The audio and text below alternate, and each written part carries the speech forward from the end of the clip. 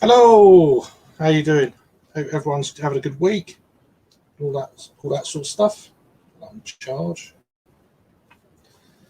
Welcome to another little live. We'll see how it goes. I know there's a few bits and bats on live at the moment, which is fair dues and stuff. First of all, going to what I'm drinking at the moment. I've just done two reviews and interruptions and stuff, so sorry I'm a little bit late. So first beer I cracked open and done a review of, which should be coming up next week, or maybe in the next few days, maybe tomorrow, we'll see, is a new one from Affinity Brew Co. And this is their Broadstairs Pale. So it's a 4.2% ABV pale ale, and it's brewed with Azacca, Cashmere, and Motueka hops. So yeah, nice photograph of Broadstairs Beach there and the harbour, all that sort of thing. Just up the road, they've opened up a new bottle shop in the last couple of weeks, so that's cool. Popped in there the other day, picked that up along with a few others.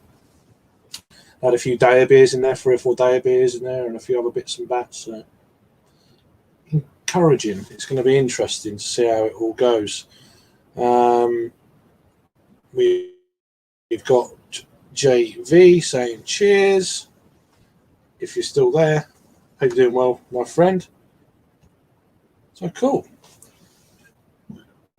So, been a bit of a week, a little bit of a week, as they say, especially in the world of, well, not beer related actually, more on national sport. Pardon me. But anyway, let's stick to beer.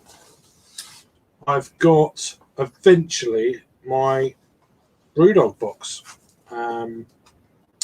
Brewdog and Friends. This is one of their new kind of. Is it? It says the world's most sustainable beer club. So a new beer club they've recently started out. I mean, I think the introductory box was $3.99 for 8 beers, 8 free 30ml beers. I know Harry done an unboxing earlier in the week actually, and mine's only literally turned up today. I've emailed him a few times, but a lot of people locally sounds like they got it either yesterday or today. So anyway, let's open this up. You probably know what's already in it. I've got half an idea. How do you open this sort of box then? That's interesting. Probably down there where the tape is. Right.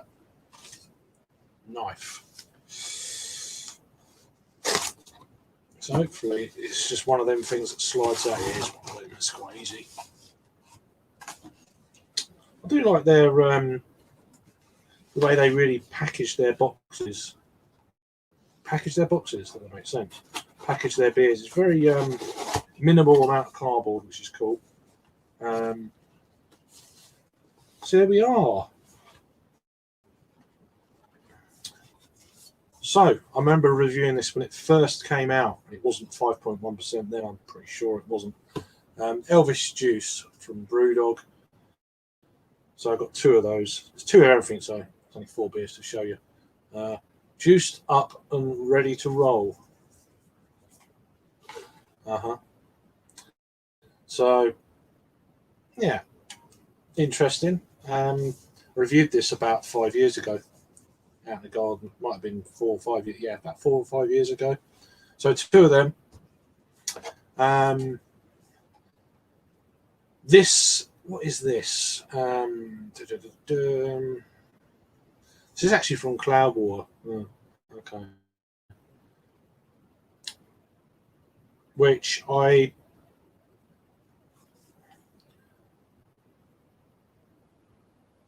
wondering whether or not this is the same beer. It's the same ABV as a new beer in Tesco's. It's their Session IPA. I'm pretty sure it's the same beer, but it's in a 440ml can in Tesco's. It's got Talus and Simcoe, the hops in this then, 4.5%. So I actually purchased this at the end of March. It's taken until now to arrive. Originally, it was going to be like the 12th, and then they pushed a lot of it back for some reason. So I've got two of those. This one I've been quite interested in. Space Sailors from Modern Times. This is a Mosaic Cashmere Pilsner. Is it an IPL? I don't know. But I've never had a Modern Times beer is it in a 330? So I guess this was brewed in Scotland, then I would imagine.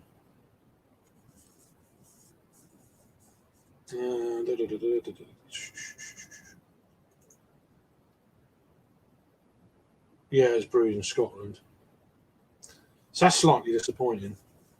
But yeah, I mean, you know, at the end of the day, it wasn't very expensive, this box. And this is Brewdog's Planet Pale, an extra pale ale at 4.5. Quite a nice looking. It's better out of focus. So is the camera all right? Because I noticed on the I done that unboxing the other day, or beer hall thing the other day. It's so the picture quality was terrible. So I'm just curious whether it's as bad again. United we stand for better beer, fiercely defiant and independent. Usual bullshit from Brewdog, of course. I think most people see through that now if they know the brewery. Well, I mean, you know, the big, bold, brash kind of talk. It did, you know, when it first came onto the scene, it's like, wow, these are different. It's been diluted over the years, I think. People see through that now, unless you're new to beer and stuff. And that's it. Got two each of all of those, so nice little box. Can't go wrong for £4. You know, 8 beers for £4 these days.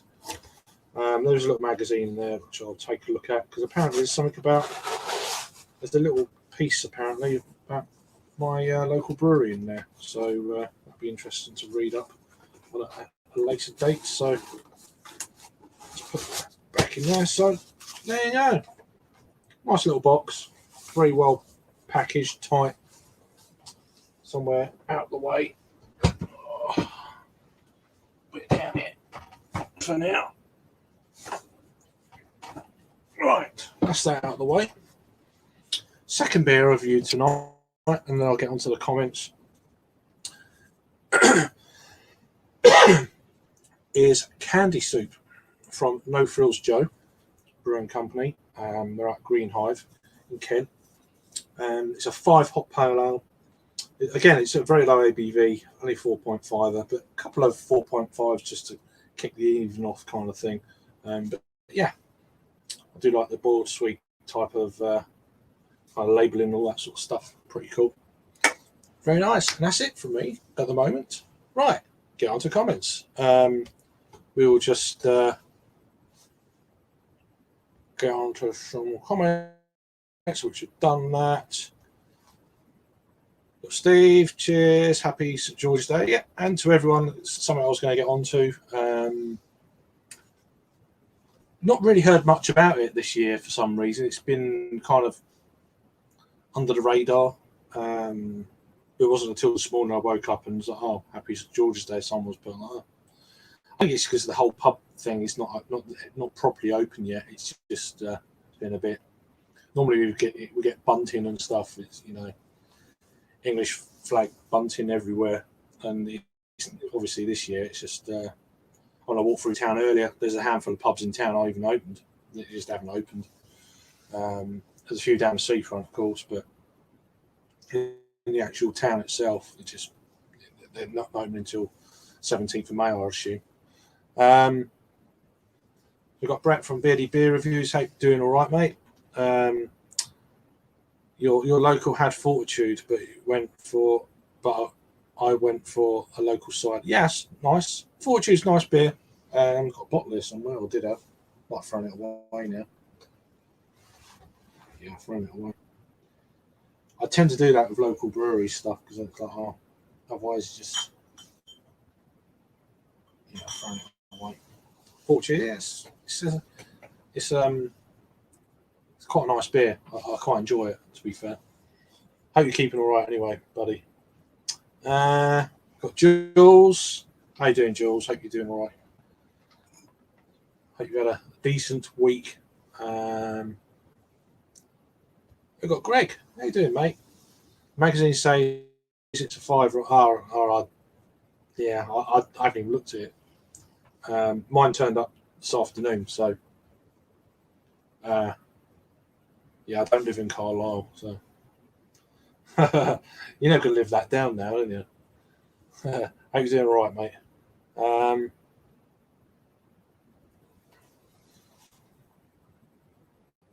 No, I haven't. No, I'm not going to either. So no, I'm not too fussed with. I might get the. I'll probably get the Vault City bowls, and then get some other of their Vault City beers from Vault Shop as well, and I might review them. I think I will review them actually. Yeah, Cloudwater. No, I've got one Cloudwater beer left. I think it's their Chubbles number 3. That collab they did with the Vale, and I'm just going to crack that open one night, just drink it. Yeah, I don't like the way Cloudwater have been the last year or so. They're getting too opinionated for me, and my opinion is I don't want to drink their beer. That's it. Great beers, great brewery, great beers, but just no, not for me. And that's it really. What are we now? It's past 8 UK time. I need to. A few people said they might come on, so I'm not going to have loads of people. It's just a few. In the group. That's where I go off camera again.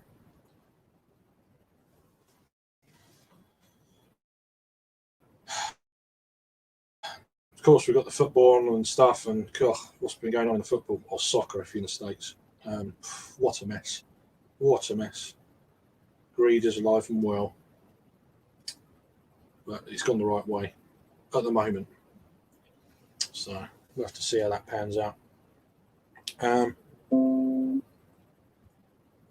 Let's just open that.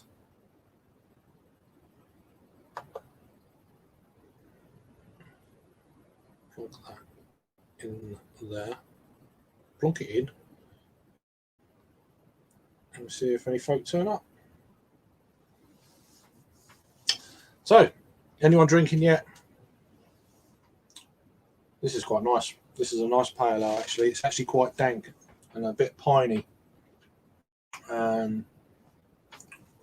Which is a new beer from Affinity. It's out of focus. So that's the trouble. It focuses here, and then you move it around, and it goes out of focus. There we go. So yeah, Broadstairs Pale. It's been out about 2 weeks or so. So it's a picture basically of Broadstairs Beach, just up the road, where they've now got a bottle shop. Just reviewed that. And for anyone who's just come in, also drinking Candy Soup from No Frills Joe Brewing Company. There we go.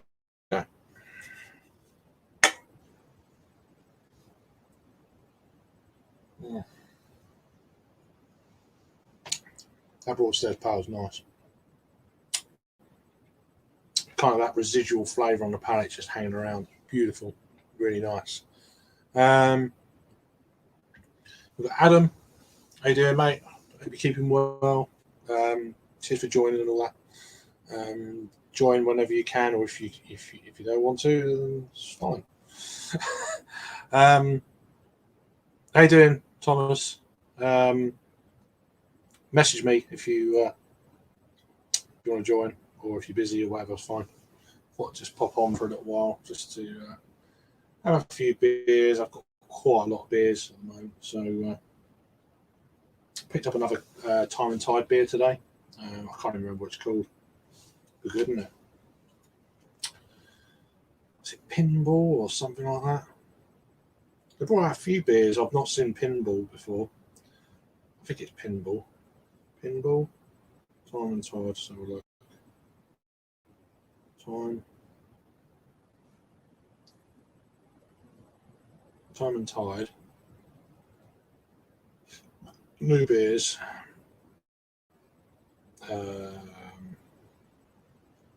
New to old.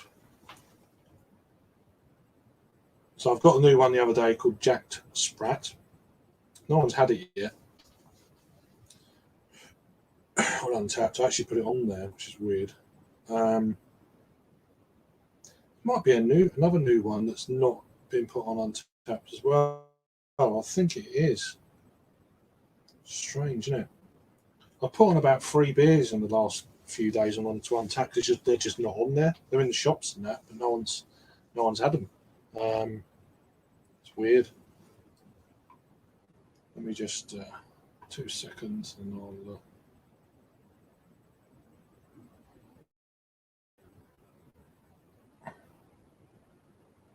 More. Yeah. Oh,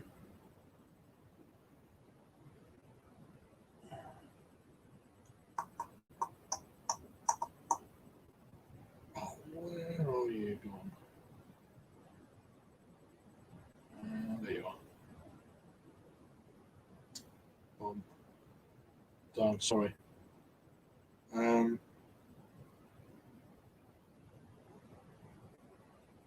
That's it. Also, I've known the ins and outs of this for quite a long time. Not going to go into details, but my good friend Joe from the Beer Patrol over in Buffalo, New York, great guy, beer tuber. Obviously, he's not been posting a lot of beer reviews of late. Had a few health issues, which I've known about for a while. Certainly, probably since turn of the year, I've known about, and so yeah, he's been going through it, especially on top of a pandemic and stuff. So some health issues that he's gonna be sorting it out in the next few weeks, and so yeah, if you don't know Joe from the Beer Patrol, please do search him up. Let me just 2 seconds, and I'll put the link in the chat. So he's not posted at the moment. Someone's just joined. I've just heard the boop bit, and I'll be with you in 2 seconds. Let me just get rid of that page. I will be with you any second now. Let me just. Come on. My computer's ancient. It takes a little bit of time to sort its shit out. Let me just try and find this channel as I'm sub to him. This is whether or not computer says I want to find it for me or not. Right, where are you? Where are you? Where are you? Where are you? That's the thing, because I haven't been watching or anything. It seems to your most popular channels that you watch and that seem to be at the top. Obviously, Joe's not been posting, so it's dropped down a little bit. Bloody hell, it's even below Maxwell Star. Can I even find it? I'm just going to type it in. Hang on. Where is it? This is annoying me now. Sorry, I think it's probably Thomas in the basement. I can't see it at the moment. I just want to sort this out, as I'm just going to forget, and all that sort of stuff. Come on, where are you?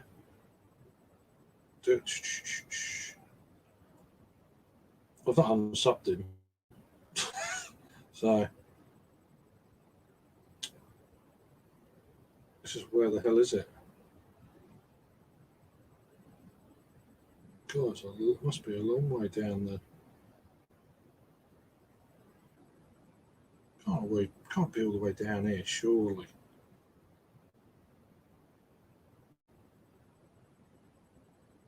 Can't find it. Where's your channel? This is annoying me now. There it is. All the way down there. Wow, no wonder I can't find it. I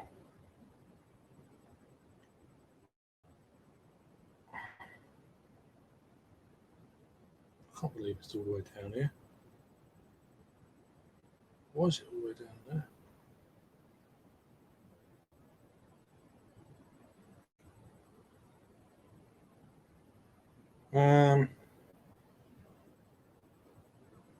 Have I gone past it? This is good viewing, isn't it?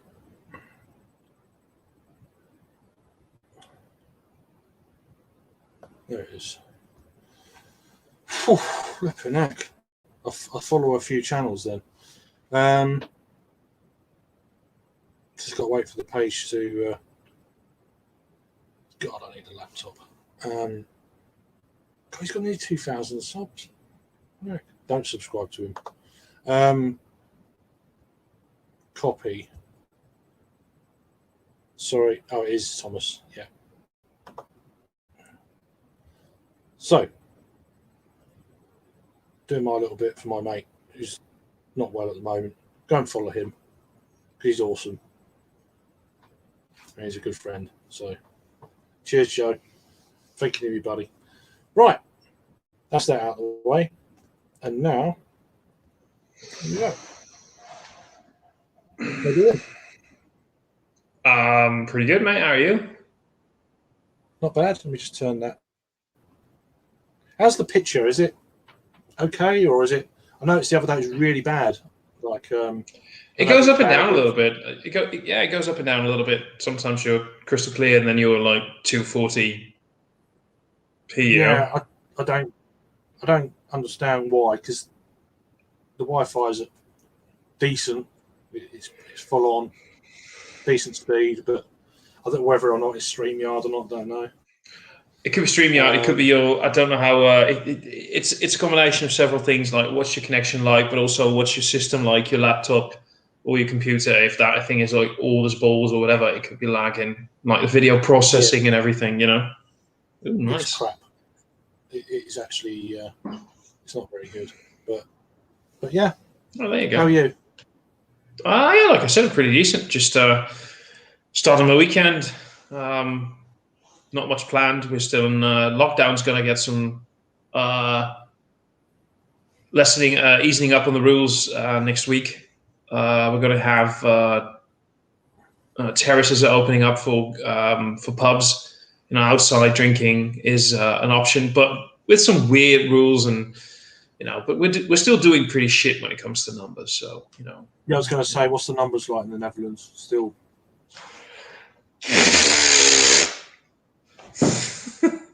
Basically that. Yeah. No, we're still. We've leveled out here. It seems to be around 2,000 a day. I think we're way higher than that. We're way higher than that. We especially if you take into consideration that what's the population in the UK? 68 million. Yeah, there you go. We've got like I can quickly check. I can see if the numbers for today have been posted. Blah blah blah blah blah blah blah blah blah blah. Let's see. Yeah, we've had. Yeah, sorry. Keep talking. Yeah. We've had our. So locally to me, we've had 7 cases. That's not bad. Well, it was better than that. We was getting to the point of 1 or 2 cases a day, and sometimes none. So 28 in the last 7 days locally. That's with a population of about 70,000 people. So it's pretty good. So all right. So right now, we have a population of 17 million, right?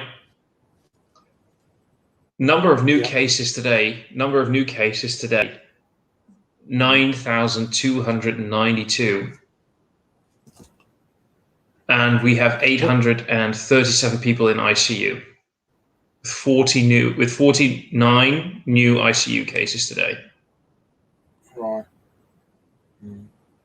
Yeah, so we're not doing that. Fantastic. I mean, per capita, I mean, what's the population of the Netherlands these days? Yeah, like I said, 17 million. 70. Yeah, What? That's not. Well, yeah, it's not great, really. No, like you have. Let's see, 3 to 4 times. Your population is about 3.5 times as big as ours is, and you had 2,000. How many new cases today?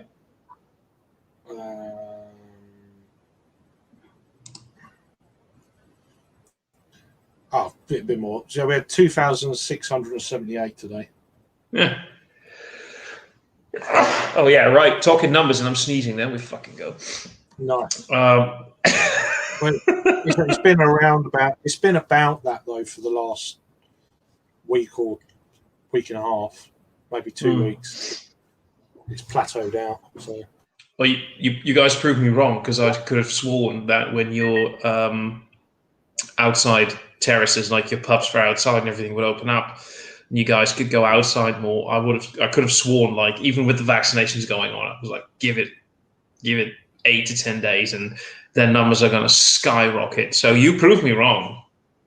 Cheers on you for that. 17th of May is when pubs open. That's going to be the big test. When that's the big test. The 17th of May, when restaurants, pubs, and that open up indoors. Mm-hmm.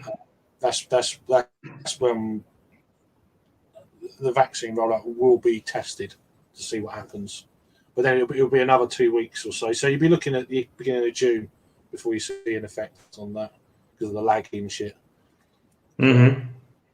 But yeah, exactly. So we'll just see what happens. Starting on Wednesday, the day after King's Day.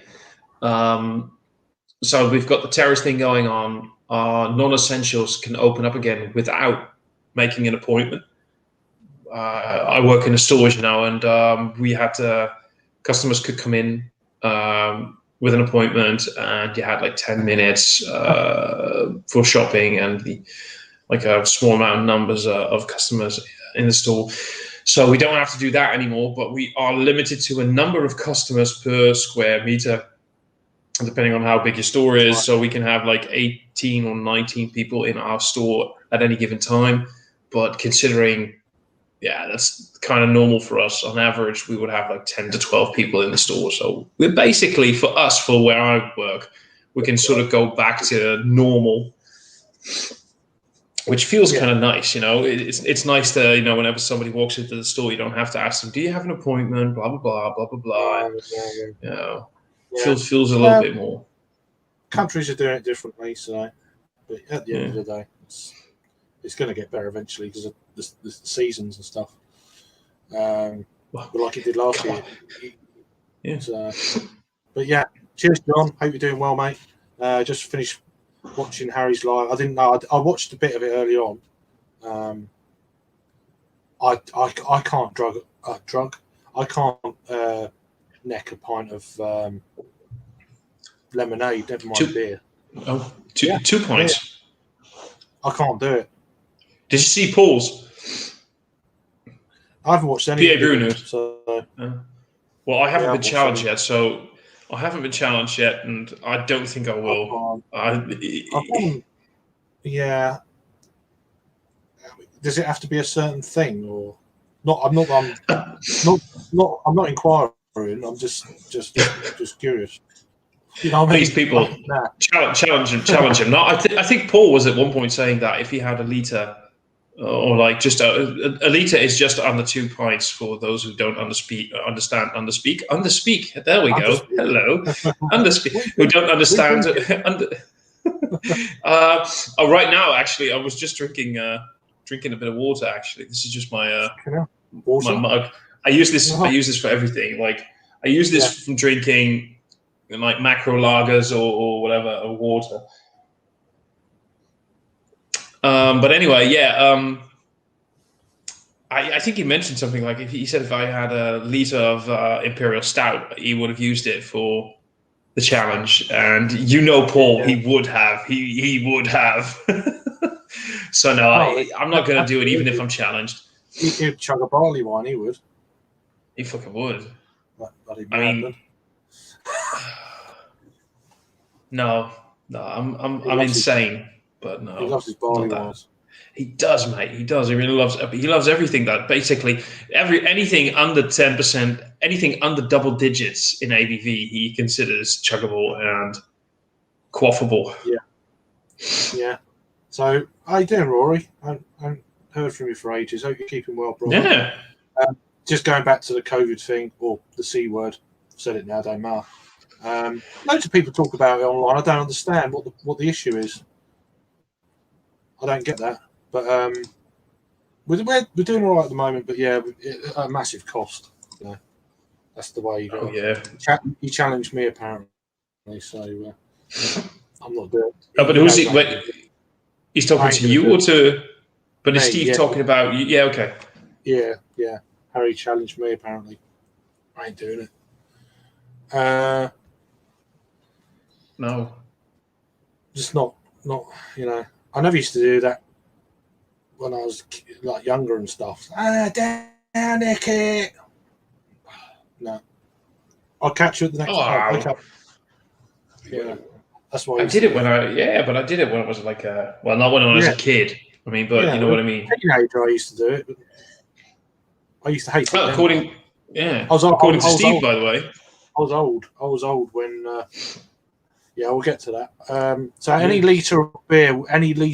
Oh, I mean, I could probably do a Murphy's because it's like the low carbonation. Wait. Nitro beer would be easier. But I'm not. You could do you could do like an alcohol-free beer. It's not. It's that. a beer. Doesn't matter. It's a beer. It's not the beer. It's the carbonation. I couldn't do 2 pints of lemonade. Do you know what I mean? It's just. Yeah, no, I get that. Me neither. I'm not. You know, I might get a dragon soup and do it. Yeah. Do it. I mean, get Venom. Get the one that I had as a mystery beer from Harry. No, I don't. Yes. Oh, I want to do that now. No. Oh, there you go. There's ideas. I'm throwing ideas out there for people to get all the views. So I'm not doing it. No, I mean neither, mate. I mean, the thing is though, I don't do challenges. I do. No, actually, I have done before. Chugging has always been. No. I've done other challenges on like YouTube and stuff. Like how did you get into beer questions and all that. I've done that before. Don't mind them, but nah. I hate those. He challenged me. I think you should do both do it. May the 1st is the deadline. The deadline. Yeah. Oh well. I'll look forward to watching the video. Yeah. No, look, I love a good challenge, and actually challenge me, and I will fucking do it because I'm very susceptible to like being pushed and challenged. But I'm not gonna fucking neck 2 pints of beer. No. Well, fingers crossed, John, and all that sort of good stuff. Hope you're doing well, mate. Yeah, I hope you're doing all right. And I've been out of the American kind of scene and the Canadian scene for quite a while. So, probably since September actually, for obvious reasons and stuff. But that and just getting up and didn't want to wake up in the morning all groggy and stuff, and it's been a bit tricky. But we'll see. We'll see how it goes later on.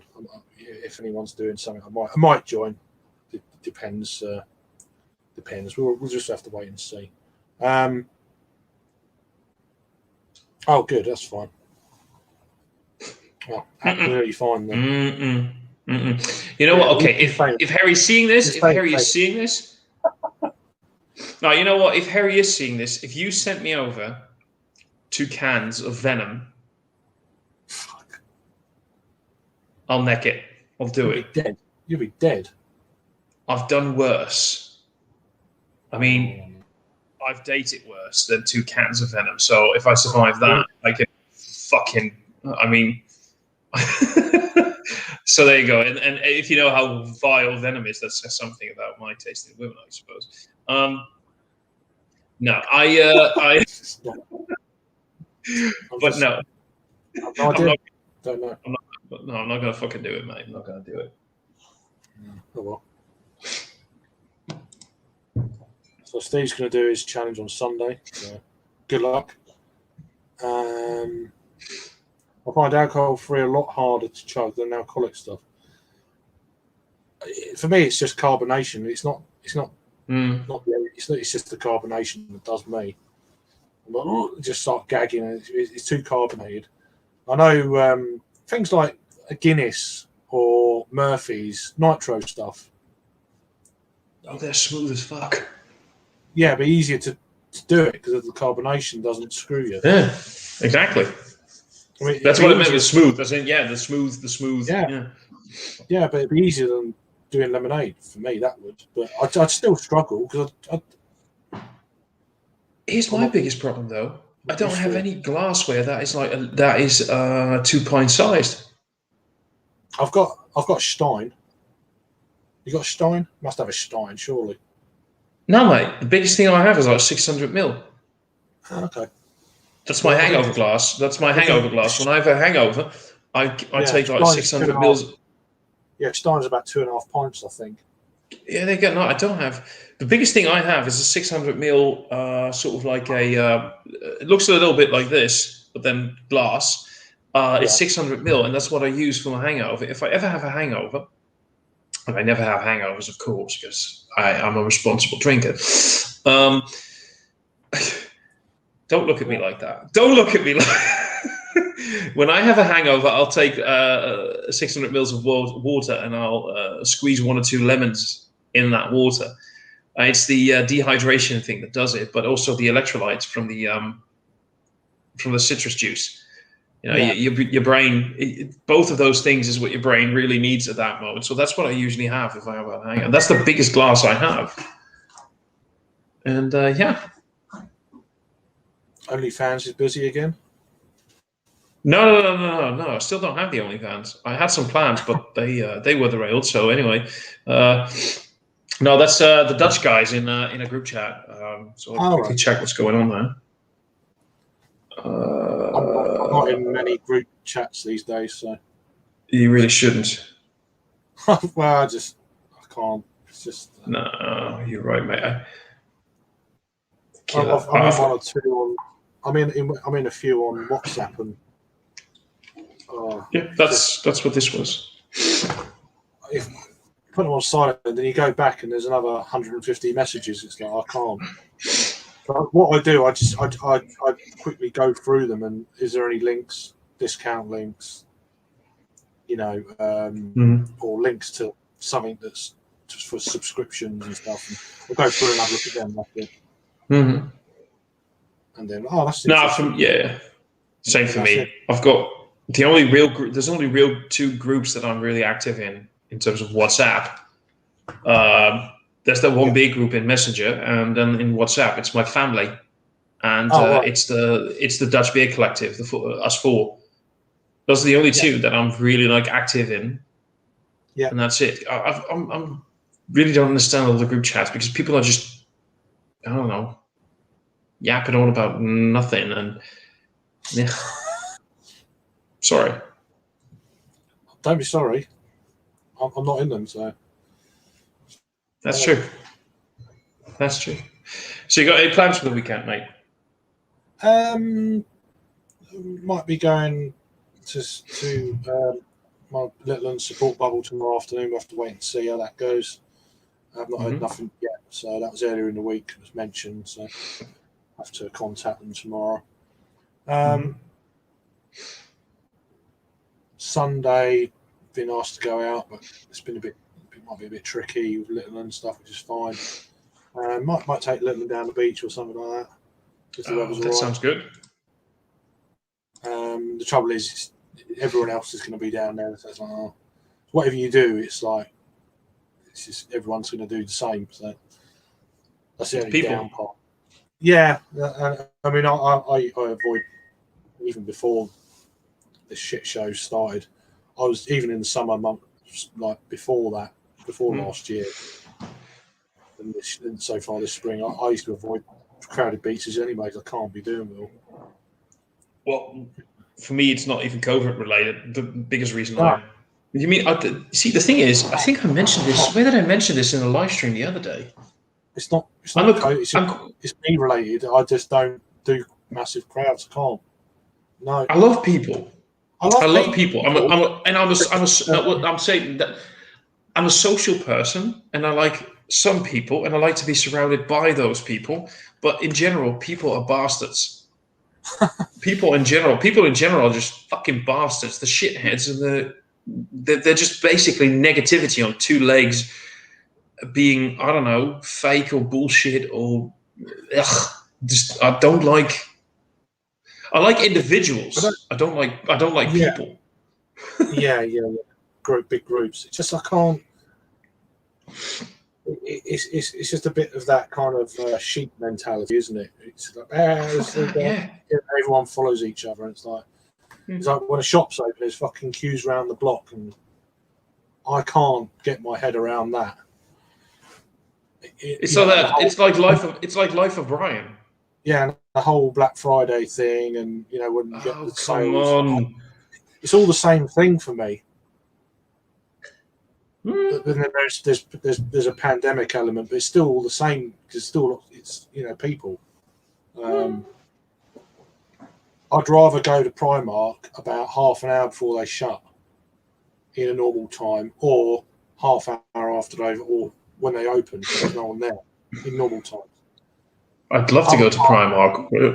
Whatever it is, I don't want to go to Primark at all, really. No, I'd love to go to a Primark where it's burning down, and I'll sit there with a bit of a stick and some marshmallows, going la la la la la. Yeah. That was just for instance. It's not. Oh, I've got to go. No, I know. I can't wait. I also don't really understand Primark. I'd rather go to a beer hall than go to Primark. Exactly. No, but just let's be honest. By the way, I've been to Primark twice. Right? What the fuck is it with Primark anyway? I know it's super cheap, but wear it twice and it's done. It's like 60% polyester. It's literally 60% plastic. I'm not going to wear a sweater that's 60% plastic. I'm going to sweat my balls off. I'm not going to. Well, I mean, if I go to Primark, it's like, right, I know what I want. I'm getting that. This. Right, that's it. Go. Get out. Oh, it's like Walmart. Get your shit and get out. I ain't looking around for. Is there anything for sale?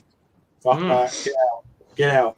I can't. But I'm like, in generally with clothes shopping, I'm like that. My ex-girlfriend hated it when we went clothes shopping because she was like, "Oh, this is going to be fun. We're going to spend the entire afternoon clothes shopping." What I knew is that I needed two pairs of jeans. A whole afternoon. I needed 2 pairs of jeans. I wanted a black hoodie and maybe a nice sweater. I was in that store. I knew my sizes. 5 minutes. Get your shit and get out. I want to go home. Yeah. I want to get my shit, get out. I want to go home. Yeah, I just can't. I'd rather go. No. I'd rather go food shopping than clothes shopping. Oh, food shopping. That is brilliant. Like, give me a good quality supermarket or food market. Oh, give me food. Food 2 hours. 2 hours. I've got like, right? I'll have 3 different kinds of beef right in front of me. I'm going to oh, what's going to suit me better? Honey, does this suit me or does this suit me? Which is my kind of color? Yeah. What's your beef? Yeah. Bavette, actually, by the way, that's my beef. Yeah. but I just can't. I was like, but even with food shopping, I'm still not looking for deal. I'm like, I still know what I want. I still want to get out. It's just. Oh yeah. I will if I see something, I'll be like, oh, I love that. That's like where I'm gonna go. Like, can I squeeze those lemons? Oh god, I did it. I'm sorry. Melons. I wanted to say melons. I said lemons. Oh shit. Melons is, Yeah, I fucked it up. No, I think you said the right ones. To be fair. Oh, I said lemons. I think. No melons. You said. Ah, crap. See, Squeeze them melons. I'm going way too fast, mate. Is that water? No. Can't handle your water. Of course, I'm having a freaking pint. What do you think? It's a macro lager. It's just a macro lager, actually.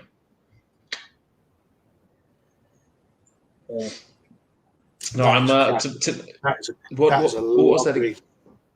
The Affinity Brewco Broadstairs Pale, which is actually just up the road from me, Broadstairs, and that's the Broadstairs Beach and the harbour.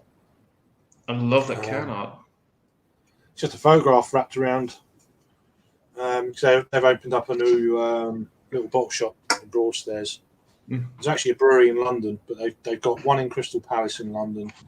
I think they've got 3 sites. I can't remember where the other one is. And they've got one in Broadstairs that opened up like 2 weeks ago.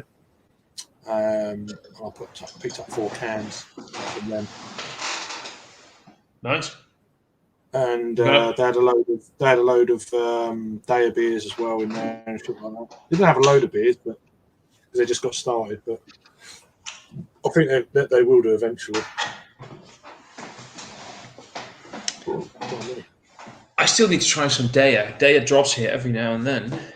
Well, not even every now and then. We actually get some regular Daya. Let me check one of my regular beer web shops, see what the new drops are. Oh, loads of Firestone. Loads of Arpus. Burnt Mill. We actually got a pretty big. All right. Yeah, I've got a burnt mill in the fridge. Actually, I've had for a while. I need to. I've got, as I said to you earlier, talked to you in the week. I've got so many beers at the moment. I've been doing more beer shopping than drinking. And it's just. Yep. It's too much. Same. Well, and now I've had the Brewdog. Now I've just had the Brewdog box turn up today, and another 8 beers there, or 4 beers, but doubled up. What's your? Yeah, I've seen the box. What's your? Well, not the box. I've seen people talking about it because we don't get that thing here in the Netherlands. But what's your? It was cheap, so first box. Yeah, it was free, right? Wow, it's $3.99 postage, and then you get 8. Oh right, well, it's all right. Well, what's the? Because I saw somebody post like they were talking. The normal price was 23 quid, 24 quid for 8 beers. And they complained like I can get 12 cans of, and they named a particular Brewdog. I think it was the Hazy Jane. I think that was something else. That was one of the supermarket forums. I think I saw that. Probably, I saw somebody complaining about that, and they were like, "Was it Vocation? Wasn't it? I can get. Was it Vocation from a supermarket or something? I don't know. I keep out. All I know is that can't be asked. I mean, if you unsubscribe at the right time, it was 8 beers for £4. I mean, exactly. I'm curious to see what it's going to be next month. I might try and see if I can find out what it's going to be before I cancel. What I'm curious about, is your opinion on Elvis Juice, because I understood from Harry's live stream. It was great when it first came out. So. What's up, Rob? All right. How you doing? Because I was all right. Cracking. He's cracking, apparently. Cracking. He is cracking. Cracking a bit. Yeah. He was cracking a beer. There you go. Yes, I mean, I was trying to. Glass House. Adam had got soloist. Citra. There you go. Fucking terrible, isn't it? There you go. Citrus single hop pale. It's not, so I'm trying to be relatively sensible. Adam had it earlier in the week, and he said it was Issa Daya-esque standards, but yeah, it's no bad thing. I drank maybe a bit too much Daya last night, so I started really sensibly. Did you Rob? I was at 9 at the moment. So does that mean you had a good Daya? Yeah. Yeah. I Yeah, couldn't no, resist. I'm sorry. it was actually a good day. Good. Today was a bit boring. Sorry, mate. It's all right. I'm just ignoring you. Well, what else is new? As parallels go, Rob, this is really good. You got a Broadstairs. That's near. Affinity. Oh yeah. Nice. Where is Broadstairs? I know that. Is it near you? It's about 2 miles from me. Yeah. It's Affinity aren't, are they? No, but they've got a bottle shop there now. Oh. They opened about 2 weeks ago. So I popped in there on Wednesday. Picked up a load of their bits and bats. I've got they've done it's been around about for a while. This is good. Echoes, which is a collab. Cool. Affinity. So it's a rich and robust imperial stout with flavors of maple syrup, dried and show chilies. So I thought I'd give that a go. Ooh. Nice. What's the ABV? Oh, 8%. So low ABV for an imperial stout, but still.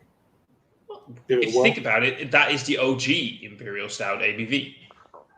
Yeah, maybe. I mean, But nice but quick, before I forget, I really quickly want to get back to that about the Elvis juice. I'm really curious about your opinion on the new ABV on it, because according to Harry, he said the new ABV and the new probably adjusted recipe, he felt it was actually kind of better than the original 6.5%. And I did check this. I checked the supermarkets this week. We still get the 6.5% ABV, but I do believe that was the can that I saw. I quickly checked the dating on it. I think it was about 2 or 3 months old, and the one he had was 2 weeks. So this is very new. The 5.1, or was it 5. I mean, 5.1, I think 5.2. I think so. 5 point something. Yeah, something like that. But I reviewed it when it first came out, before it was in supermarkets. So it'd been out like 2 weeks, and I reviewed it straight away. When was it? 2015, 2016, something like that. I can't remember. I think so. It was really good. It was banging then. Oh then yeah. It went to supermarkets, and by the sounds of it, it dropped a bit. And I don't know.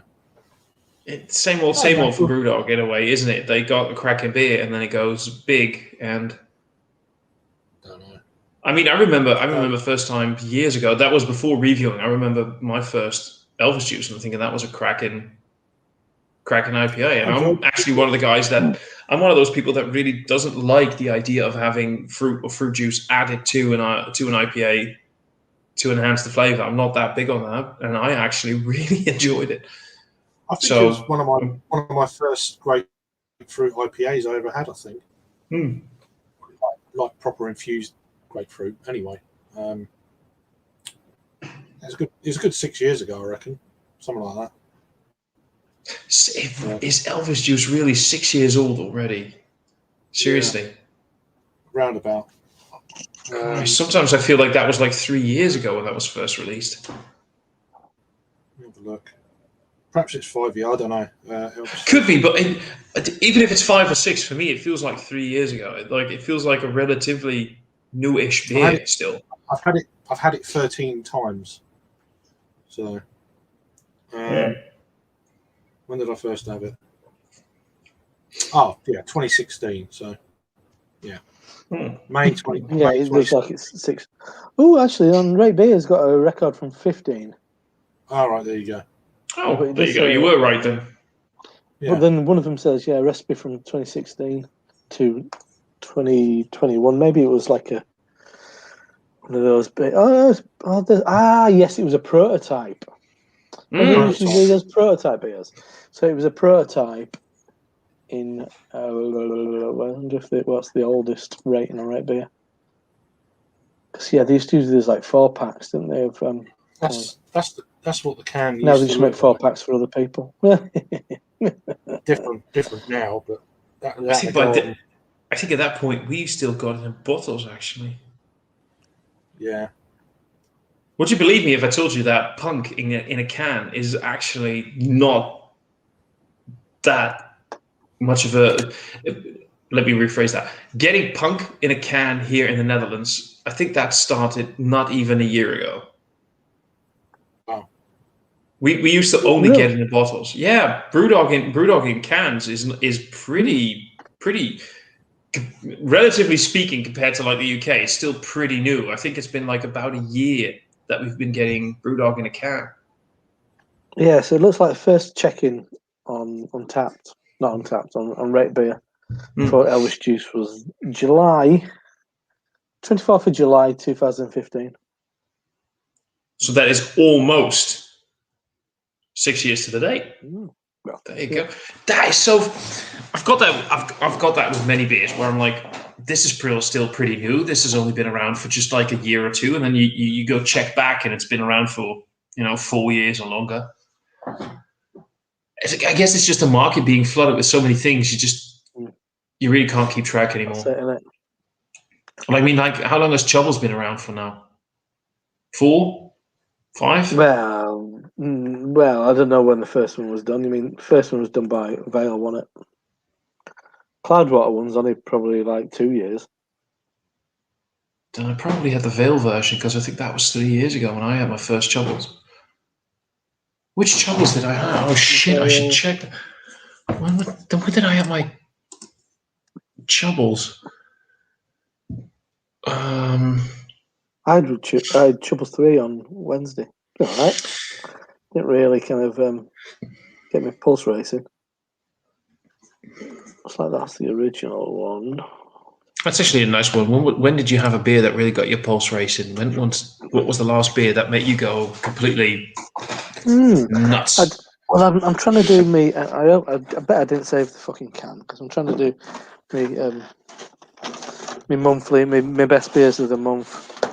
So I do kind of like keep things which have kind of impressed me. Annoyingly, I didn't keep a can of that. Well, strike it off the list. You don't have me laying around there, so apparently I don't impress you. That was nice. That was decent. I'd say what stood out recently was that from New Barns. Playing that beer. I have been fucking dying to try that one. It's really good. I've had Harry sent me over the old lager beer from New Barns. Oh yeah, I love that, and I've been reading up on them. And there's this pack of 9 New Barns beers for €50. Now, considering it has to come over from Scotland, yeah. the shipping and so 9 beers for €50. That it's imported. I don't think it's all that bad. And in it is what is in it? That is a shitty small picture.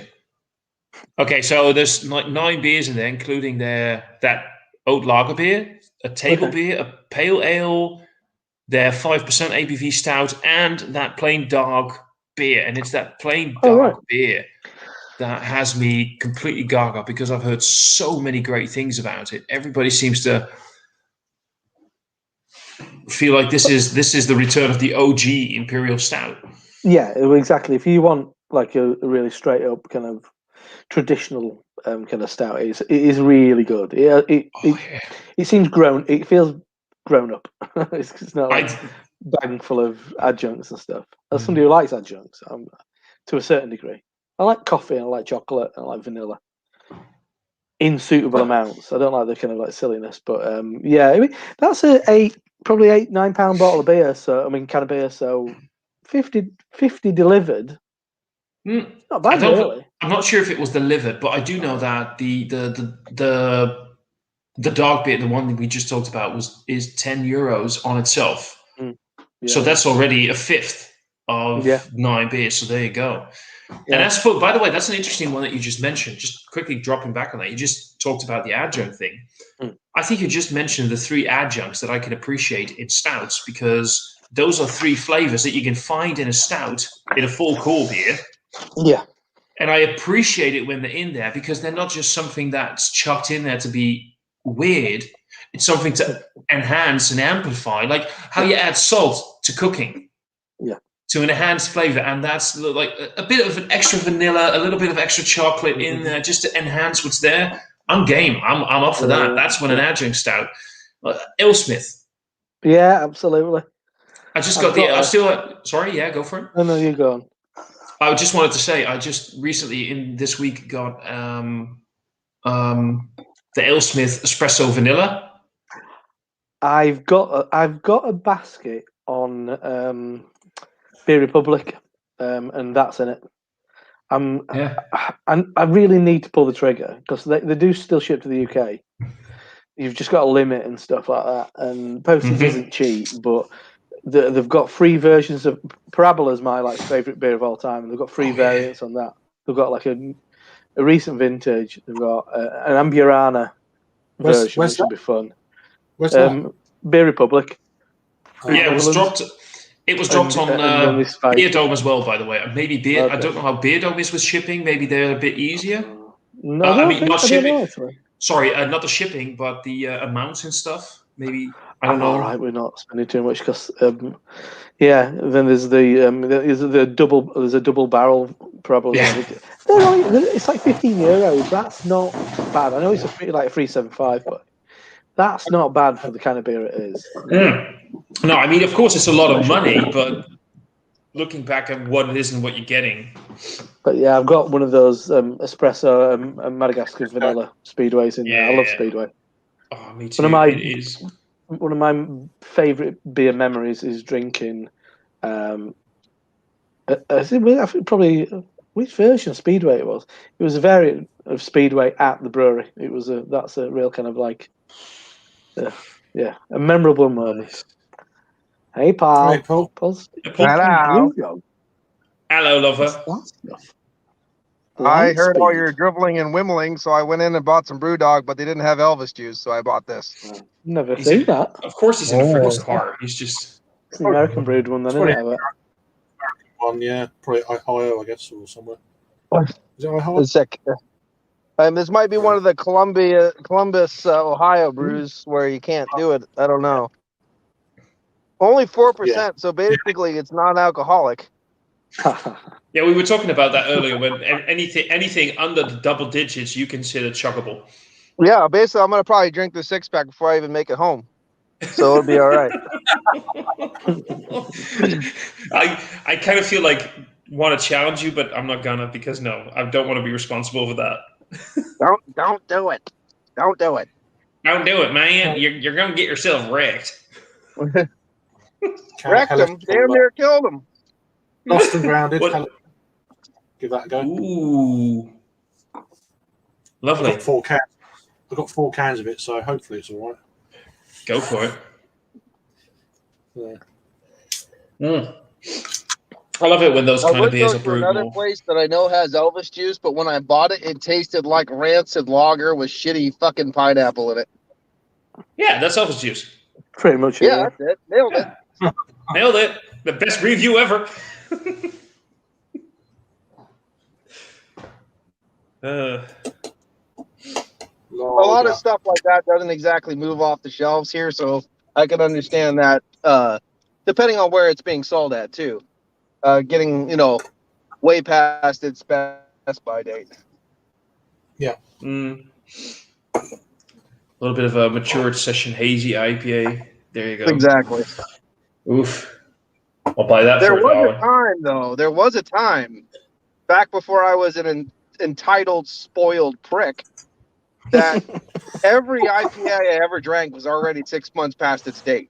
Like, that's why Right. I got that coined term PA fresh.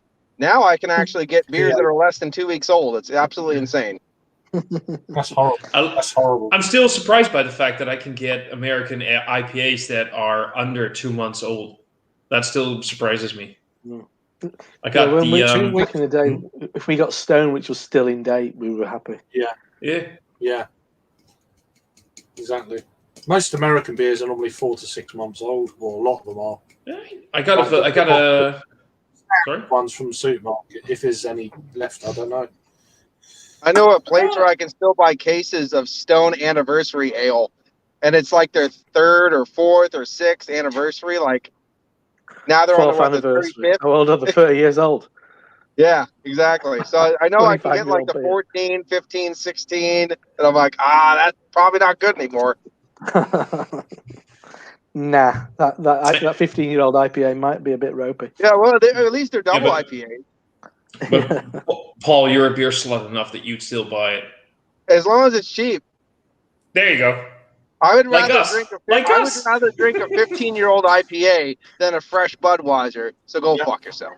And it would probably still be nicer. Nicer. Cheers, Nicer. Devil. Cheers, Devil. What ridiculous beer are you drinking tonight, sir? Oh, he's probably got something like the won't be weirdest shit Budweiser. you can think of. No. It won't be Budweiser, I know that. This man has a cellar that is fucking unbelievable. Oh, yeah.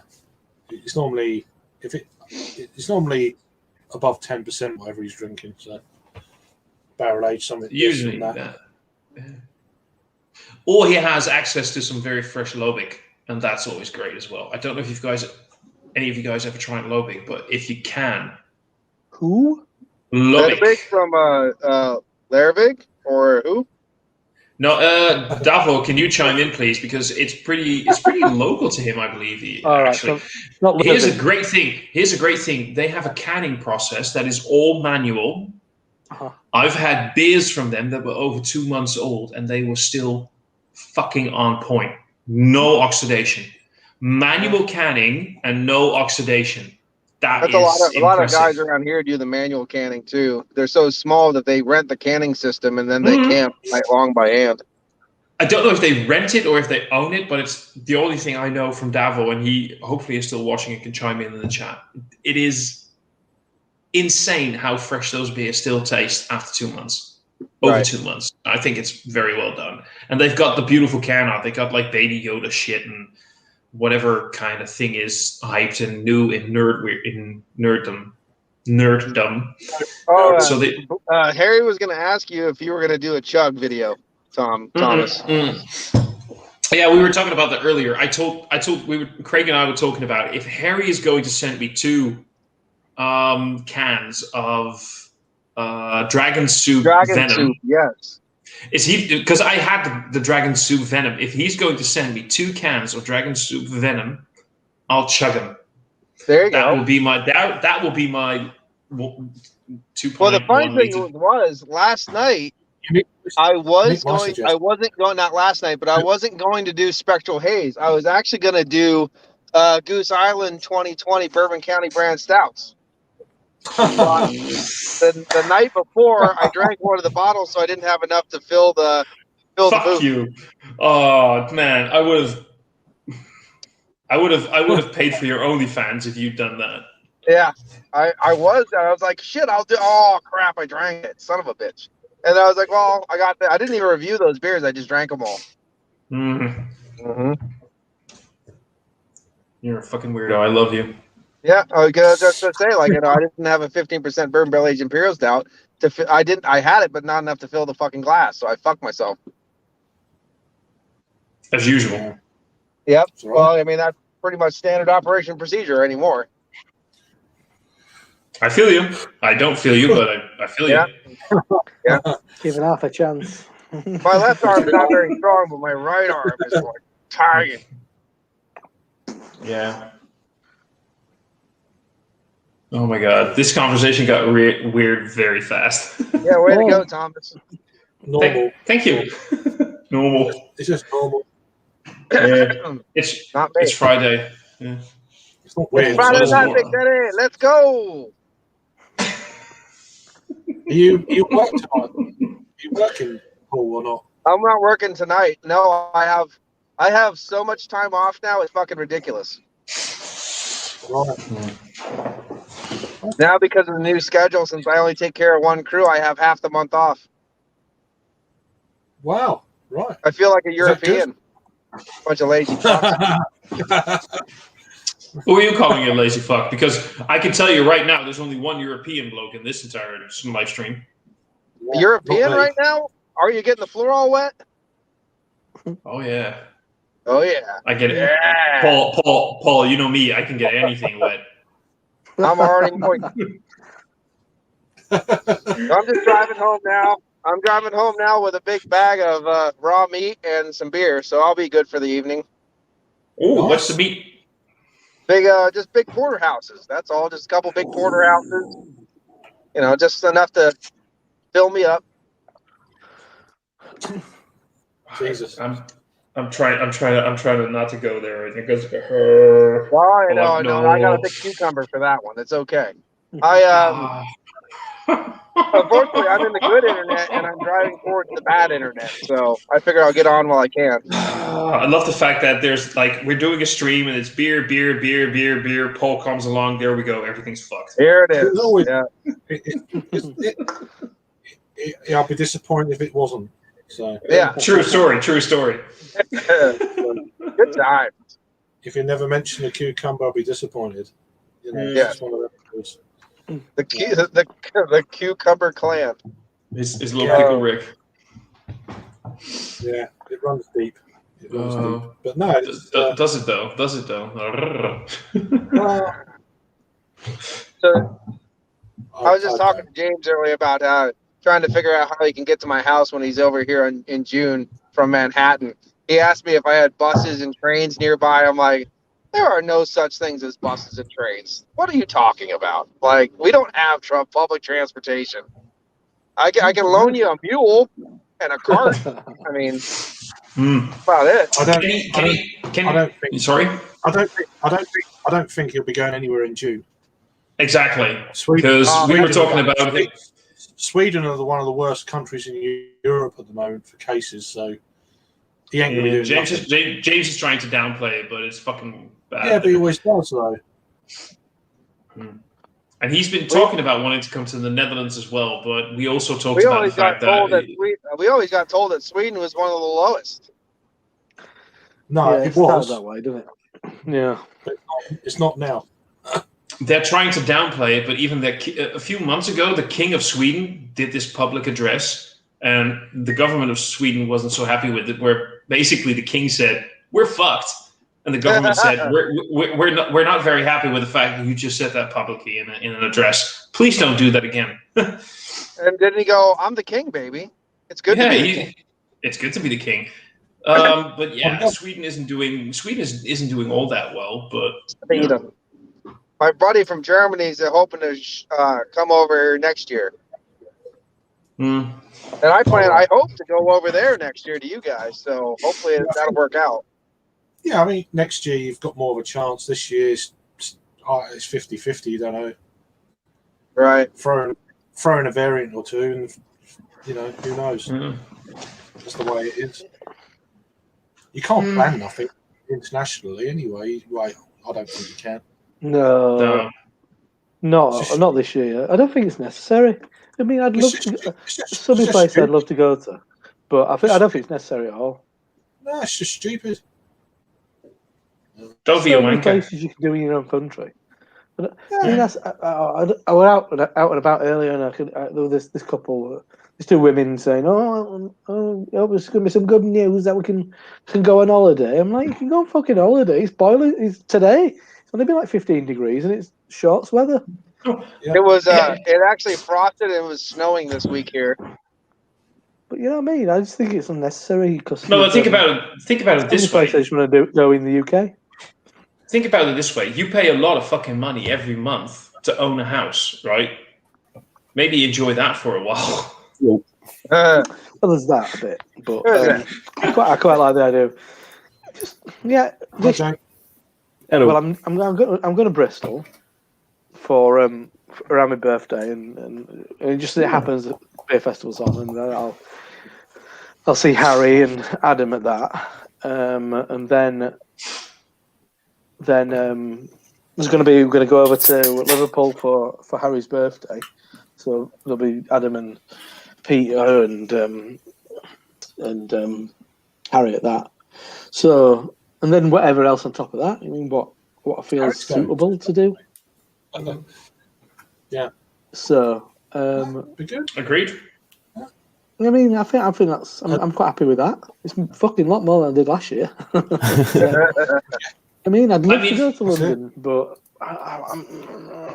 is it? I mean, yeah. Is it a bit fucking London? I'd love to do crazy shit and go international, but right now, I'll just be happy if I could go to a pub with my mates. Yeah. Well, right So now, if there's where it is here, everything's open, everything's running. You can go places, you can do stuff. I just don't have anybody to go with, so I just stay the fuck home. well, there's that. I mean, I'm not really a guy who goes out to places if he doesn't have like company, so I just kind of stay home. well, there's that. But I mean, the friends that I have, they live a little bit further into the country. So what we like to do is we like to go to beer festivals together. We like to go to pubs in different cities together, but we can't do any of that right now. So we just I'm just happy to be able to do that. If in the next summer break, if I could just have a few moments where I can visit some family that I haven't seen in a while, go to a few pubs or maybe hopefully beer festivals if they're happening. I'm doubtful, but you know. I've got tickets for 2. And that's it. That's it. If that is a possibility, then I'm just bloody marvelously fine. And that's all I want. And then back in international vacations, I don't give a damn right now. Nah. I just give me some people around me and I'm happy. It gets hot enough here. People, yeah. Don't need to So go. what you're saying, your situation is a little bit You're different in than someone mine. else's country with your fucking Yeah. horrible Britishness. You bunch of fucking scumbags. Hey, look at that. Look at the People positive who thing. You're go, keeping all those British English people out of your people country. abroad. Isn't that good? Ashamed of being fucking British when you go abroad. A little Some of bit. the people. Ugh. Not that I go to those kind of Yeah. places, but still. There's a somewhat sneak through the net in there. Even in the nice places, you're like, oh, Jesus Christ. Who are these? These Yeah. fucking people. Jeez. Be like There's always Dutch people when Dutch people when they go abroad. Dutch Wherever people when you they go, go to. there's always a British element wherever you go. I try and avoid them areas if I can. Oh, yeah. It's because of the days of the Empire You may are still You may as alive. well stay. Well, you may as well stay at home then. If that's all you want, you just fucking stay at home. It's like going to Spain. Exactly. Yeah, we go to Benidorm. It's like, why the fuck do you want to go to Benidorm? You're going to Spain. Yeah, go to Spain and drink loads of Might as well go to Black. Fosters. But that's eat a full English breakfast. That's fucking Yeah, Dutch but people. That's Dutch people. What do? It's Really? a summer holiday. What do? We all go to fucking France. We all go to the same camping site where everybody's Dutch. And we spent 2 weeks in France speaking Dutch, eating the things that we brought from home. So we eat fucking hagelslag and fucking potatoes and fucking whatever we brought from home. And that's what we do for 2 fucking weeks. And then we go to fucking back home. And we're going like, well, we just had such a cultural experience in France, didn't we? No, you fucking didn't. France has never. I mean, I've been to France a couple of times, and it's never really been one of the places for me. No. But Oh, it's a beautiful country. It's just filled with fucking French the things people. that appeal to me about France would be to drink good wine, eat really smelly cheese, and probably eat horse. I'd be quite curious about eating horse. I'd rather eat some really smelly women. Again? What else is new? But yeah, that Okay. that is. Are you aware of the fact that that's excellent, he just said the thing about the smelly women and then he muted himself? Yeah. Drop that one. I didn't mean it. Yeah, I want to eat smelly women. Okay. Don't believe Thomas' tasty tales. I am the authority on Dutch people. For reasons, I don't know. Whatever, fucking hell. I gotta go take a leak, Going guys. into I'll be right crap back. internet area, so I'm gonna say goodbye to you guys. Have a great Friday night. Hi, Jake. I didn't say hi to you. Hello, Jake. Okay, I'll see you Hi, guys later. Cheers, Bye bye. bye. Take care. Cheers. I'm drinking that at the moment. Yeah, I was Some just about to ask you what you slurping on. some rocks, rivers, trees from Pressure Drop, West Coast IPA, West Coast. 6.8, Okay.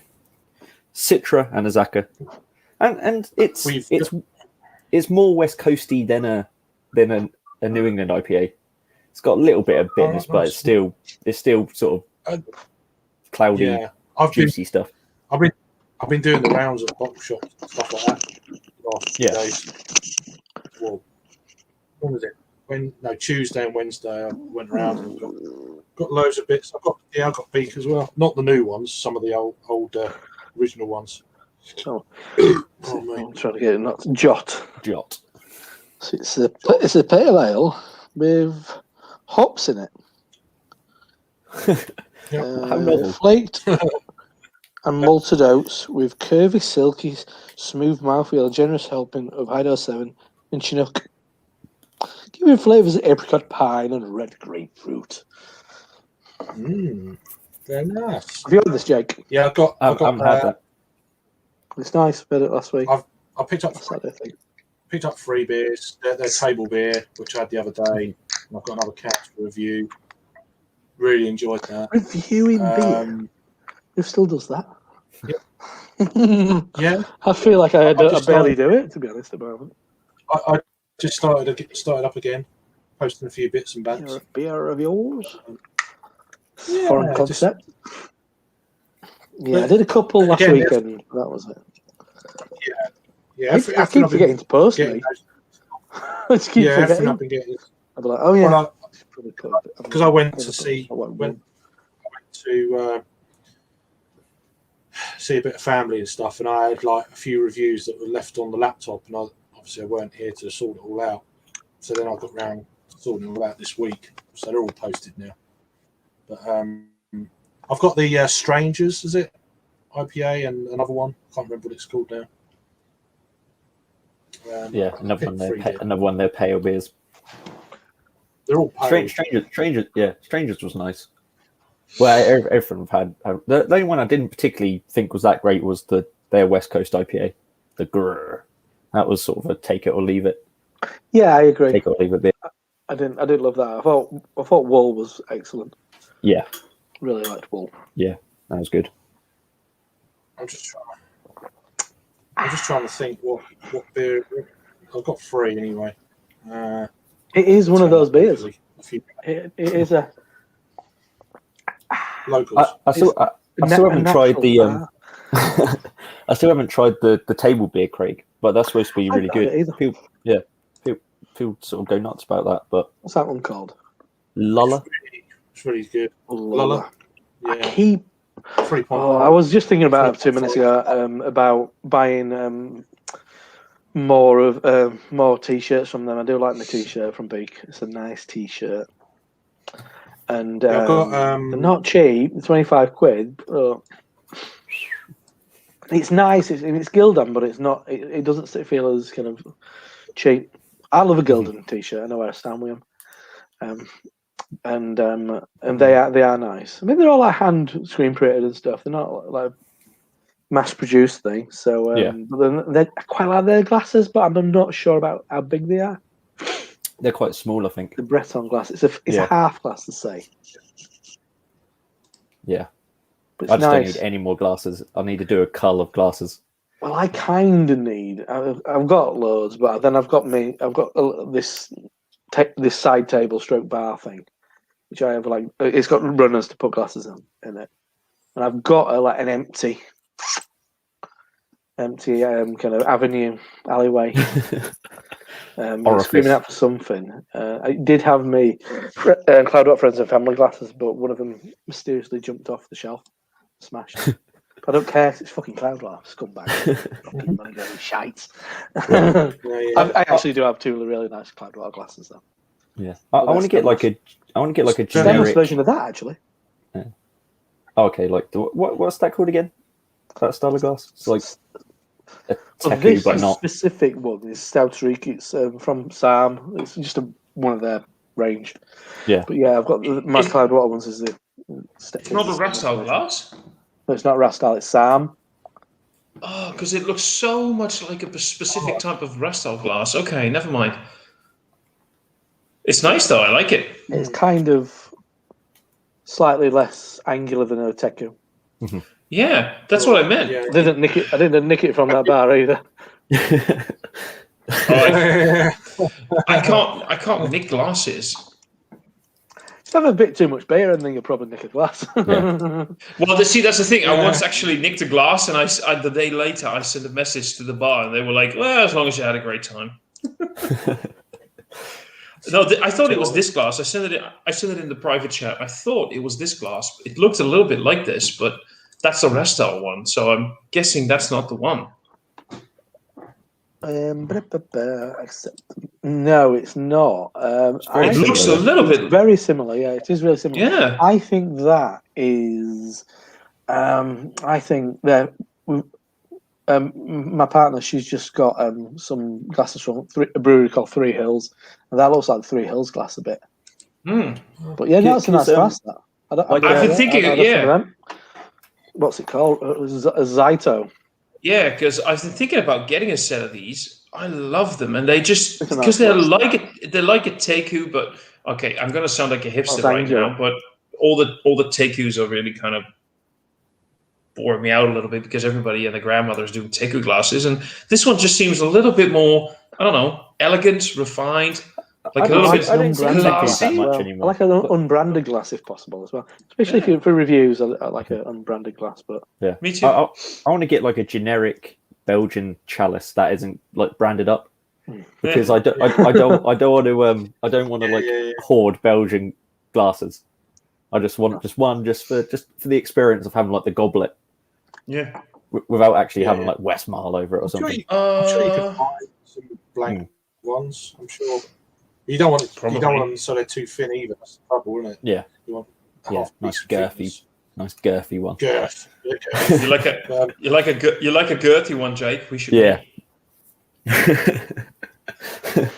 Sorry, tried to channel my inner Paul there.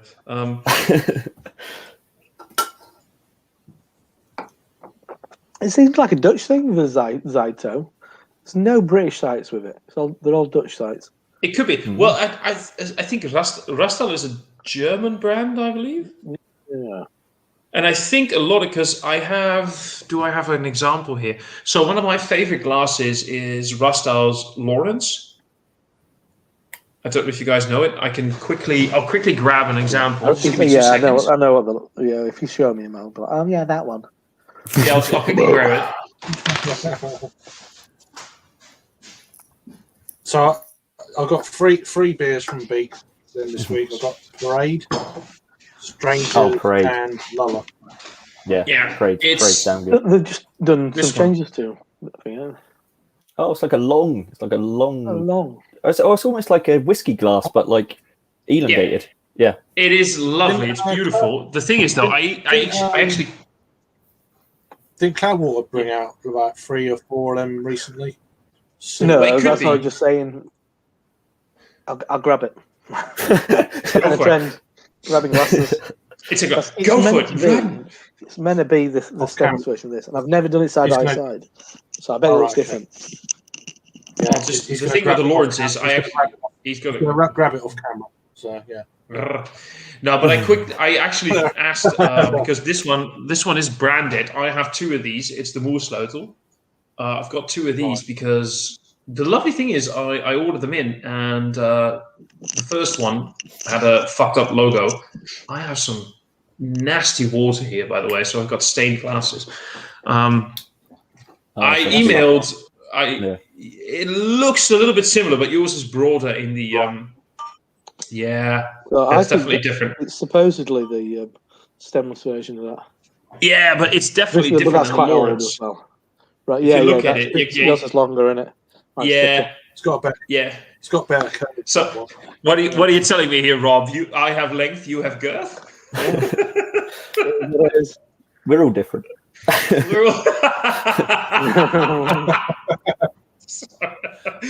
No, but the point I wanted to make was I asked Restel about the Lawrence glass. Where can you buy it without logos or prints? And they basically told me you can't. We just supply this. We supply it to people like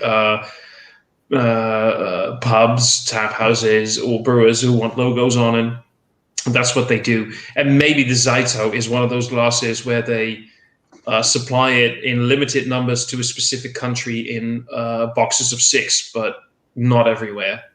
They're a bit weird, Rastal, with how they supply glasses. It's not that cookie cutter, but whatever. But I like them. They're good glasses. They're good quality. They're not too thick, not too thin. You know. Yeah, like me. It's like Spiegelau is. I'm scared I'm going to break him every time I touch him. Yeah. They're very nice to drink out of. Like probably my Spiegelau IPA glass is my favorite glass to review beer with. It's just nice. It's just a nice experience, but I'm just scared every time I have to wash it. I broke one. I've got a long, thin Spiegelau Pilsner one. It's so narrow and fine and thin. It's like you can't. How do you clean it? You can't. I once got a great deal on the Spiegelau barrel aged glass. It's very similar to their Bourbon County glass. It's almost the same, just slightly different. Yeah, and usually they're very.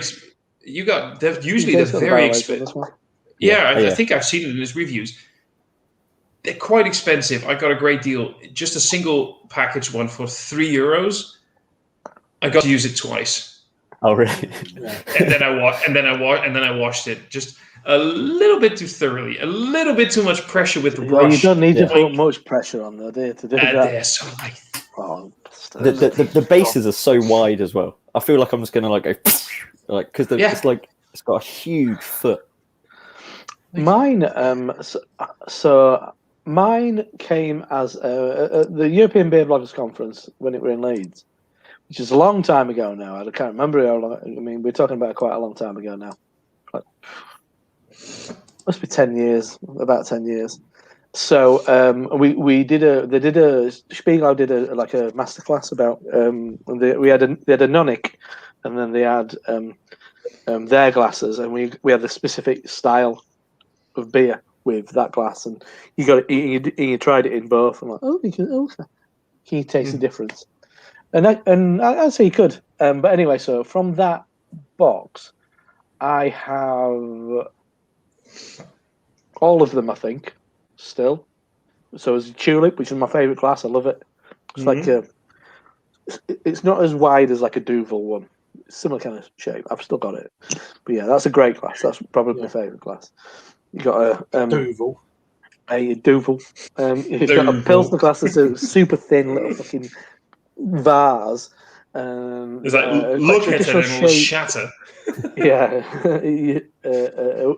A wheat beer glass, which is lovely. It's really traditional shape, but it's really fine again. And then like a pint glass, which is quite angular.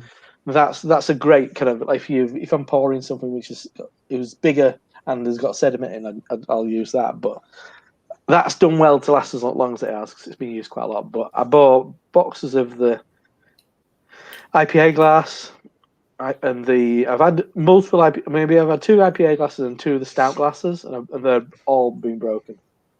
I still have I have 4 of those stout glasses by Spiegelau. They're all still perfectly fucking fine, which is still. I'm swear to God, I'm gonna wash one tomorrow, and it's gonna probably shatter to dust. The IPA glass is weird. I just don't believe it. I don't believe it. The whole. I had a glass that didn't make it home. I had a glass that didn't make it back from a beer festivals to Rob's, never mind to my house. But then, I've done that. I only just made it back to Rob's. So there you go. Yeah. When I took Peter to Indie Man, I think I had my glass in my pocket, and I think I turned a bit too quickly, and it just went. Whee! Yeah, glass was straight. Yeah, but the stem on it, when I was sober, I looked at it and I thought the stem on it, I was like, that ain't making it home. Yeah. I hadn't even had a beer. I thought, this is just not going to work.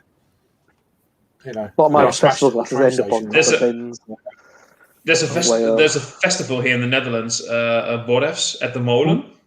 It's a tradition. Whenever you hear a glass shatter, fall on the floor or whatever, you have to shout, "Oh!" throughout the entire. That's a very British thing. All right, so that's the only festival that I know where that happens here. In the GBBF, you've got to experience that GBBF. It's sort of like laddish, because I saw a great. I don't know who tweeted it, but I saw a great tweet saying, "Oh, in the beer garden for the first time since lockdown, somebody dropped their glass, and everyone went wanker." And then it just said underneath it, "Nature is healing." Beautiful. I love that. That was a good one. I think my best memory of that festival from it's a year and a half ago now.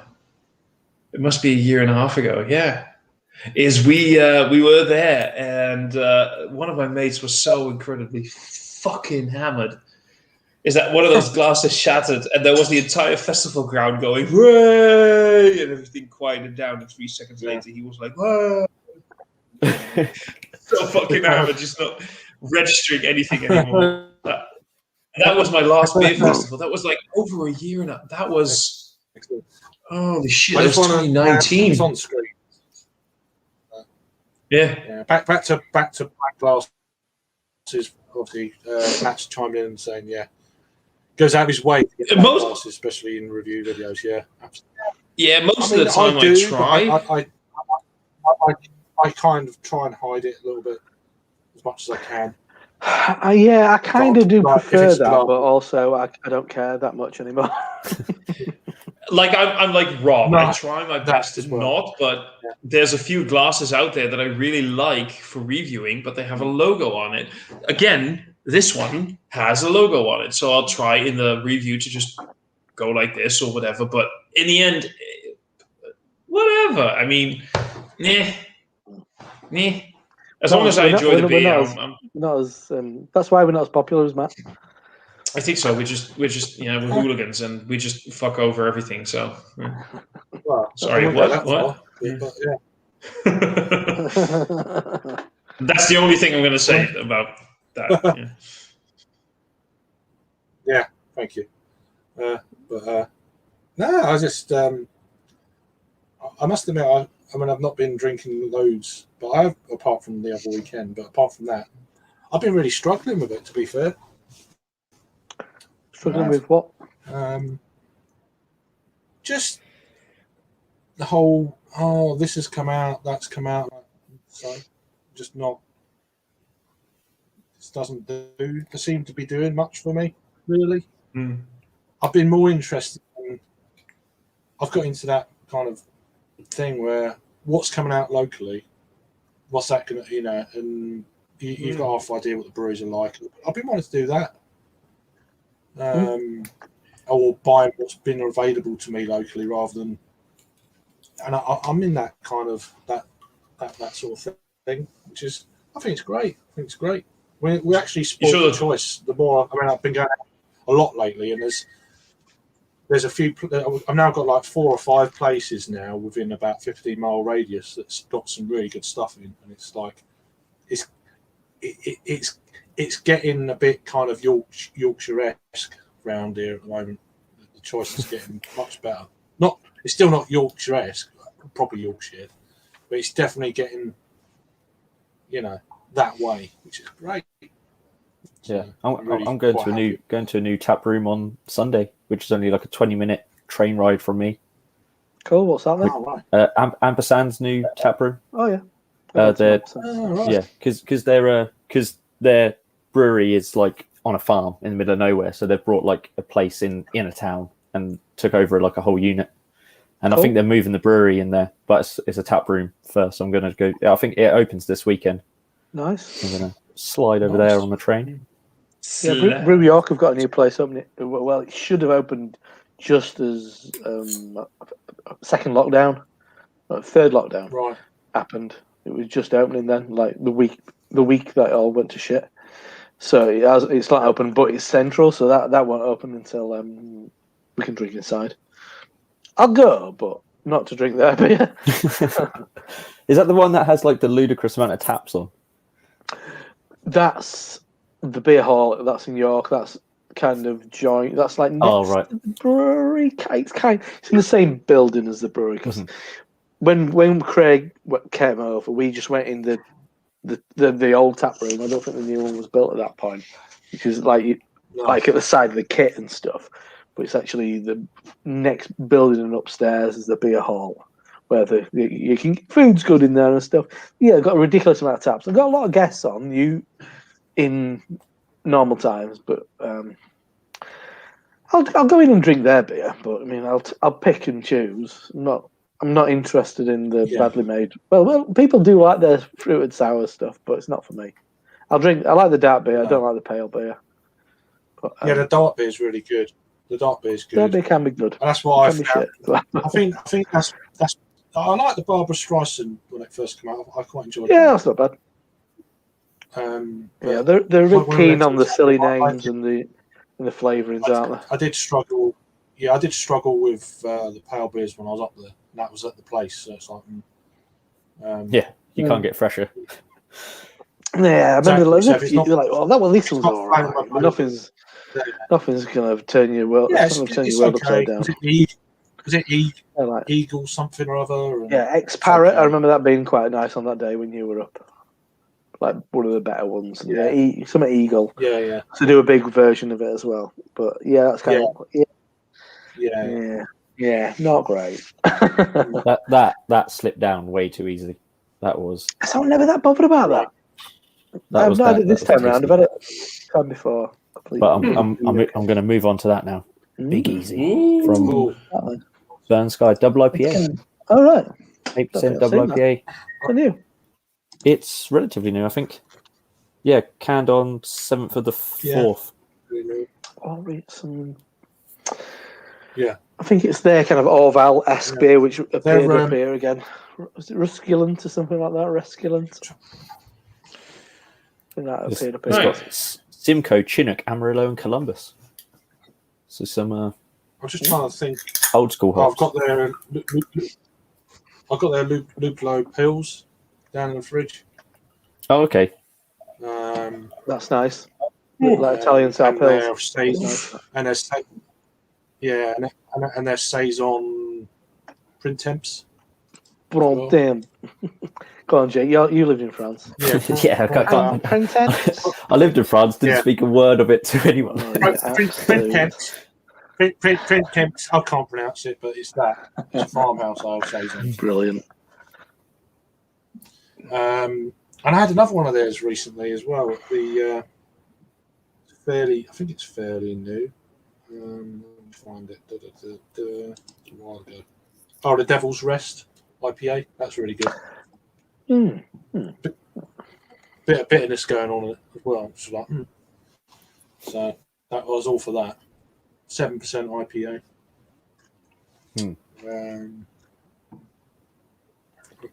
Recognise the can, sort of that.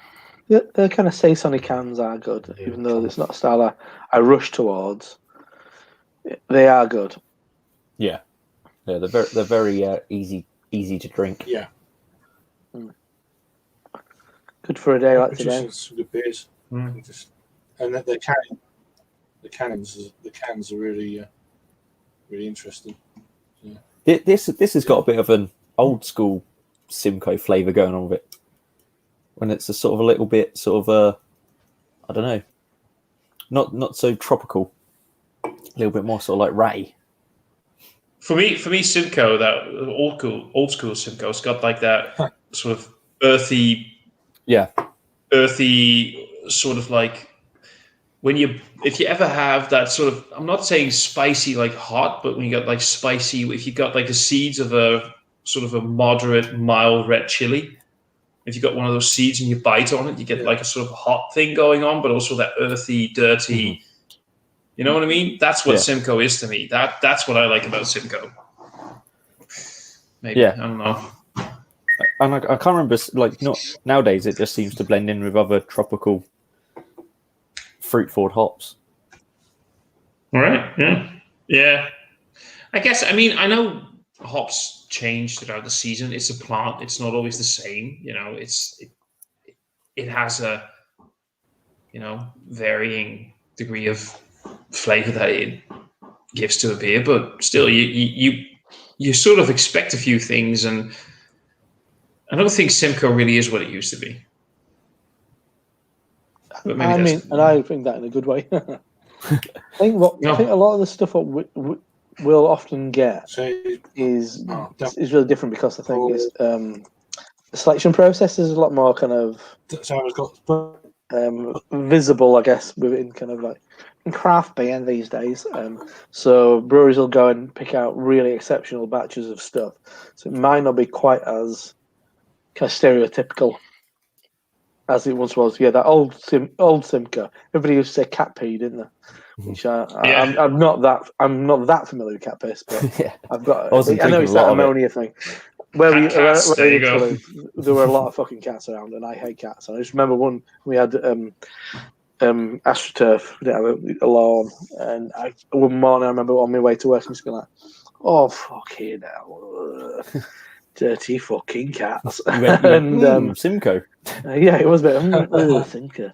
But when it back old Simcoe on its best days, I always found it quite slightly manky strawberry. And that kind of dank side of things, but it was quite berry forward. These days, I don't think I could put my finger on it at all. I had a Trillium when Cloudwater brought some Trillium over, and I was like, "That's Simcoe? It's fucking Citra. Thank you very much." No, but that's also an interesting. Let's not forget. And I know a lot of people. Can I just get through these comments and then I'll... Yeah, go for it. I'll make my comment after the comments. So a few people come over from Raggy's stream, so cheers Raggy. Awesome. and all that. So yeah, hope you're doing well. Dan Jones, cool. You got his red card, did he? Oh, okay. I was going to send him the link. Not anymore. Yeah, I don't want to compound it. He might wait until she goes to bed or something, but you know he's like have a sly one like you do, as he says, red wine or something. So yeah, he got the red card today. Oh well, 2 litre pop bottle of red wine. It's a fine Italian wine. Yeah. That's what he tells us. Brewed in, fermented in Nottingham. A fine Italian wine. No. It's all brewed in Nottingham. It's not Italian. This. Where's this ampersand place? Disco's asking. It's a pun because it's in a place called Dis. Is where. Oh, it's in Dis. Yeah. I must admit, I saw that and I thought, is that a joke or is it? Yeah, it's just bad spelling. Bad spelling. Yeah. He who puns will pick a pocket. That's all I got to say. I've been to this. Is it actually East Anglian? It is in Norfolk, but we'll let that slide. Yeah. No, because they've got an archway over the road there. So yeah, it is like halfway between. So I'm in Ipswich. It's halfway between sort of Norwich and Ipswich. So you go through it on the train all the time. And this place is really near the train station, so it's a shorter stagger. Would you class that as Norfolk or Suffolk though? This is Norfolk. Alan Partridge mentioned this. Yeah, beautiful. Yeah.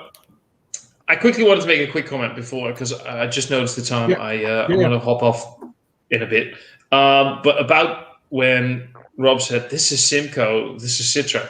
I mean, don't underestimate Terra.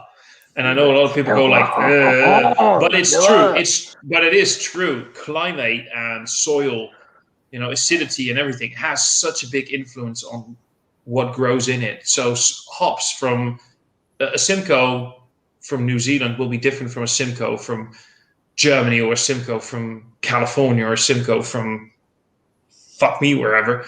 There will always be a difference in that. So that's what I kind of find funny in hops is that when I know where the hop was grown and where's the beer from and whatever, it's just an interesting little twist. And that's why I agree with Rob Hopsine. Hob. Fuck me, it's been the entire fucking week has been 5 months long, so whatever. But yeah, he's right. When you can have Simcoe and think like that's not Simcoe, right? That's not Simcoe. So yeah,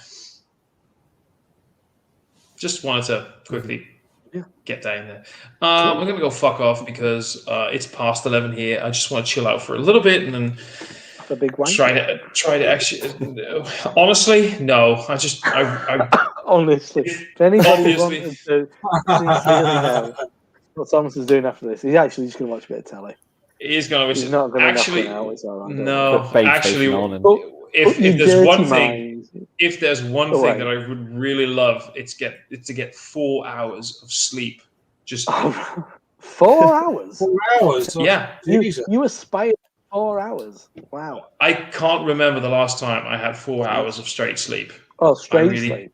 No, like that's straight sleep. yeah, Like I usually, I try to go for the 8 hours, and I guess I'll get 8 spread over the entire. I don't know, whatever. Your age. The last time I had 4 hours And of the straight. beer.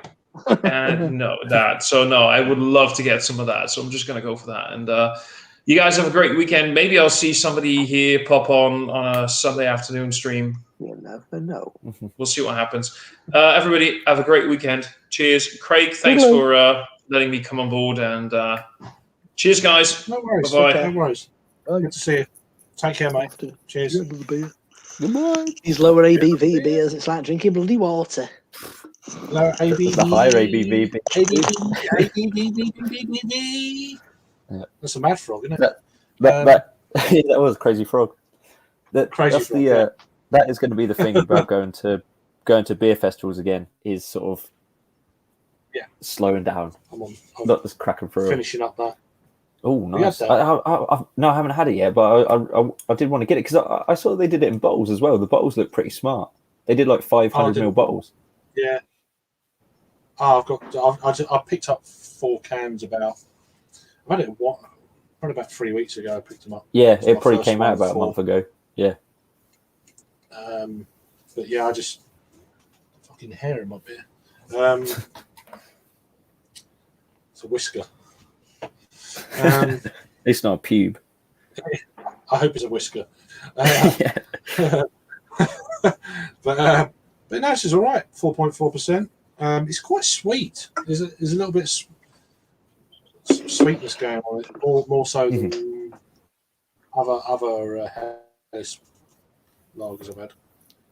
Does it say, have they gone down the whole sort of British route? That brewery seems to go down like British lager, or is it like German stuff? I haven't really.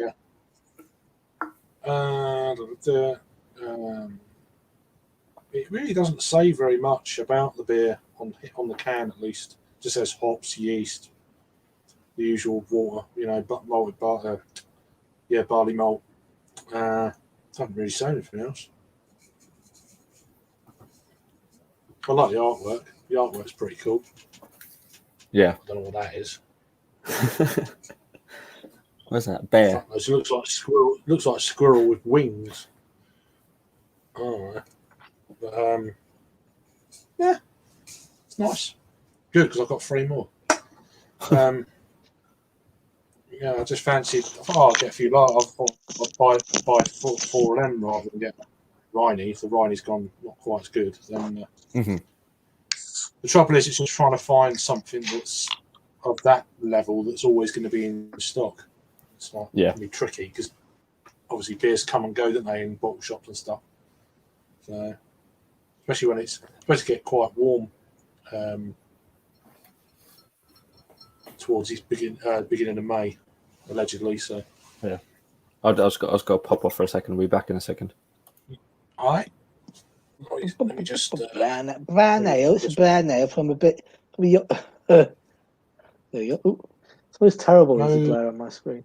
It's Nomadic. A little brewery, right. Kind of up near where North were, where you've probably been. Total Elusive. It's a American brown ale. It's lovely.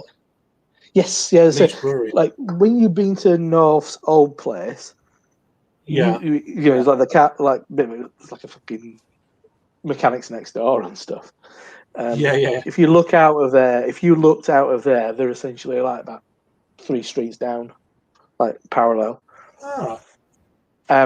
It's not the most kind of exotic site. It's next to like an enterprise, like car rental place, and it's kind of hid out of the way. But I mean, yeah, Becky's good friends with Kate Hughes, the owner, and they're tiny, mainly cask-based brewery. Only just done cans about 6 weeks ago. They put in a pale ale, American pale ale, and then this brown ale. I can't believe I've not posted it. I did a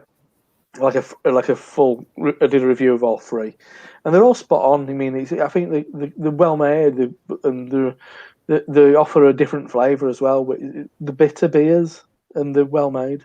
but the shine on cask. But they're a little brewery that are worth a visit. I mean, when you're up here, the next time you're up this way, it's definitely somewhere worth popping into. Like if you're on your way to North New Place, go there because it might feel like a bit of a step down because they're not as North. It might seem like it is a brewery with like some pretty basic kind of little with chairs and tables out and stuff like that. I mean, there's a fair on and stuff. There's it's loads nice of cask ale, simple beer. Yeah, there's loads of places that have opened up since the last time I was up. Is there? I don't know about them. There's a fair few. Yeah, was it 2018 the last time I was up? I think. Oh really? That's lovely. 2018. Oh, like a brown ale. There's a fair few places turned up since. Right, I'll be back in a sec. Yeah, cool. Yeah, I don't know about what's really opened. Don't know really. Yeah. Who talk about then? Talk about Nomadic. I'm just having their brown ale. Collab with Elusive. It's cracking. Ooh. It's really nice. I mean, I was just saying they're mainly a cask brewery, but and they did bottles, but it didn't really probably didn't really make much kind of headway. But hopefully they do with these because the well-made beers. They've done 3. I've did a video when they first came out. I said the owner is a good friend of Becky's, so she got them as soon as they came out, and we drank them that day. They were like a pale ale, then an American pale ale, and then this brown ale, and they're all bob on. I mean, but as I was saying to Craig, the bitter, even this is quite bitter. The British pale, well, not British pale, but the non-American pale ale, which is quite American pale ale, is lighter and a bit more kind of crisp. The American pale ale has maybe a little bit more kind of Munich malt, something like that. So it's got a little bit more sweetness. It's a bit of floral, kind of Sierra Nevada pale ale kind of territory, but fresh. It's that kind of thing. So they are bitter, which is nice. Just for a difference. But I love brown ale, and this is a hoppy one. Andy likes a hoppy brown ale as well, so that's when they did it. But the last time I went actually was when Andy did a tap takeover at the brewery. But yeah, I was saying to Craig, it's next to it's like behind like an enterprise like car rental place. Oh, really? So it's in a really kind of like shit spot. Yeah, it's where like North's old brewery that you went to. You could from there, it's like about 200 yards. Oh, okay. Over like 3 roads. Yeah. But I don't know if they would probably won't open back then. But if you guys come up here at any point on a Saturday and they're open, I'd definitely walk up there, have a couple of beers in town, bob in there, and then on from there to Springwell is not that far actually. You probably walk it actually. Yeah. That's what I always think about, like breweries that don't necessarily spring to your mind as like a can you'd pick up in a bottle shop, but when you go to their actual tap room or whatever, it's always good. It's always like good beer. You're never like, oh, that's awful. There's like the Nevergate Brewery around here, like sort of really trad. Oh yeah. Like uber trad, like the red one. Yeah. Oh, it had like Pitbull on it. Yeah. What was that called now? It'll come to us. Oh, Growler. Is that what it's called? Yeah. Did that become like a brand as well? That become like a bigger brand. It might have done because they use the Bulldog on a lot of their stuff. But the guy who like a red ale though. Yeah, the guy who opened it and ran it, he died like last week. Oh right, shit. Yeah, he was like an older chap, but still. But like so, like if I see their bottles in a shop, I'm like, I'm not going to buy them. But like we went to their tap room first lockdown, I think. After first lockdown, Umber Summit as well. You get that in beer festivals. Yeah, and with like nettles in it and all sorts of weird shit in it. Yeah, and we went to their tap room, and like the beers were like glorious. Like it was. Yeah. I'd never buy them in a bottle because I've had them in bottles and they're just not very good. But at their tap room, it's like great cask beer. If you went to Nomadic and had their best better, Yeah. On keg as well. They'll do that on both. They'll have it on keg and cask sometimes. Good beer. No wrong with that at all. I'm off to Saltaire tomorrow with some mates, and booked in at 1 o'clock. My mate's off at football, so we booked it in early, and now he's missing the first hour because he's at dog training. Don't buy a daft dog. That'd be my advice. Don't go to training. Don't take him to school on a Saturday. Anyway, but I mean, I'm hoping they've got Best on, because that'll be a pint of Saltaire Best on cask. It's a beautiful thing. Mm-hmm. They've just released a Hellas, which apparently has gone down very well. They last weekend they sold, I think it was launched on Friday. They sold 500 pints. That's it. That's an interesting move, isn't it? That's quite shrewd. If for when people are coming back and wanting, and because you're meeting in groups and like of people you haven't met up with in ages, so like a lager is a good move, I think. Well, they're thinking Saltaire Blonde is essentially a Kolsch. Hey, all right, Raggy. Cheers. Also, I was thinking of saying about a pale ale in cans. Yeah, I know someone. I mean, my triangle where I work, Gav's supposedly getting a load of Sierra Nevada, very good price, direct. Is it the draft Sierra Nevada pale ale? Because they do the draft version in a can, don't they? And then the normal bottle is just pale ale, and then a slightly different ABV. Yeah, it's insane. He's just getting the big cans of the pale. It's insane for us. The draft's insane. But supermarket, Craig, I always whenever anybody's talking to me about supermarket beer, I always say, I mean, my mate Craig worked in supermarkets for years, and okay, buy it straight away, but it's going to be horrendous. And also, even if it's new on the shelf, how long's it been sat in back? I mean, they might put it in a bloody fridge in the shop. Yeah, but in the summer months, it's like, how long's it been sat? They're not going to keep cans of beer in a fridge out the back. That's for fresh food and stuff. They're just not going to do it. No. It's going to be sat in a fucking steaming hot warehouse in the height of summer. That's going to be fucking wrong. Yeah. You know. Well done, Cloudwater. Well done.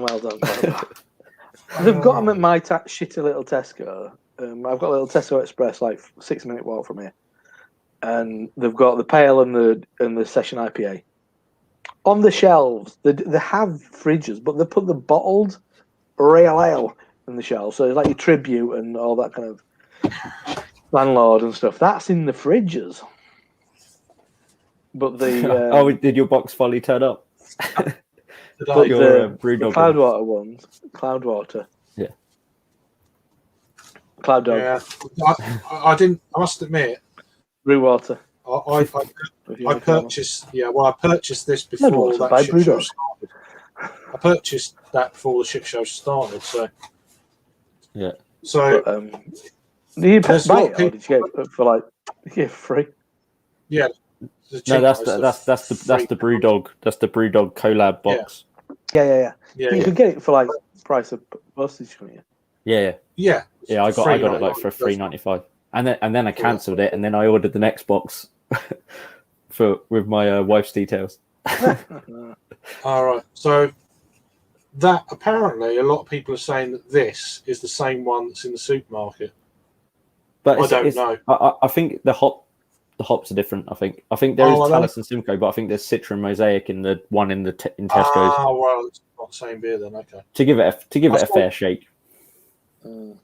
Yeah, well, I might be wrong on that, but I think the one's got more. I ain't gonna shake. But yeah. But no, so I mean, 8 beers. Yeah, I haven't had a BrewDog beer for ages, so that's interesting. I was a little bit disappointed that this was brewed in a BrewDog. They're all brewed in BrewDog. Even in next month's one, McKellar and Bit Brew by Numbers. Yeah, that's this it's all brewed in BrewDog. It's supposedly it's not. Yeah. Yeah. And friends, it's like, well, your friends. it's a brilliant. Oh, I was talking to somebody about that whole thing last night, and he said, like, it was the Brew by Numbers one. They were like, oh yeah, so it's like, oh, can we do brew a beer with you? Look, here's a check for X amount of £1,000. Can we brew one of your beers? Put your label on one of our cans. Yeah. Yeah. Yeah, exactly. Apparently As Adam in the chat is saying, look at Greg's channel at Bullman's Beer Reviews. If you want to know about all these supermarket beers, Greg's always on it, and I think he's a really kind of reliable source for if they're any good. Absolutely. I always check out his stuff for it. So you're like, yeah, this one's pretty good, but I mean, it's not Cloudwater. It's not what you expect from Cloudwater. No. But it's not bad. Yeah, That's the attitude I got from him about. One thing, like he gets a lot of beers. He gets all these beers sent to him, by the way. Yeah. So he's got like 280 subscribers. Yeah. Come on. I love how he's kept the receipt this time. Yeah. Jealous dickheads who were jealous that I got him before. Yeah. I put a comment on one of his videos, and he said no, I've kept the receipt. Yeah. Yeah, I know. He showed it on the review. I was like, that's right. Yeah. No, it's a good idea. If people are fucking casting those aspersions, it's not fair, is it? Oh. Yeah. One thing I mean, absolutely, I see him as the. Yeah. Because he gets them all. I don't know what it is about Carlisle, but he's well supplied for supermarket beer. I think he's got runners. He always says, like, "Oh, my mate was in." It's his mum. He sent his mum out on it. I think. Oh, did he? I think he does send his mum out on it. Clever, You see these when you go to the supermarket. Yeah. But yeah, absolutely. I mean, I think you get a good indication if they're any good. I saw something interesting that's not particularly about the whole Cloudwater thing, but it was a post about the Cloudwater. I think it was the IPA, the £3.50 one. Yeah. And so they put yeah, it's okay, good fridge filler, and I thought £3.50 for a fridge filler, like money to burn. No. So that's not like I'd never fill my fridge with £3.50 beers. That's for me. It's Ghost Ship. It's Riney. They're fridge fillers. That's if you're buying £3.50 kind of beer, I'll buy Czech Sonoma, something like that. It's too close now. The prices are too close to what I can get good beer from a bottle shop. It's too close now. Yeah. I've no interest. I'm not paying £3.50 for a Brewdog beer in the supermarket. I mean, like I might buy it to try. I might buy it to try, but I'm never buying that. I'm never buying that to stock my fridge up. Never. Yeah, never but getting four it to have cans of beers Riney, in. 4 cans of Riney for £3. That's a fridge filler all day long. Yeah. 4 cans of Ghost Ship, £4.25. Oh, come on, get in there. Yeah, get in there, Ghost Ship. Be drinking Ghost Ship with Raggy on Sunday. Oh, are you? 6 o'clock. Yeah, Ghost Ship and a beer that I've never had before. I'm not sure how it's going to turn out. It'll probably be the first beer on that basis. It's Hobgoblin IPA, so it's going to be. Yeah. Oh, did you see that thing that Tesco order that I sent? Yeah. Fucking 8 cans of Green King IPA. Well, 2 cans of Cloudwater. I got 3 cans. Fucking 8 cans of Green King IPA. And there you go. There you go. Was that legit? Or was that legit? Or was that a Photoshop? I don't know. We were on supermarket beer thing on Facebook. Oh, yeah. It's got to be a bit. I hope it's legit. I hope it's legit, but I bet that's a little. It's great. Shit like that happens, doesn't it? Yeah, it does.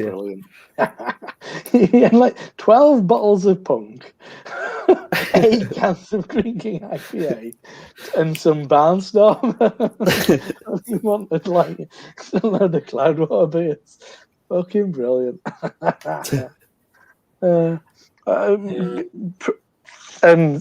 I don't know if you. I think you didn't talk about Adam's comment about Simon thinks the Cloudwater. There was Cloudwater beers are brewed at Cloudwater. Do you mean Mr. Research? No. Fucking hell. Oh, the king of research. I watched a little bit Said. of him when I was walking to the train station. Alex, he's had his vaccine. How's he wrangled that? He's younger than me. Is it because he's in Wales and there's less people, so they're getting through the numbers? Could be. Are they vaccinating short people first? I don't know. I don't know. But yeah, so he had his vaccine, and he had like 5 pints before he went in and had it because he hates needles. I know that from hanging out with him, but yeah, he was that nervous about it.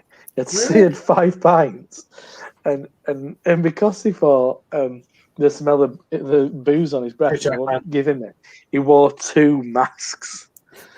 I think brush your teeth. Yeah, have a mint. Have a mint. Have some chewing gum. That's some Palmer Violets or something like that. Maybe they'd see me kind of swaying a bit. I didn't even feel, dude. I didn't even feel mine. It just didn't. I'm like, I hope if you don't done it. You just don't look. That'll. Right, just like, go. Is that it? Okay. Go on. I used to hate it when I was younger. Now I'm like, yeah, me too. Don't care. I used to hate it. Yeah, well, it's more one of those things. It's like, just get it in me, get it done. I didn't even feel it. I don't like it. And they, like, I don't, yeah, they said to me, you're not doing it for enjoyment, are you? Yeah. No, they said to me, I'm all done. I was like, you done it yet? I said, yeah, it's all done. I was like, well, this better hurt tomorrow, because you ain't done it, you know. And that was me only. I didn't feel a thing. It's just like, well, yeah, a couple of days after, I was like, fucking hell, I can hardly move my arm here. So they definitely done it. But yeah. But yeah, my next one's on the 27th of May. My second one. So. Nice. Good. Yeah. I don't know when mine will be. I don't know when my first one will be. It'll come when it comes. Yeah. It'll be probably June. Yours, I reckon, end of June. Yeah. I just don't want mine to coincide with going away to Bristol, just in case if I feel a bit ropey. Mm-hmm. Have you not? They're not sending you a letter yet or nothing. Weird. Not a letter. I mean, you may get a text, aren't you? That's the main. I mean, text or email, I think. Email. Yeah, I was. If it's like a GP-based one, I think. I got a letter. I'm not scabbing around in me fucking. But the thing is, I don't think I'm actually registered. I don't think I'm actually registered at a GP. So do you think I should be registered at a GP? Yeah, probably why. Yeah. Probably the same with your kids. That might be helpful. Yeah, my kids are. My wife is. I just haven't had to go to the doctors in a while. So there's probably a letter somewhere in Canterbury where you used to live. That's the thing. That's the last GP I was registered at. Who's Jacob Beer? You know. Yeah. You won't have been offered it yet. You won't have been offered it. No. But I got a letter because I was in part of the first 9 cohorts. Yeah, because of your parents. Yeah, exactly. So you're classed as a carer. Are you classed as a carer? Yeah. So. Yeah. That's it, innit? Yeah, I don't quite fit in it. I mean, I'm not quite, because at the moment it's 45 and up, so I'm 43. And I've got asthma, but I've not got severe asthma. So I don't quite fit in. Can you just go on like, oh, come on. See, Gav's had it, and Gav's not eligible to have it. He's had both. But his mum had some slots with work, and he just went along. There's some empty slots. Yeah, like there is like stuff on social media where it's like this place has got like this many go and spare. You can just turn up, but like I'd rather just wait until my turn is up. Yeah, I said I just don't want it to be near when I'm going away. Yeah. Cheers, Jack, man. You can probably reschedule it anyway, can't you? It's like if it's not convenient. Mm-hmm. I'm not feeling well. It's been really low key for us at George's Day, I think. It's probably because the pubs. I didn't even realise it was. Yeah. No, I didn't until this morning. It's probably because the pubs aren't open and they can't drape their. That's what I said. Yeah. It's probably just the pubs aren't open properly. There's none of that. It's at George's Cross bunting everywhere and all that bollocks. If I see that on a pub, I probably won't go in that pub. I completely agree. Yeah. Yeah, People but he's who've on the got a Braybrook. fucking Braybrook. St George's cross outside the house. I So, know what yeah, I Jack- think about those people. Yeah, Jack Mao's on the Braybrook Hellas Lager. Very nice indeed. I've never had a Braybrook. Their bottles look really good. They're good, but Raggy's complaining it's to a too Tesco. small a bottle. They're really small bottles of those Braybrooks, and they're not cheap. Are they? I thought they look like 500s, but are they 330s? Are they? Yeah, or 360s, something like that. Oh, 355s or something. 355 maybe. They're a bit, yeah, they're not big at all. Yeah. I was really, I was disappointed because they kind of look like they'd be like I kind thought of they milk were- bottle size, don't they? Yeah. Like a German Yeah. 500. No, they probably are 330. Yeah, decent, but stick with Donald up in Hartlepool. Donald Zoko. No, Don Zoko.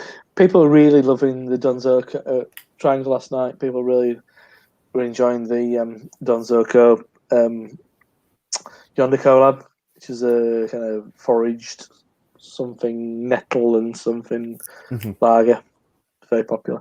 I had a taste of the fucking Seabrooks one, the cheese and onion, which was kind of offensive, but kind of okay. I was there with a mate who was a chef, and he was like, "Oh, what's this?" He's like, "Yeah, that's just it's." I completely get onion powder. It's onion powder and a few other bits and bats. So like a dehydrated cheese powder shite or something. It's like, yeah. Well, Yeah. Oh, so it's like the fucking little sachet you get in a That's what I super said noodles. That's what I said in my review. You know, like in super noodles. Can try them out. Get a Rhiney. You can have a curry Any one, flavour you want, chicken one. I said that in my Beef review. teriyaki I said it's like it smells like one of those pasta pack. You know, like those 2-minute pasta packs. Yeah. And that's what it was because it is just that onion powder, cheese powder whiff. That one, I did not like that one. Which is a whiff as well. But it wasn't bad. I like that. That was probably enough. Yeah. But, oh And man, the more it warmed up, like after the review. After the review, the more it warmed. I was like, that's going down the sink. I can't finish that. Yeah. But I was informed that Russ, the owner of, founder of Northern Monk, had said about in conversation about the Seabrooks ones. He says we're going to top it next year.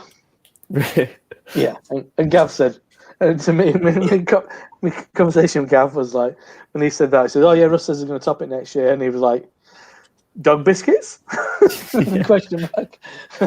What other sort of big Yorkshire mainstay brands are there? Because that's what they've gone for, hasn't it? Yeah, Northern, I guess more than Yorkshire Northern. Yeah, Aunt Bessie's. Yeah, I wouldn't even think fucking Aunt Bessie's isn't a Northern. I wouldn't say that's a Northern thing, but roast beef and Yorkshire pudding and Aunt Bessie. And so yeah, the Dead Endos, which was I've got no issue with that. It won't. Yeah, you won't want much of it, but it wasn't bad. Probably best at bunch. Who's on best? Eccles cakes, but then that'd be a bit too. You could make a decent beer with Eccles cakes. Yeah. And licorice and shit like that. Mm-hmm. That's the thing. Who's on best? Pontefract, licorice. Is that your rhubarb. Is that your auntie? No. Is that your auntie? No, are you pissing around now? Yeah. I don't know, pork scratchings. God. But I don't think that's a specifically pork scratching Rauk beer. Could get Mr. Porky's kind of fucking powder. Right. And, just going to do a quick review. Back. I think it probably 19 people watching. Thank you very much. That's I think it probably will end up being dog biscuits. That'd be rough. What's more northern than that? Whippets. Ground up whippets. Flat cap pale ale. Just pour it into a flat cap. Yeah, just gonna kind of like that's the vessel, but they're actually gonna steep post boil steeping of 400 flat caps. Like use flat cap, so you get the brow sweat. Yeah, heavily worn, brewed down a mine. Yeah, brands, Yorkshire brands. They're too far beyond. Oh, now, Yorkshire tea. Betty's. Yorkshire tea. Betty's would have been a thing. Fat Rascals but that wouldn't be too bad a thing. It kind of lends itself to something quite pleasant.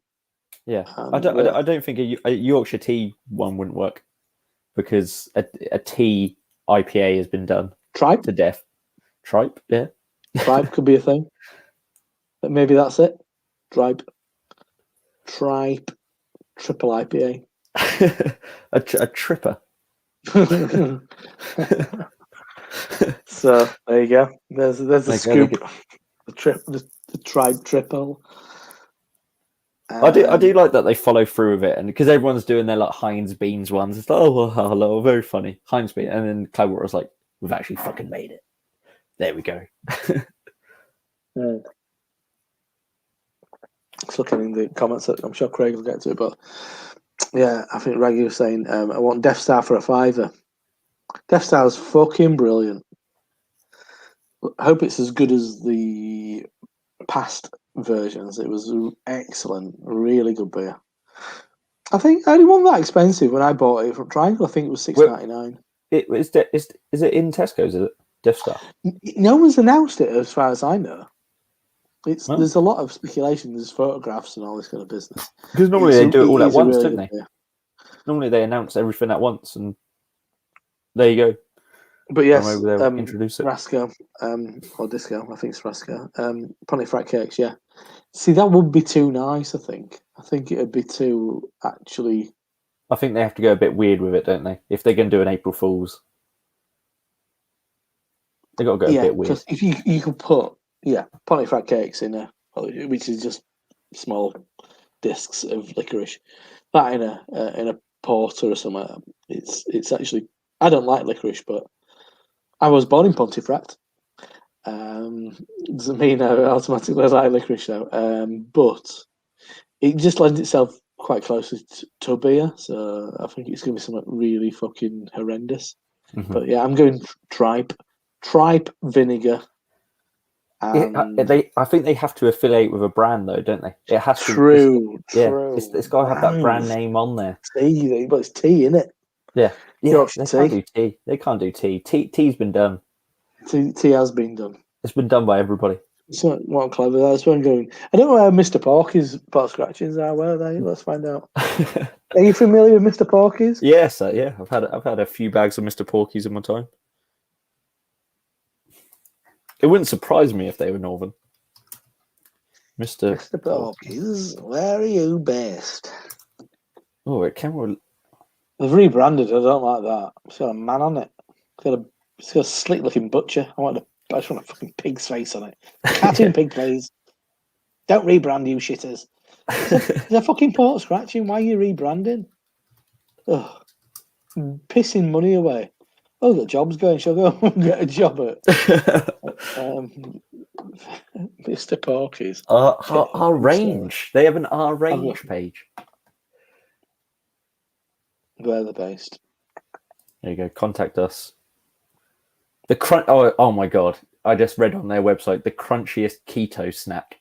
So they're trying to go down the health route. Northamptonshire. Northamptonshire. Okay. Colby specifically. Yeah, so a bit too south, a bit too southern, maybe. Oh yeah. Yorkshire brands. Well, Harry's in the basement. Sorry, Craig's not here. We can't do it about that, Harry. He's gone for a review, so sit tight for 20 minutes. Sorry, can't let you in, bro. Just have to comment. Range. Craig's going to go through all these, and I'm like, oh yeah, we've gone through it all while you were doing your fucking 25-minute review. The range is not that comprehensive. So they have just the standard Mr. Porky's. Then they have the crispy strips. Lovely crispy bacon rinds. Mm. They sound nice. and then I don't know what original scratchings. So are they like the really unhealthy ones? So they have the hand cooked, and then the original, and the original is when you get like the one with the bit of hair on it and stuff. Going back to Greg, Adam does say, although Greg pays for them, he does have an inside source regarding availability. Domo. Domo supports Carlisle United, and they're on the same WhatsApp group. And then Raggy says, I'm complaining to Tesco's. Carlisle is king. Cheers, guys. Cheers, Dutch Beer Geek. I would have to for a $5. I need to grab another beer while you're... Go for it. I'll go through the Down for comments this. and then I'll tell Craig not to bother me. Jagman7 saying, I found that to a small bottle tasting great when it's gone. Yeah, then Disco says 40-foot brewery. Is that still going on? Monday have an Eccles cake stout, oddly. Eccles cake, that's weird. I've never had one. It's like a currency, kind of rusk type biscuit. But yeah, you think Pontefract cakes. Absolutely, as I said. I was born in Pontefract Maternity Hospital. 16th of June 1977. My mother's maiden name is not really, it's pissing around. And Harry, who's in the basement, like in his Fritzl, like what's the word? When you're stuck between heaven and like hell and the celestial plane. Forgot the word. He says, I love knee tripper. Plays back. A spotted phallus Imperial Porter. So a spotted dick Imperial Porter. I'd be down with that. Yeah. Spotted dick. It used to make me laugh every time as a child. I don't mind but once again, it's a brand. It's the brand affiliation they'd want. Mr. Kipling around? They're not from around here. No. Adam says Charlie cakes are better than Eccles cakes. Fact, Pontefract cakes are just licorice in disguise. I agree. I don't know about Charlie cakes. Oh, Mr. Kipling are from Carlton, South Yorkshire. See, my mum and dad live in Carlton in West Yorkshire. Oh, so it could be Wikipedia fucking up the the location. Mr. Kipling, really? My mum and dad live like about 100-yard walk from the Rhubarb Triangle shop. No, in the midst of it all, absolutely. in the midst of the Rhubarb Triangle. Oh, absolutely, the epicenter. They grow their own, and it's very good. Yeah. Their rhubarb's rampant. Rampant rhubarb beer reviews. Yes. Rampant rhubarb reviews. The Rhubarb Triangle is not as deadly as the Bermuda Triangle. It isn't. It's a lot more wholesome. And then and Harry says, "I love how Google doesn't allow the real name for spotted phallus." It's a nickname for Richard as well. Goodness me. Mm-hmm. About acne afflicted Richard. And one of Rasco or Disco, I presume it's Disco actually at this point. I think Rasco was commenting by himself earlier. Disco commenting earlier as well. Anyway, so it was a bit gutted to miss out on that Henderson's brew. What was it like? Oh, he were all right. Nothing kind of remarkable, to be honest. He wasn't offensive, but I love endos. I put endos in all sorts of stuff. So I'm making a lasagna, something like that. A meat slurry. It makes it richer. Get me endos in there. Not Liam Perrins as Harry. I'm glad Harry's not here to spout all his fucking Liam Perrin nonsense. Hendos is miles better. Just better. Do you know, first time I had Hendos was I got those Gusto boxes. You know, like those fucking they send you all the ingredients and you make it. And they used rather than Worcestershire or anything like that, they use Hendos. So their spag bowl recipe is the recipe that I make spag bowl with now all the time. I can chuck it in. Do you buy Hendos down there in supermarkets? No. So I got a bottle, and then when that runs out, I have to substitute Worcestershire. You have to stock up. I have to substitute with shit, but like originally, I did have a bottle of Hendo's, and that lasted a while. No, it was a time when Craig were up here and Peter came over to meet us, me and Stuart at Huddersfield Food and Drink Festival. And Hendo's had a stall and they were handing out little bottles. And like Craig and Peter were like, "What's this?" I'm like, "Fucking get as much as you can." I'm like, "What's that?" It's little sample bottles and stuff. Cute little bottles. I'm like, "Oh yeah," they were like, "Hey, all these bloody souvenirs, I tell you." And he's from over at wrong side at Ben Hines as well. Give him some of that Hendo's. He was lovely, and he would give him loads. And I mean, Peter's completely, yeah, he's all in on Hendo's. Yeah, he understands what Harry's saying there is it is a thicker, it is a gloopier sauce. Liam Perrins and Worcestershire it's thinner. It's like thinner. It's more vinegar. It's consistency. Whereas Hendo's is let's just say it's not as good. Is Harry in the private chat spouting this shit? No, it's in the comments. I was reading the comments. I can see some private chat comments, but I'm purposely not ignoring him. I think Raggy's in the private chat as well. Yeah, Raggy, sorry. Craig's the only one can let you in, and he's having a review. He's having a big steaming review. One of those big old reviews. So sorry, we don't have the keys to the castle, I'm afraid. I just ring up Craig. Ring up Craig. Just cracked open this little Daya number. Only a 4% jobby. Oh, nice. Today is better than yesterday. Actually, with Citra Galaxy and Equinox. Well, is today better than yesterday? No, I'd say it isn't. I enjoyed Wednesday and Thursday more than today. I'd say this evening is better than the day because I was working today. I would agree on that. Yeah, work's pretty fucking shit at the moment. That's work for you, isn't it? Mm-hmm. I'd love not to do it. I'd love to be a fucking dosser. How do you become just like a dosser? I don't know how people do it where they just game the system. I just don't know. I'd do it kids. if I knew. Oh God, no. That's too much work. Yeah, exactly. Just don't give a toss about your kids though. That's the key to it. Well, I care too much. Oh, did he get? Craig must. Craig must hear it in the background. There were a woman who I could tell with sweatshirts, and I think that one of them recognised them. So I kind of suspect at least one of them was in Owen's year at school reception. This woman were walking him home on yesterday or Thursday, and she was pissed as a fart. She's stopping continuously and holding on to like stuff. Bloody hell! She had like 3 little kids, like probably like around 5, 6. That's 7, maybe. Horrible. And I was like, well, I was like, when do I need to step in?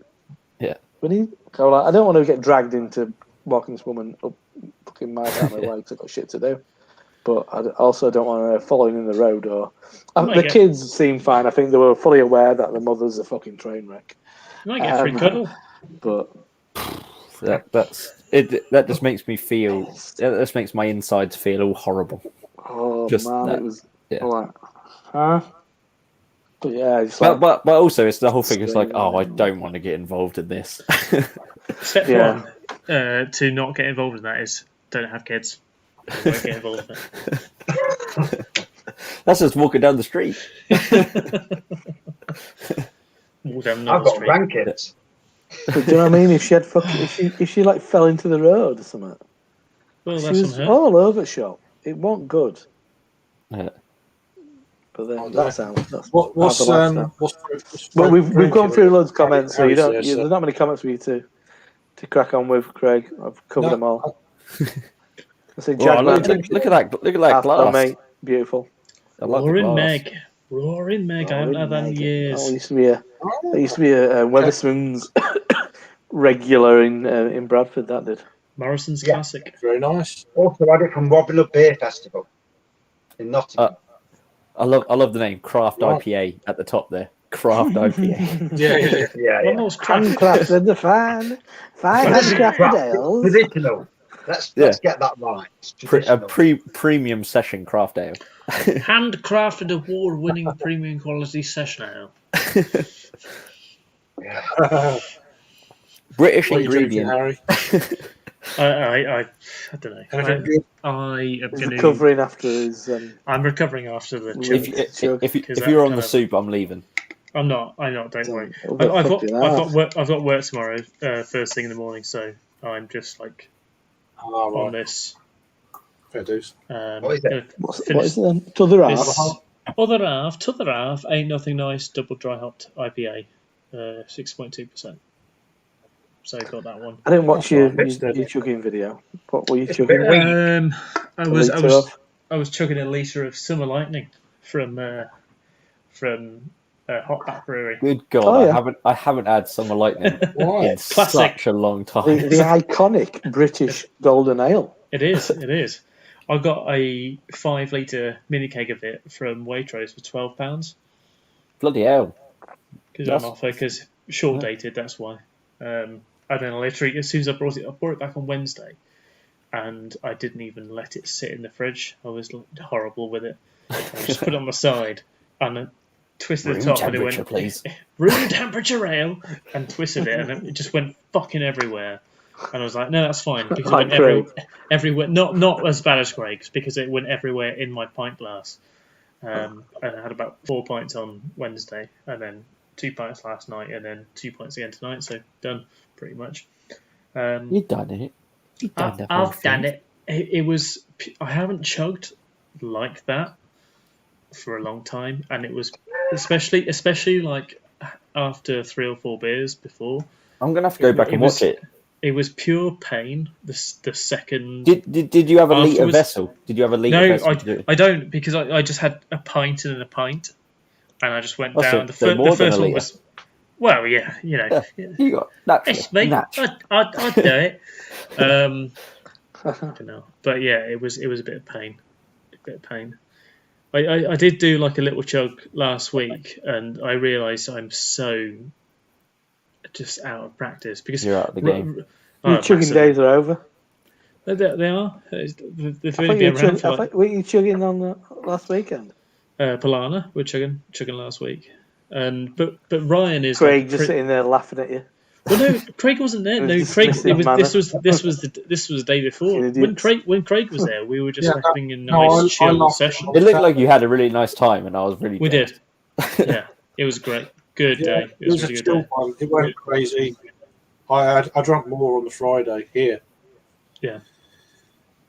I was there then. than on the. I mean, I drank more on the Saturday, but it was over a longer period of time. Yeah. Yeah. But I drank not quite as much. Did you do your 9-hour sesh? It was actually 7 hours, I think, is what it was in the end. I thought it was 9 hours for some Yeah, reason. I was happy with that. I was quite happy with that. Yeah.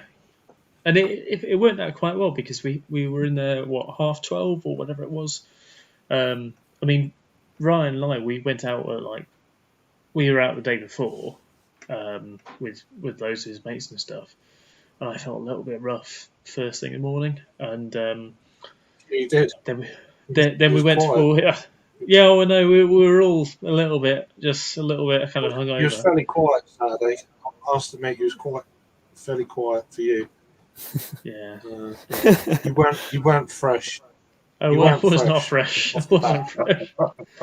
I wasn't.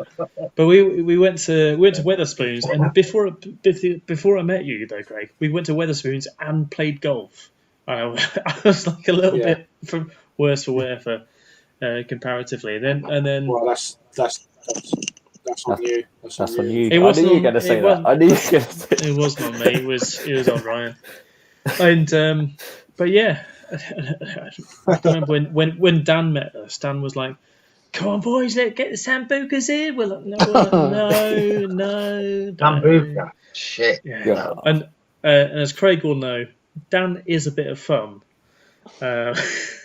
He is a bit of fun. Is little Dan the Palestinian. Dan, the Palestinian man. He's Iranian in the first place, but we call him Right. Palestinian. All but political. all political. But yeah, we had what was 7 pints or something on Saturday in the end, and then a couple of bottles. No, that was it. That was it. I didn't feel terrible, but I felt not great when I woke up Saturday morning. Well, I mean, I had to get trained back here, and the next day I was back up to London and then come back again on the Sunday. Yeah. So I was like, I can't be rat-arsed and feeling like wank. So, yeah. I don't think either that it was like the best. The beers were good, but it wasn't like a place to get absolutely rat-arsed at the Nelson. There were plenty of decent beers, decent session beers, but there wasn't like a massive selection like you'd get perhaps up north, maybe. It was all... So this is the Nelson Arms? Nelson, yeah. So what we're on then? I spotted a few bits on that. You're on Slopian? Yeah, Slopian. We had Shropshire Gold. We had 2 pints of that to start off with. But that was cracking. It was premium.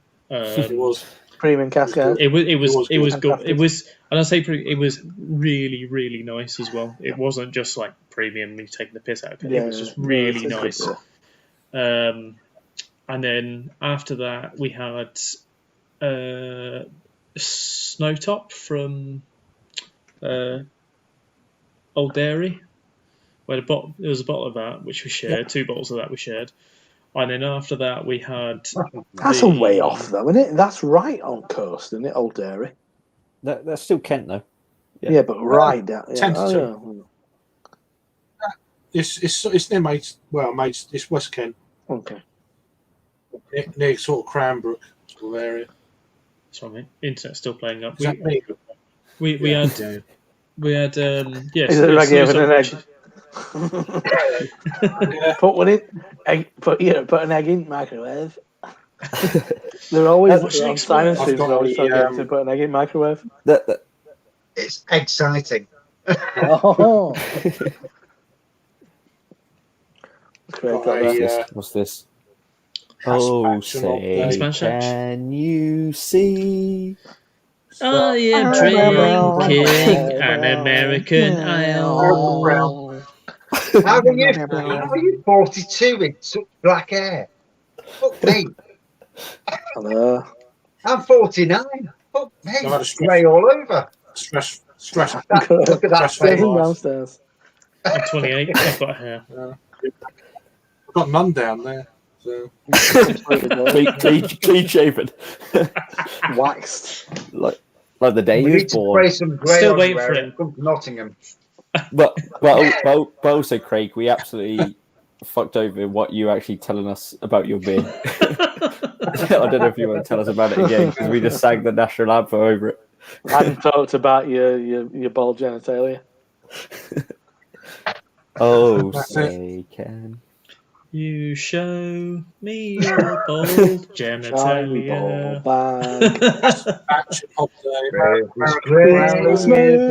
Oh, brown ale. It's not too bad. 5.2. I got it from. There's an amazing Fresh Fields Market in Croydon. What an amazing little place that is. Croydon. How are you 42?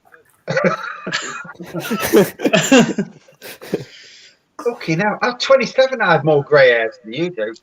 What's going on? I'm currently 27. Oh, yeah?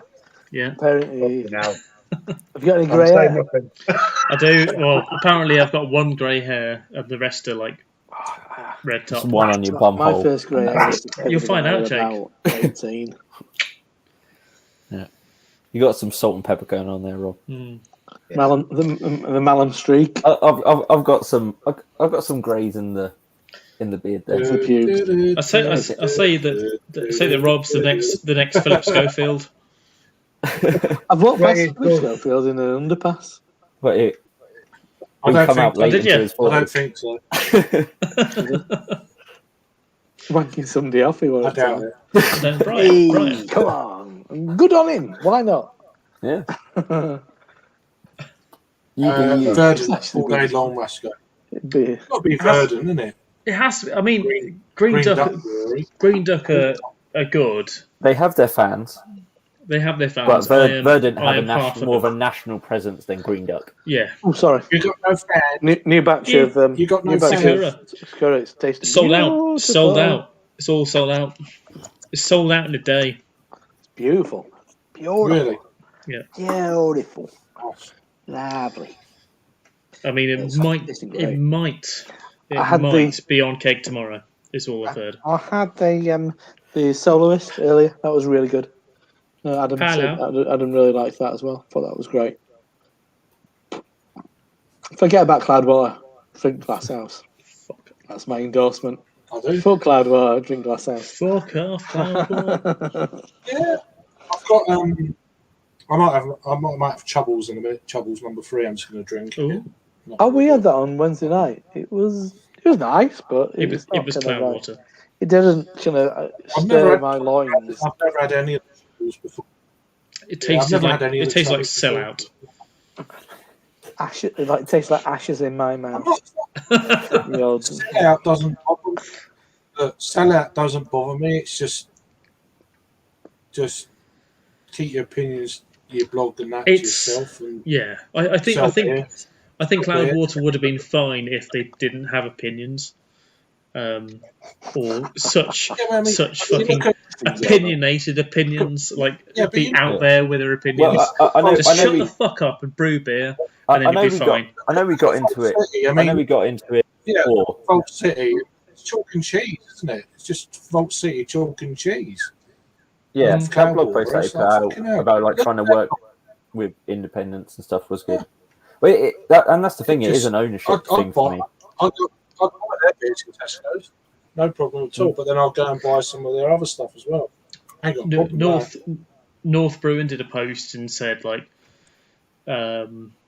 so why is there all this fuss about Cloudwater going into Tesco when we've been in Tesco all the time? And Morrison's as well. And it's like, well, it's not about. It's because it's not about Cloudwater said all the shit about cold chain. Well, one cold chain was a big thing, but also all the other stuff about the other stuff. Yeah, there was the Good Beer Hunting thing where they said we'll never sell in supermarkets. They said that on a Good Beer Hunting podcast. But it's not about being in a supermarket. I ain't got a problem with that. It's just don't be a cunt before you get there. Exactly. Yeah. Because obviously things change and all that. But it was for me, and I'm not talking about the 4-pack with the smaller breweries. I'm talking about their core range stuff. Yeah. It's the lack of ownership of just we're doing it for purely financial reasons. We're doing it because we want it's, and the guy from Drygate actually had a really good tweet about the whole thing. He was like, I'm sitting back watching breweries suddenly realize that you have your core range in supermarkets, you do your special releases to a small group of people, and you do even more niche releases to an even smaller group of people, and that's the model. And if that is, but just take a bit of ownership about it. Just don't try and code it in loads of different stuff. And if you can give that brewery a leg up in the meantime, then that's still a positive. But it's that initial bit. It's their own beers in there, which is the initial bit that they should take more ownership of. Sucking a bit of Brewdog out as well. Yeah.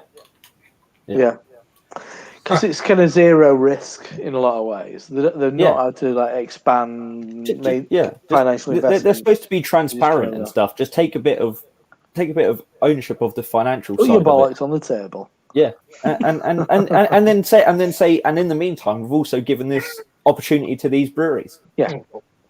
At the same time, but it was a sly thing. It was a bit. It was the whole flowery. It was the whole flowery nature of it. It was very sort of justification of their actions. Yeah, completely. But then, if you kind of if you talk shit and then you do stuff like that, then expect the repercussions, and they will feel it, and I think that's completely justified.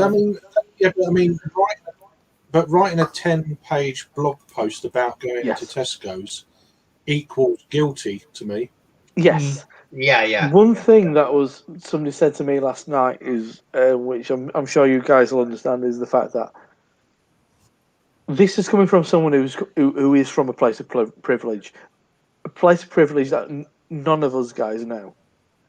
We don't understand that because we've never been kind of, we're not those that we're not that kind of privileged person who's been able to do all sorts of things and a very different life I'd say to everybody here, including Harry. He's a bit posh. You know what I mean? But Harry is he's a Draven at a brewery. Everybody knows that. That's all right. You know what I mean? Raking You didn't get X amount of money from whoever. You didn't get those opportunities. I'm sure anybody would love to have the opportunity to open up the brewery, but it's coming from that place where. And it was pointed out to me, if you go on Paul's, I mean, I like Paul and I'm not bashing him, but this is fact. If you go on his Twitter, and look at how it's kind of broken down. It talks about Cloudwater. It mentions some kind of food related thing that he's involved in, and also his music, and which is apparently it's a new thing that's been added to there. So he's kind of like, is he trying to like push his music on the back of all this as well? But it's coming from that place of privilege. I mean, I like Paul, and he's always been good to me, but I think it's when people who have a really privileged opportunity, and so they just don't see it like we do, because they've had a really different experience, and James Watt is a great. I mean, they're very similar people in a lot of ways. Circumstance, I'm sure, is quite similar. Might be different people in certain circumstances, but they're of a type, and it's hard. And I think that's the thing. I think me personally, and people who I know who were talking to last night, it's a different existence. You were able to open up a brewery and travel around the world and make a really big impact because you were afforded opportunities, and so we just don't see it through the same lens, I think. So there you go. No, I can understand that, definitely. I see in a few people, Theo as well from Daya, very similar, who just lives a completely different life to. But doesn't spout shite though. He doesn't spout shite, but if you know the way he lives. Also, there was a chap at Dig Brew who was very similar. Doesn't spout shite online, but definitely does within circles. And there's definitely certain people within this industry that I can say I like Mr. Cloudwater. It's like my man Richard, who founded Magic Rock. When I met Richard, he was the graphic designer for the family firm, a company that his dad had set up in the 60s, selling kind of hippie shit to kind of like shared earth and beads and semi-precious stones and all this business. His sister was the kind of assistant managing director. His brother was kind of a more managerial. His older brother had a slightly more managerial role, and Rich was the graphic designer. But based on that, it was a family. There was a family company. There was a bit of money there, and they used a part of the building that they weren't using to set up the brewery. So they had a bit of cash, and then so there is a bit of collateral behind it. And they built what they did, and the success took them where they did, and now he's probably a multi-millionaire. I've heard, because it's a private thing. I mean, but I've heard 12 million that Lion paid for Magic Rock, and he doesn't get all of that, but he'll get a nice chunk of it. So he bought Johnny out, bought his brother out. Fucking hell, but he's fuming. But I've heard more than that, Rob, to be honest. Really? Yeah, I've heard about 4 times more, but like it's not who all of it went to. It went. Yeah, They were but- partly yeah, owned because- by yeah, 'cause when you- Swedish distributor, and probably loads of bits and bats. Yeah, because when you think about what, probably owned a certain amount. yeah, when you think about what Heineken brought Beavertown for, it's going to be comparable, surely, for Magic Rock. Also, big news today: Heineken. This is what I've heard from a local pub. Heineken have run out of lager today. Really? I've heard this as well. This I was told this by the drayman That's who'd been to hilarious. one of the pubs, and he Oh, said, Drayman talk, is it? Old Drayman talk. Dirty drayman talk, and basically, there's one pub who was trying to order some Heineken lager, all their different brands and stuff, and they couldn't get it, so they've basically moved on to our stuff, which is our stuff is cheaper, but they can't. It's not. For them, it's not cheaper because they have They're to pay. tied into Heineken. They're tied in basically. Our stuff is cheaper, but they have to pay a premium because of it. And they're like, yeah, we'll just have yours. Premium. Yeah. Yeah, Premium. it's got premium on the bottle. If it says premium, it's because it's more expensive to certain pubs. Or strong. Or strong. So yeah, Or really shit. and that's why I've got to go in tomorrow. They've basically ordered 4 kegs of it, and I've got to go and drop it off tomorrow. Yay! Can't wait. That's why I'm now drinking water rails. So did Heineken just stop operations over COVID, and then it's like now they're catching up, and you can't buy Heineken? I think they had, from what I saw on different pub groups, they had some old stock from January, a January brew that they did, which was still going out, which pubs were selling. And then they've done another batch of, different products, but they didn't do full batches because they didn't. I don't think anyone anticipated pubs to go as mental as they've gone. Because I suppose for Heineken to flick back on the switch, they have to brew a certain amount.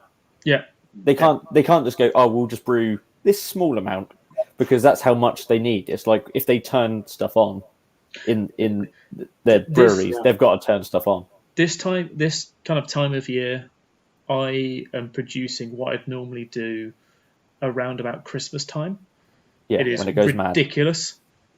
I'm brewing 3 times. So I'm brewing 15,000 litres of beer a week at the moment, just to try and keep up with the way that sales are.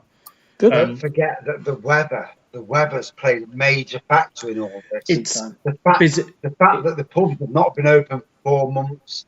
Yeah. So people, even though it's fucking freezing when you're in the but it's dry. It's dry. Yeah. It's and cold, but it's dry. thinking, let's get to the pubs. Sun's out. That's the thing you want to think. Sun's out, guns out. Because also weirdly, bottle sales have not decreased at all.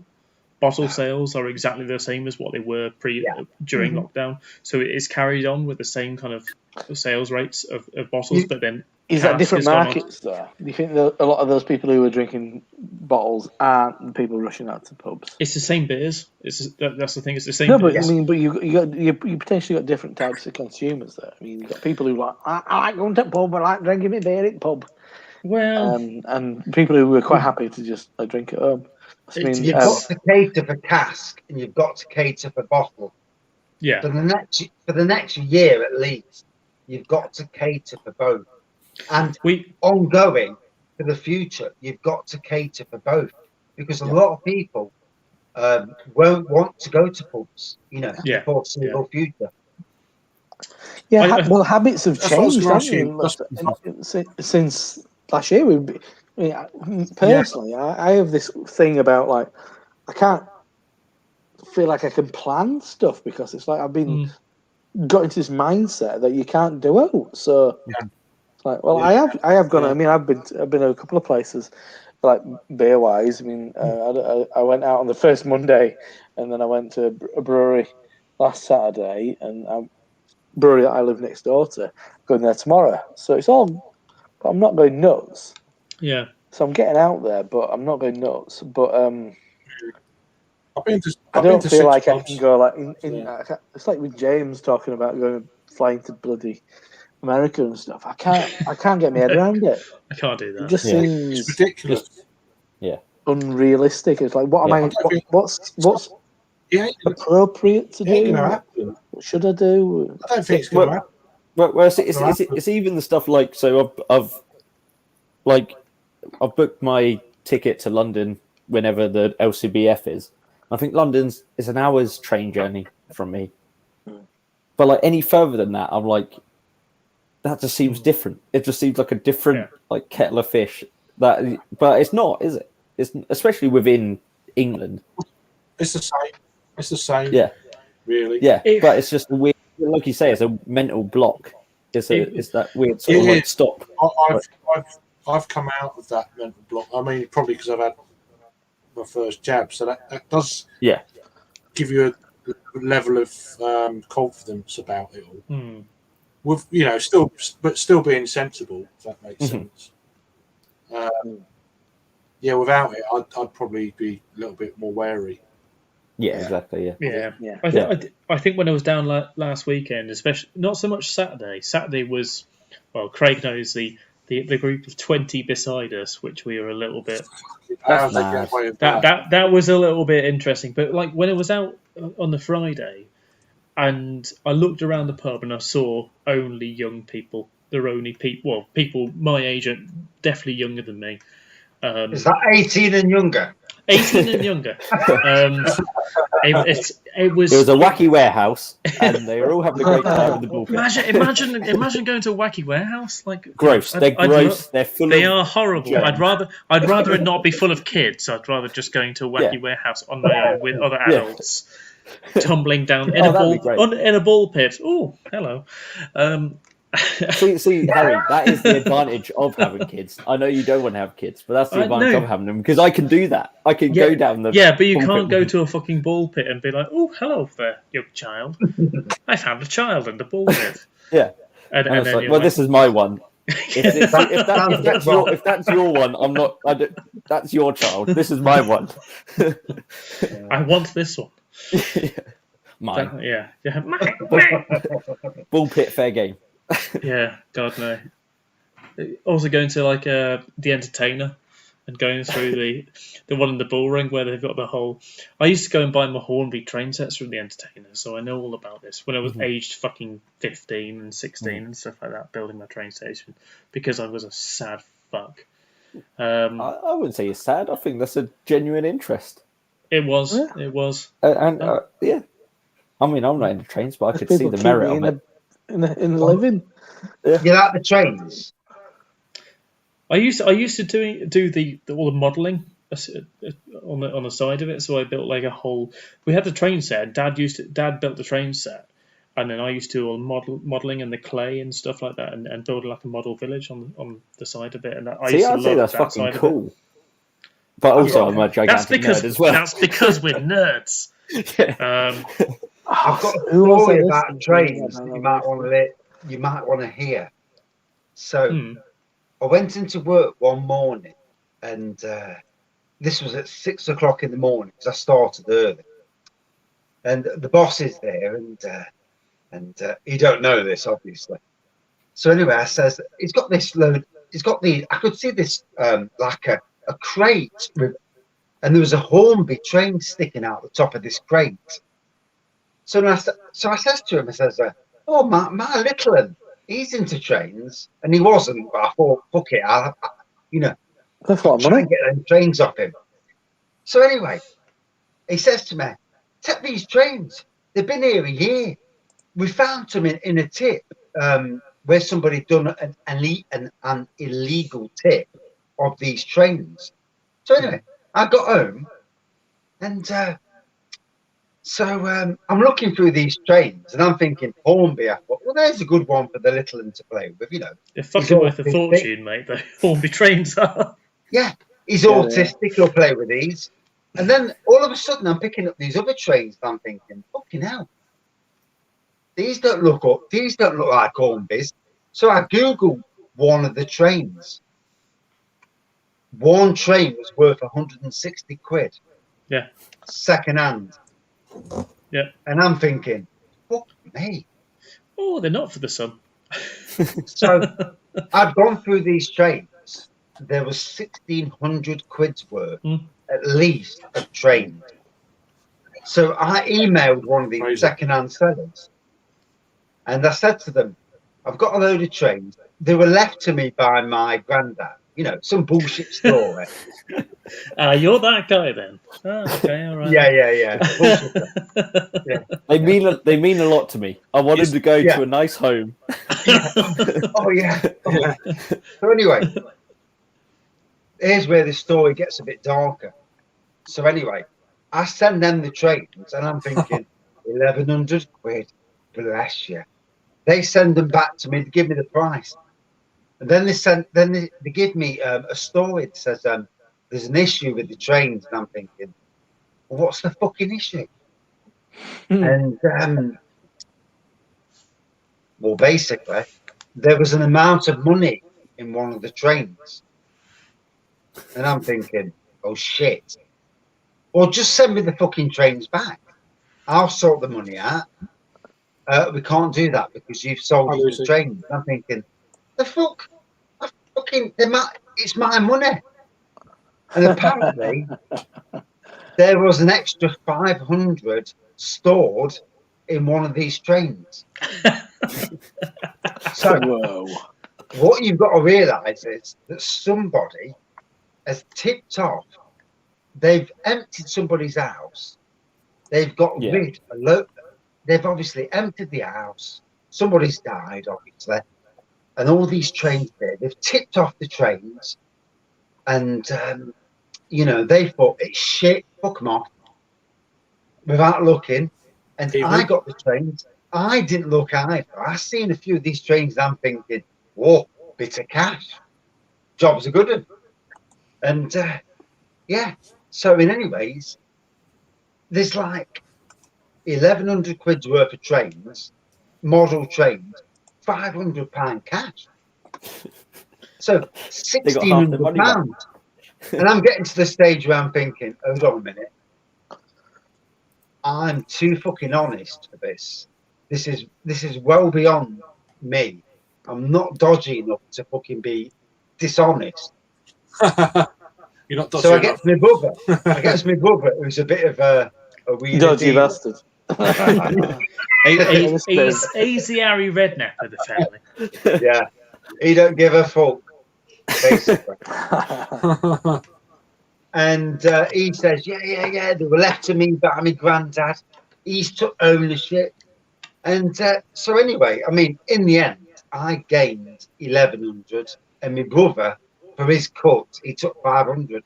I mean, to be fair, I would have took nothing because me being honest, I would have said I would have bottled it, but I didn't in the end. And, you know, I mean, to be fair, they were dumped. They wasn't stolen. They were dumped. They were left for over a year. No one came forward. So, in the grand scheme of things, there was nothing dodgy. But you know, in my eyes, you know, it felt wrong. I hope that now everyone is going through their Hornby train sets that they have, unscrewing the tops, trying to find £500 in the top of the locomotives, hunted through. You know what pisses me off? The fact that I didn't look through the bastard trains and see that fucking 500 quid. It's mad how much, like, so all of my things started off with like a 150 quid set bought from Costco, and then we had this, and then we went a little bit. Dad loved it, and we went a little bit mad with it because it was our kind of bonding tool. We all kind of put some underlay underneath the track so it didn't make as much noise, made it sound more realistic. And then we put some grass down, and we're like, okay, let's build like a hill and like this area where you could kind of hide the controls and everything like that. So you could control it all in one section. And then we built like Coronation Street basically because it was cheap kind of like Hornby set. And then I said, oh, should we put some lighting in, put electric lighting in, all controlled off and everything. And it got to the point where, well, I'd reached a point where I was just kind of grown out of it after about 2 years. And then Mum and Dad sold it. And they sold it, 3 years ago? And they got like 1,400 quid for it. And this is a set that, okay, we spent a lot of time on it, but probably only cost us about 500 quid to do the whole thing. But they span that off it because I don't know how much because we didn't sell them at locomotives. It was just the board that we sold, the board and all the electrics, and I think there was 1 or 2 engines that came with it. But it was all quite expensive buying the stuff. But you do make your money off it as well. I think some of the older stuff that we've got is probably worth 250 quid a train or something for a locomotive and its carriages and stuff. And all it is plastic. But it's just because it's rare plastic that people want to buy, discontinued plastic. It's amazing, isn't it? What, I mean, when they came back to me with the prices, when I scanned on the internet, I looked on eBay, because you look on eBay, and one train came up at 160 quid.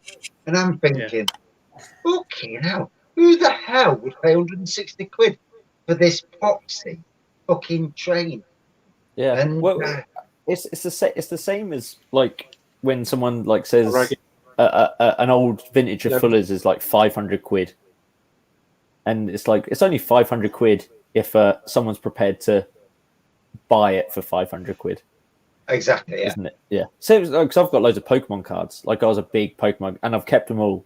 And like you go online, you go, oh, I could sell that one for 200 quid. It's like, did you get them all? I initially, but then they released like about 1,000 other ones. Isn't that the catchphrase? Yeah, gotta catch them all. Gotta catch them all. Yeah. STIs. And then I got into beer, and then that's when I was like tick tick tick tick tick. Oh yes, yeah. Initially. Yeah. But that's the thing, though. It's whatever someone's prepared to pay. Yeah, but like Fuller's Vintage Ale, when you see it online for like 900 quid for a bottle of it's. That's I sold my a vintage ale for I sold my 97 for 500. Was it 500? Oh no, it's 475. I sold my 97 for. But they can't drink it though, can they? They're not buying it to drink it, surely. I don't know. I didn't care. I just bought it. No, I know. But like, what are they doing it for? just to every now and again, just go. Oh, I've got that one. There's some rich fuckers in the world, isn't there? Yeah. And I'm back. Yeah. I've just looked at Charles's Instagram story. Hey Charles. Just as I saw that thing, that was Cheers, weird. Charles. I saw he had a lovely pizza on his Instagram story. Piazza. I've just cracked open Chubble's number 3. I didn't realise it was 11%. 11%. Yeah, it's a big boy. It's a big old boy. I thought it was 10, but 11. I was like, okay. So yeah, that one. Get it down, yeah. I promised, man.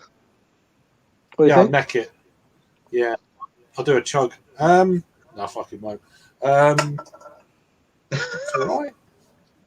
Yeah, that was my opinion. It's very soft. Got a lot of. I liked it. It's got a lot. It's a lot to it. You'd expect it to, though, really. But apart from that, you're not getting the ABV. No, it's definitely quite. It's not like in your face pungent. No. I enjoyed it. If I'm going to drink 11% beer, it's a nice 11% beer to have. It's got a bit of bitterness going on underneath all of that body, I think. But yeah, nice. Can I just ask, just out of curiosity, amongst all 4 of you, how much do you spend roughly on a weekly basis on beers? Roughly, Not the stuff that you get sent to free. I'm not limited to say. Is my wife watching? Well, I can. I can. It varies. I generally more than this week I've spent probably about 65 quid, which for me is a mega week.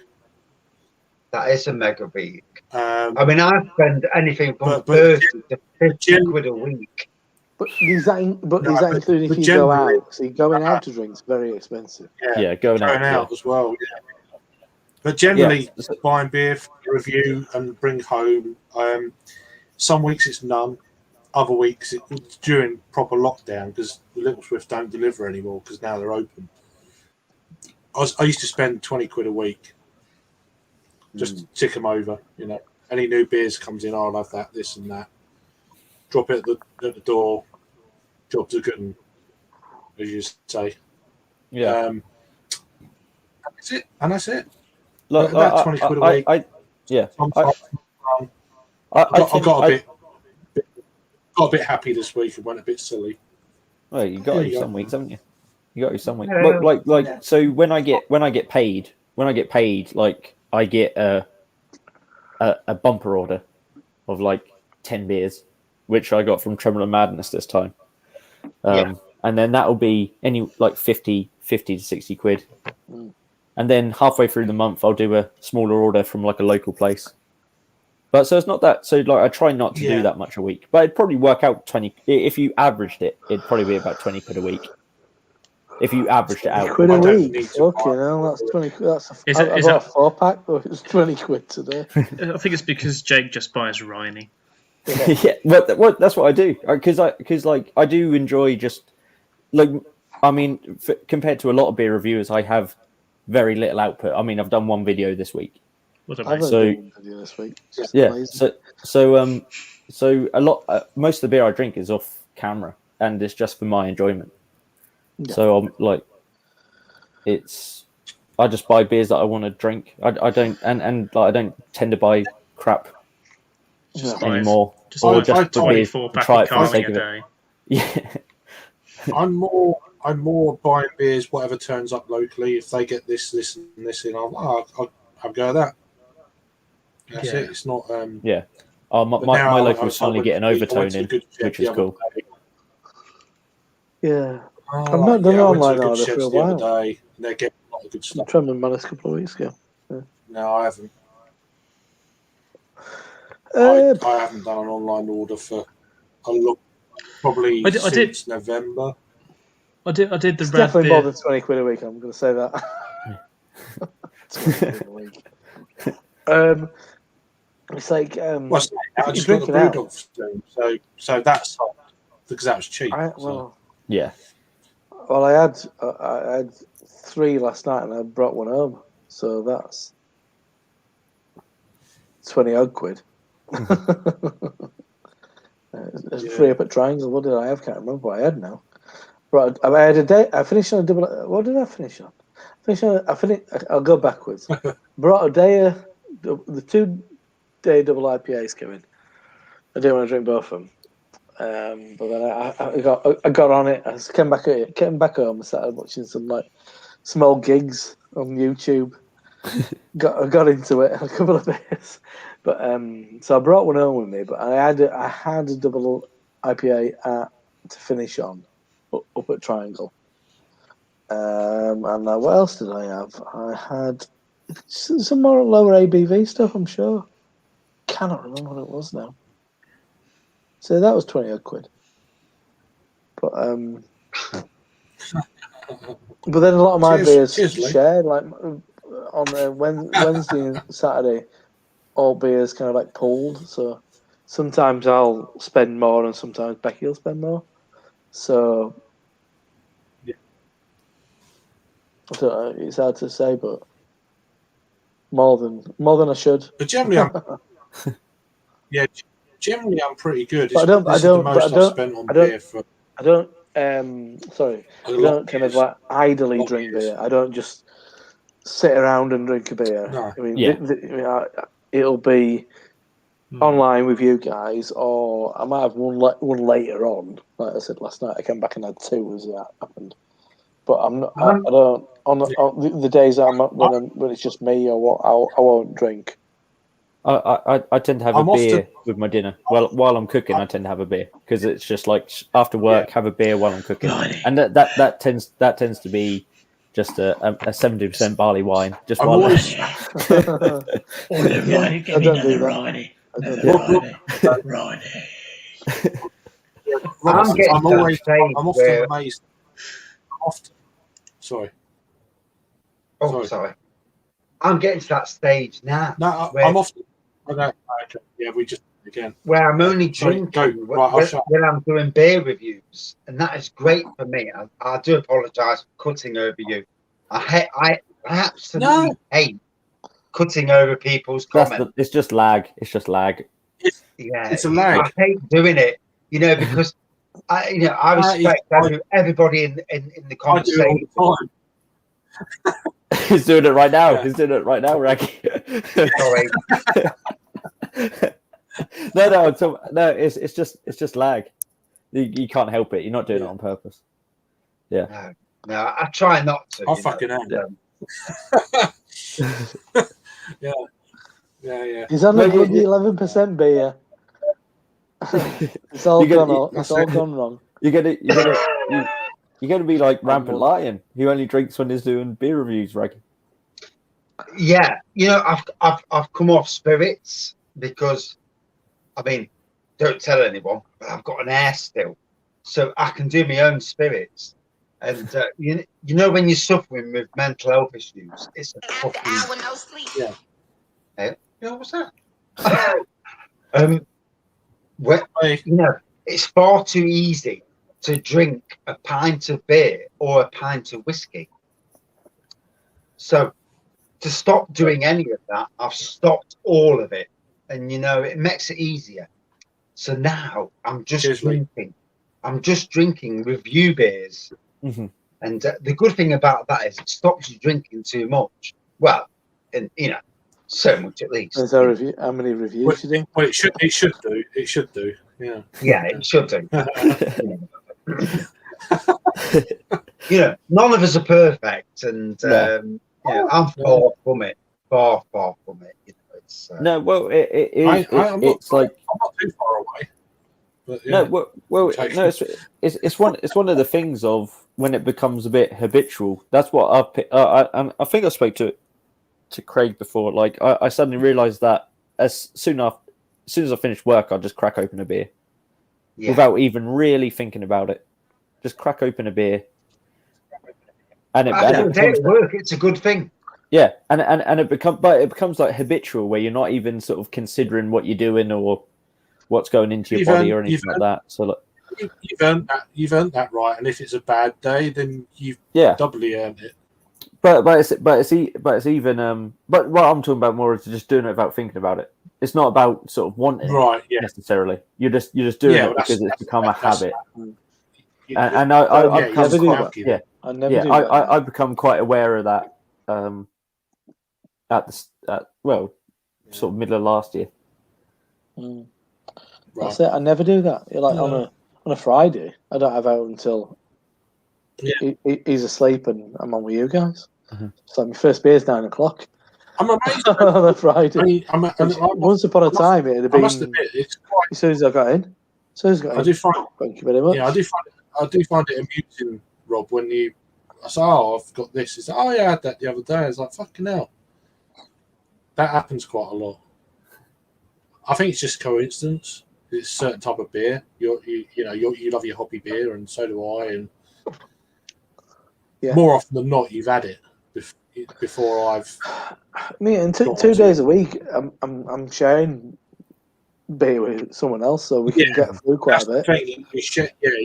You get through a lot. You can have like 8 beers, and you've only had 4, right? You do that once a week or whatever it is, and twice a week. Soon amounts up. Twice a week, even sharing. Get through it easy. So you're going to get through a lot of shit. You're going to get through a lot of shit, and big time, get through it all, everything. Get it all. But so that makes sense then. No, I mean, if I'd done that, it'd be the same. But you've got the choice up there in shops. Where you work or where Absolutely. you work. I've got thing. I've got Triangle. I mean, you live in Yorkshire, and you're still working from home and all that sort of shit. Yeah, for the foreseeable future. Oh, right, okay. Do you miss you? Hull? Solihull? It's cheaper to pay for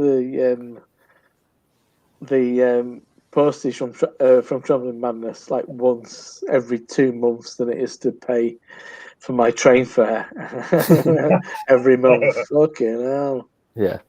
I think my last monthly pass cost £386. It's mad, You must isn't be saving a fortune on train fare. Yeah, I am on that, but it's still disappearing. it? Yeah, but it's just more more disposable cash. I guess that's the way you look at it. Yeah. But I mean, it's all right. You're coming back to work. You think, fuck, that's my beer gone for a while. Then, Yeah. Even though, because I'm going to a tap room on Sunday. The train fare alone's £15 before I even get to the tap room, and then right, and then I'm going to have a couple there. I'm going to have to get food because I need to eat when I'm drinking beer. So I'm going to have to get some sort of food. So as you do, when you drink out, it's way more expensive than drinking at home. It really is. Yeah, fucking, it really is. Yeah, all those extra little costs as well, and that like food. Like at home, you have food there. You just get a packet, a massive pack of Doritos. And you sort of. What is it with you fucking? What's with all these people? It's like buying big bags of crisps. That's the. I buy big bags of crisps all the time because I'll eat that whole bag of crisps. as you know, go to a Polish shop, buy your best crisps. Yeah. Don't need a supermarket. Go to a Polish shop. It'll taste better, and you'll get a lot more crisps in bag. Do you know what I like from Aldi? Audi. Barbecue sauces. And they're like rugby ball shaped crisps, and you get a massive fucking bag of them for like 60p. Are those the Red's barbecue stuff? No, it's just Aldi's own range. Is it barbecue flavoured crisps? Barbecue flavoured crisps, and they call them sauces because they're like shaped like a little UFO, I suppose. Oh, saucer, not like a barbecue sauce. Not sauces. Not sauces. Those sauces. Make your own. Yeah. Make your own. That's my advice. I'm going to have to skedaddle, but it's been a pleasure, as always. Okay. Well done, Squire. Maybe Sunday. You never know if Harry's doing it. I'm unfortunately I'm working on Sunday, so you're working on Sunday. I'm working tomorrow and Sunday. Have you become a member of the clergy? It's God's Day Sunday. It's a Sabbath. It's a Sabbath, and I'm working. I've got to go to work because I've got to I've got to go and get my water to temperature, my grain ready for Monday brewing. Oh, bless you. Right. So Life of a drayman, eh? Yeah. That's better if you do it than someone else. Life on the dray. Yeah. Someone else might fuck it up. Hard times, daddy. Well, exactly. So that, Rob. Bye, Rob. Bye, Rob. All right. What was that you drink? You just top up there, Raggy? Yeah. What? The same beer or? No, I've got some Excelsior lager. Excelsior. Yeah. Oh, is that some Lidl stuff? That's Aldi. Some cheap shit. Lidl. The wife was binning it, and I took it out the bin and I kept it. Do a join you. It looks good. It looks good in that glass. Zubba's probably way better than that. It's not. I'm going on to this now. Proper job. Proper job. Hey, have you had a big job? I have had a big job, and I also had the beer, and it was. He prefers black job. Black job. Do you know what? I wish Black Job was available more regularly because it is a fucking delicious beer. Black Job is amazing, and you can only get it like in Cornwall. I always have Big Job to hand. Generally. Well, that's just you though. That's just me. Yeah, he's got a big job there. Also sometimes to be honest, Craig, I have Black Job to hand. Yeah. What a job? Yeah. But what I always have is a proper job. No matter what happens, you gotta make sure it's a proper job. This is not 11%. It's ridiculous. Yeah, it's a smooth beer. It's a smooth beer. It's great. That's what Harry Potter said. Ridiculous. Huh? Harry Ridiculous, yeah.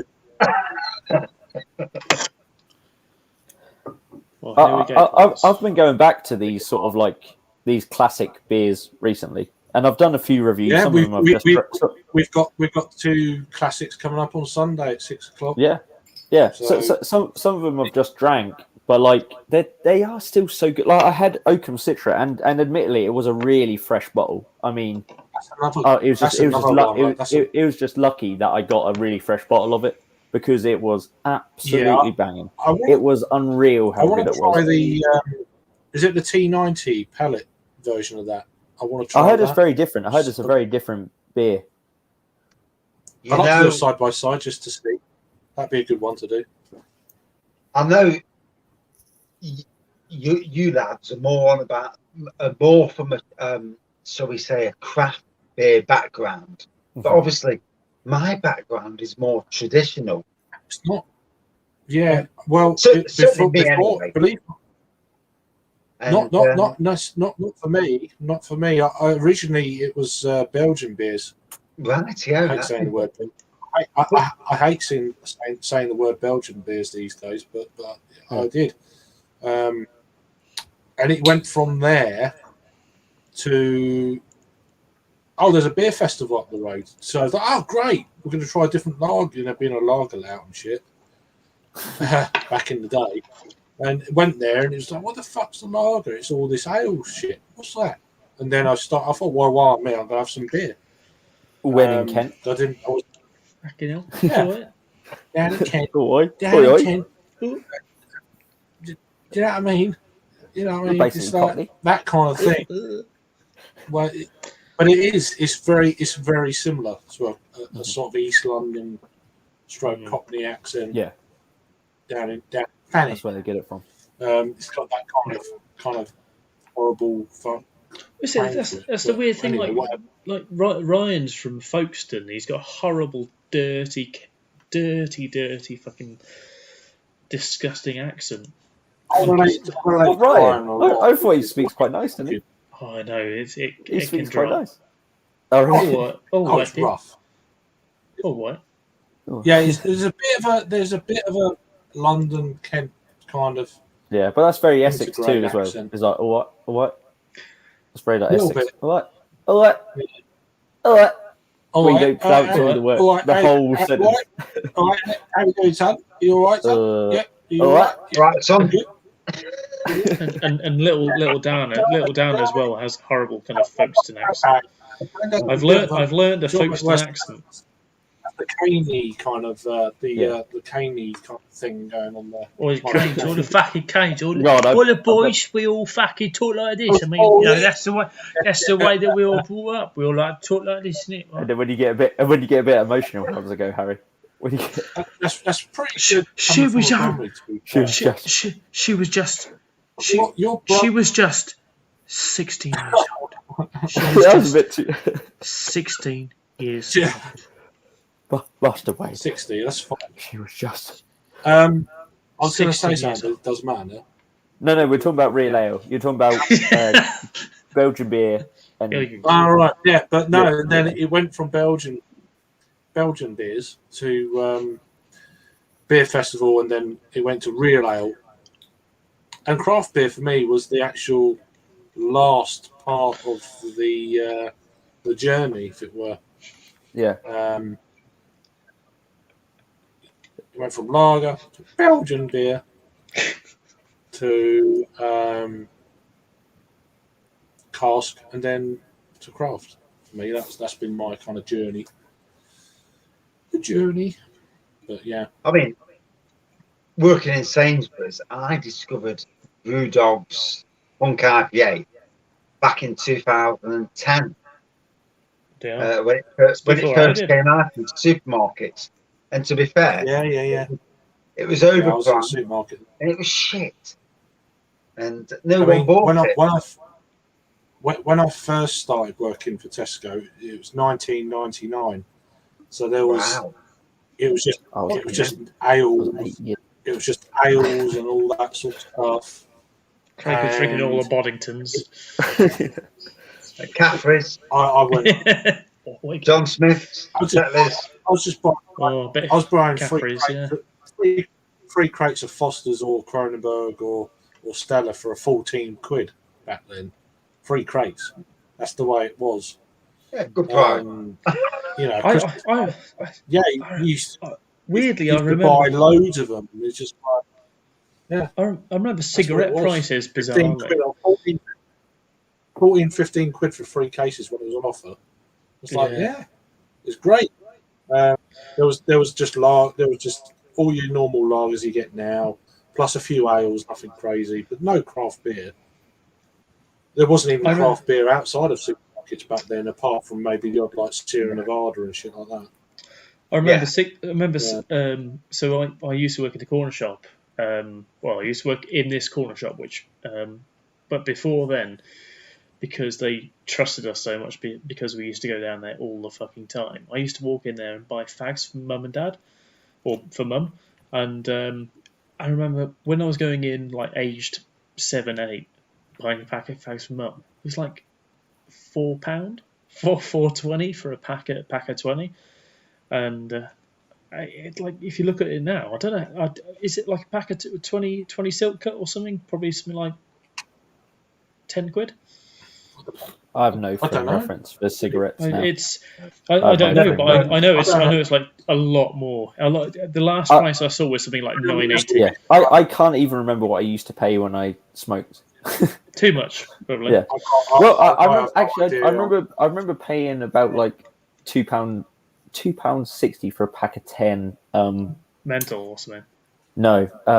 Fuck. What did I used to smoke? The worst of the worst. Shit. It was the offcuts. What was the offcut brand? Camel. No, I'm gonna. It'll come back to me in a second. But they were terrible.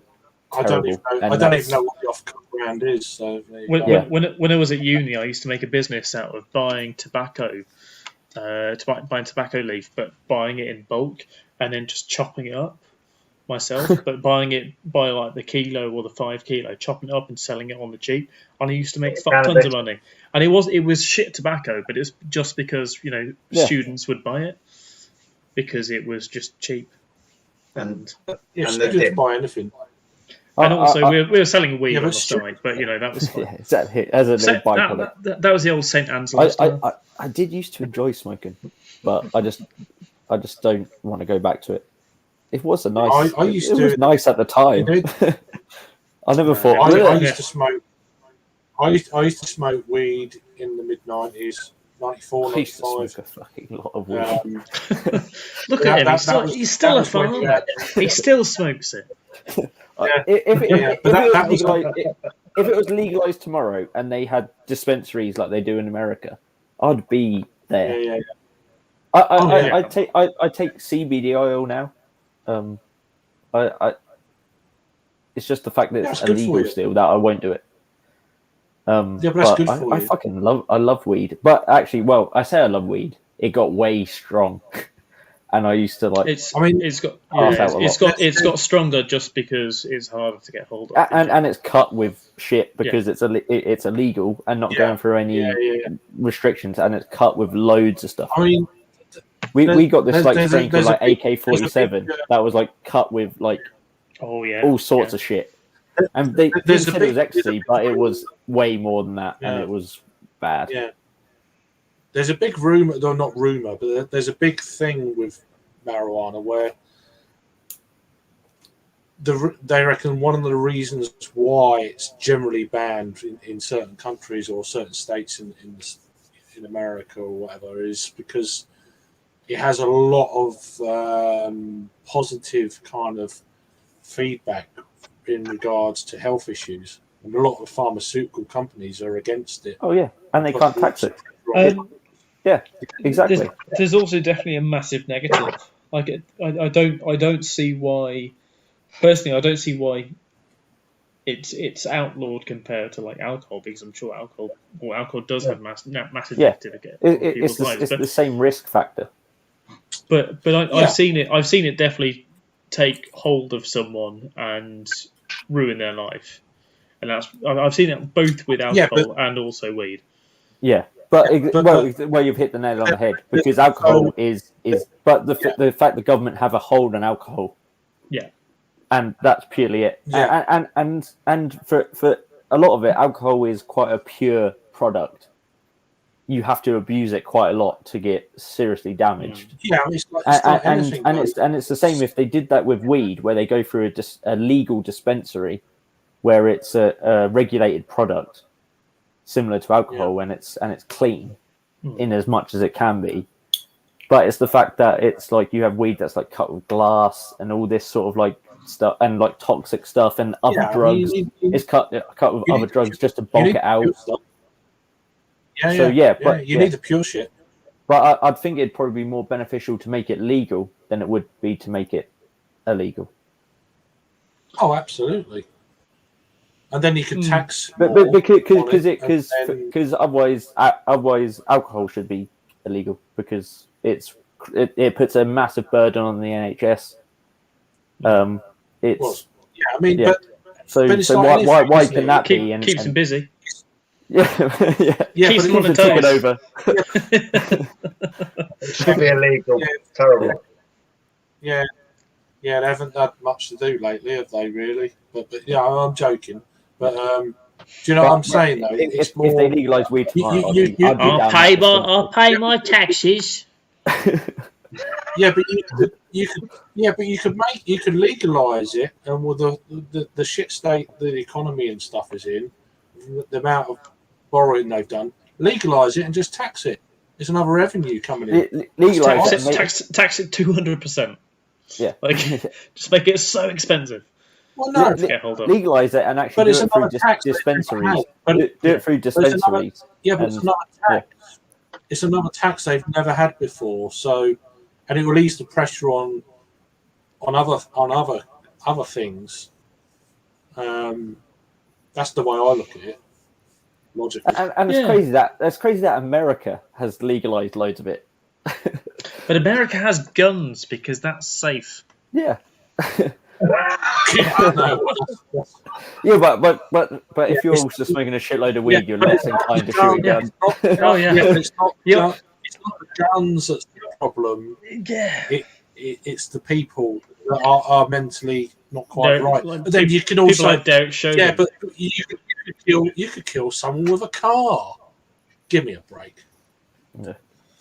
I'd love to. Yeah. But then you don't. When they come up with the argument that you don't. So they say nutters. They never drive a car. They've always got a gun. They like to say stuff like our knife crime rate is higher, which it is because we do have guns. We do have guns, but they're not prevalent. We're never going to agree with a lot of Americans on this, which I've ended conversations with our fellow Americans on this before, and I thought it was me. Then it's Harry again. No, it's still me. But I mean, they've got their things, and we got our things, and nothing's perfect, is it? It's all shit. No, I do feel that some of their laws are outdated. Bless you. Oh, massively. I can't remember what comedian it was, but I saw a great joke about, because everyone goes on about their. Is it the Bill of Rights? Was it Donald Trump? Yeah. It was about their Orange County, California. Yeah. Yeah.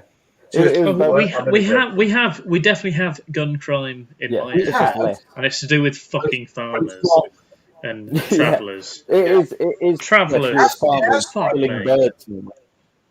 It does have some gun crime, but it's not widespread. It's not countrywide. It's certain areas of the country, big cities. It's countryside wide. Yeah, but it's not crazy, is it? No. It's not like how it is in the States still. It is like, or at least what it's portrayed to be like every day. Every day something is happening in this hood. I mean, knife crime has dropped down the last year or so because obviously we've been in lockdown and shit. Everyone's been stabbing each other indoors. So yeah, behind closed doors, hiding it, and then now it's going to come out now.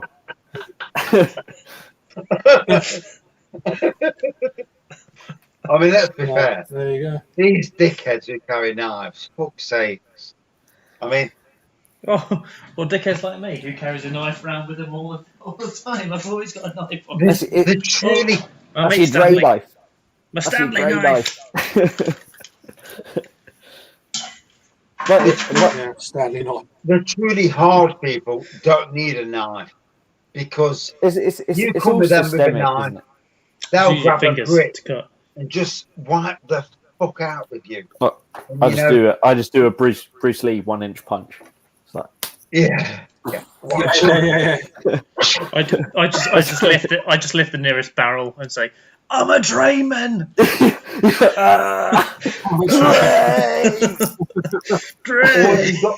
Or if you've got really bad armpits, you go sniff that fucking bitch. Oh, go on. And, they're on the floor. They're incapacitated. You've done no way, son. Yeah, you bitch. Do you want it? You've sniffed my fucking armpits. Do you really want it? Come on, son. Have some of that. Yeah. I did see a funny thing about sort of America, because in America they always go about like the Second Amendment or the First Amendment, and it's like, we can't change those. It's the Second Amendment, and it's like, it's called an amendment. If you can't amend an amendment, then what can you do? It's literally it's in the title. It's an amendment. They must have amended something to make it an amendment. It's the name of the word. First Amendment. Yeah. You've got to amend an amendment. I use the Eighth Amendment. Drink what you fucking like. I think that was George Washington who put that one in. Prince disappeared. Where's he gone? He's pissed. He's making another amendment. He's on the ninth. The piss amendment. Great. Well, there's no birdies. Zubber is okay. There's no birdies. It's Okaz Naturally. Super. I've actually reviewed that. Quite nice. Yeah. I picked up a 4-pack for £4. So 4-pack. Good for price. Is it good for price? Good for price at a local cost cutter, probably. Right. Can't beat that then. Yeah. It's okay. It's just because I don't really want to have any more. I'll have another Zubber maybe, but I don't have any like expendable beer, unfortunately. I've got lots of expendable beer at the moment. I've got expendable whiskey, but not expendable beer. I've got nothing expendable. Oh dear. Well, I'm down to my last. Go and buy some more. 300 bottles of beers, lagers, and wines. You can't get one of those. They've all got a purpose. I'm getting so depressed. I look and think, fucking hell, you've been there ages. Have I got to review you? What do you reckon your oldest beer is in that stash? What's your oldest beer? Funnily enough, I did a review about 3 days ago, and I reviewed the beer. Then afterwards, and I thought, fuck me, this was 20. So I checked the data. I think it was from like fucking February 2020. And I thought, that was a bit out of date. I think that's the oldest I've got. Oh god, classic that one. Bit strong though. It's a bit strong, a bit. To be fair, it tasted great. I've never given a shit about dates, but it really lubricated. You think to yourself, if it's out of date, yeah, it's a good one. Well, some beers can get better. Ooh, out of date. Some beers can get way worse. Who's Glenn? Oh. Oh, look at that! I've got that one. Just clanged that. That's a clanged chef's it. kiss of a That is beer a right chef's there. kiss of it. What years we talking on that bad boy? 1819, so not too old, No. but old enough. I'll have that then. A delicious beer. It is. A fine Waitrose ale. It is, and it's crazy. In Waitrose once, I brought 3 different vintages, and I don't think they knew they had them on the shelf. I think I might have been with Craig. It was because it was in Canterbury. I got a beer called Ninkasi. Yeah, Waitrose. I saw your comment because I quite like Ninkasi, but I haven't had it. I haven't had Ninkasi in years, so I can't comment on what it's like now. But I quite liked it back in the day. Okay, now I've never drank anything like Ninkasi. I remember it being quite appley, quite sort of almost a bit dry cider like. like a farmhouse beer. That's what it is, isn't it? Really, Ninkasi. Yeah. It's supposed to be a farmhouse beer, isn't it? To be fair, you call it farmhouse. You know, when I drank it, I thought it was more shit out. See, that's the thing. You have to learn to just live on a farm, and then you know that a farmhouse is like living on a shit house. Yeah. It's the smell of manure every morning. Look at I that! know what farm What a pour that like. is! And I know what shit houses smell like, and it was fucking disgusting. What is it? What's that? Guiseboon. Oh, Goozaboon. How about that? Nice. Gersburn. Oh, it's a good beer. Love it. Oh, yeah. It's a Goozaboon. Yeah. Gersburn. I did the same, Pet Man. I did the same.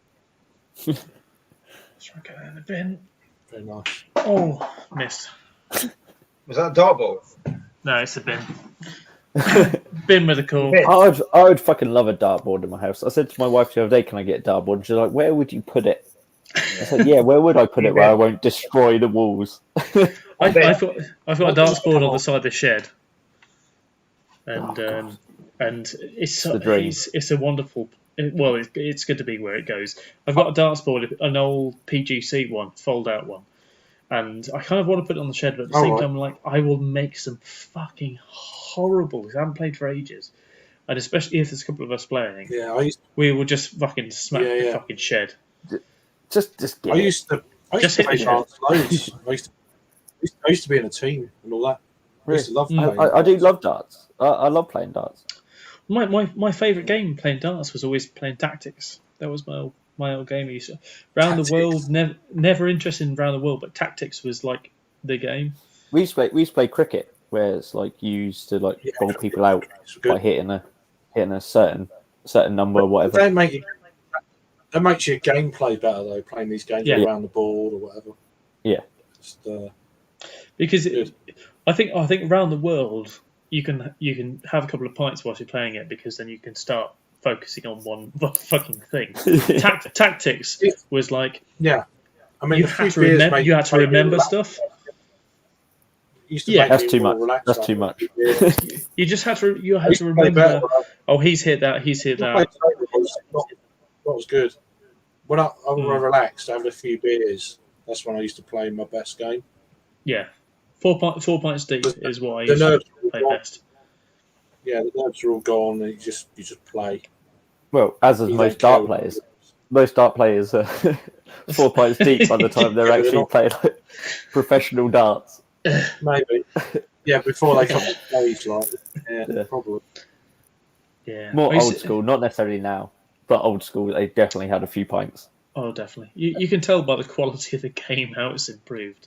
Yeah. Maybe it's possibly because things got HD and they can't blag the pissness as much. And the rivalry is as much as it is in boxing. Gerwyn Price, if you watch him playing, he is ready for a fight. He's such a dickhead. He's such a knobhead. They shunt each other on the fucking hockey. Gerwyn Price was a rugby player before, and you can tell because the way he just approaches, he's like an absolute dickhead when he. Oh, Raggy's on the What's prune this? wine. Is this prune wine or is this port? What are we talking? Port? Port. Oh, A liquid. Very nice. Spencer's. Don't get. It's nothing to do with me, Raggy. Don't bring me into this shit. Craig made me do it.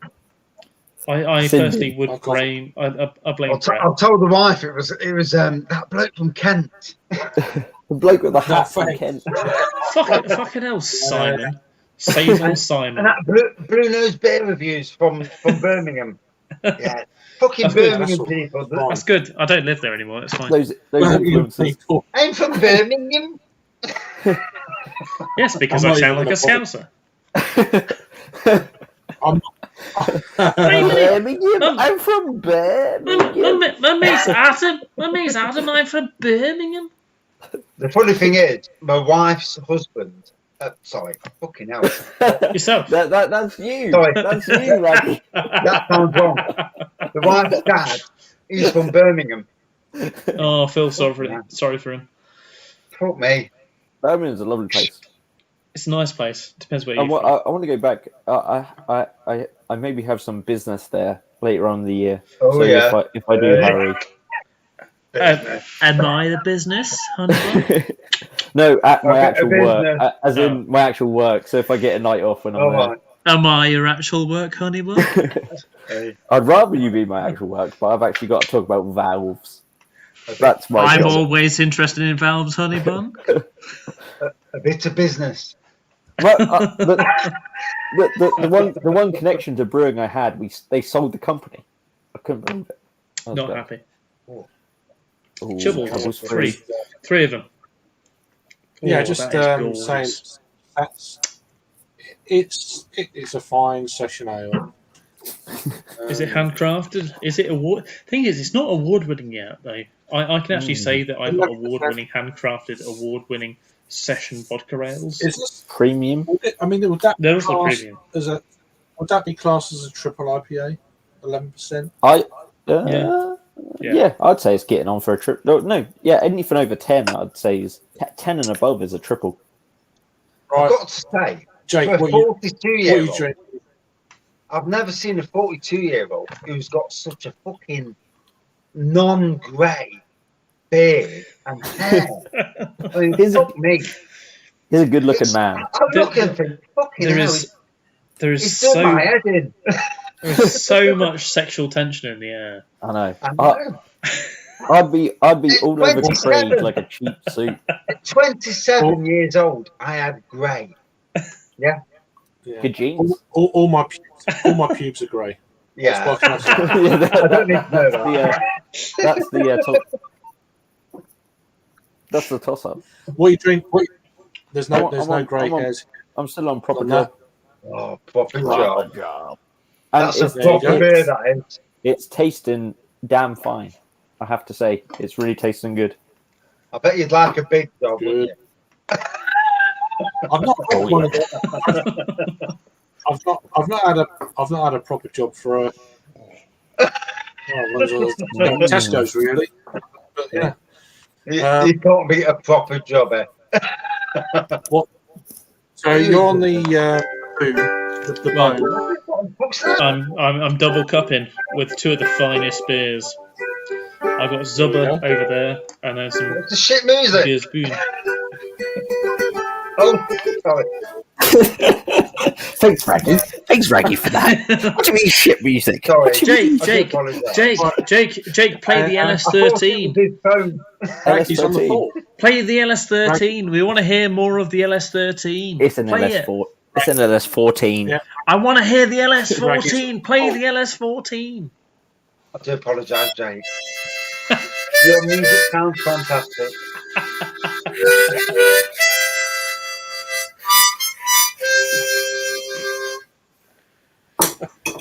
No. And that's Raggie's why I on the- shot all of the Ku Klux Klan on Red Dead Redemption. I do apologise.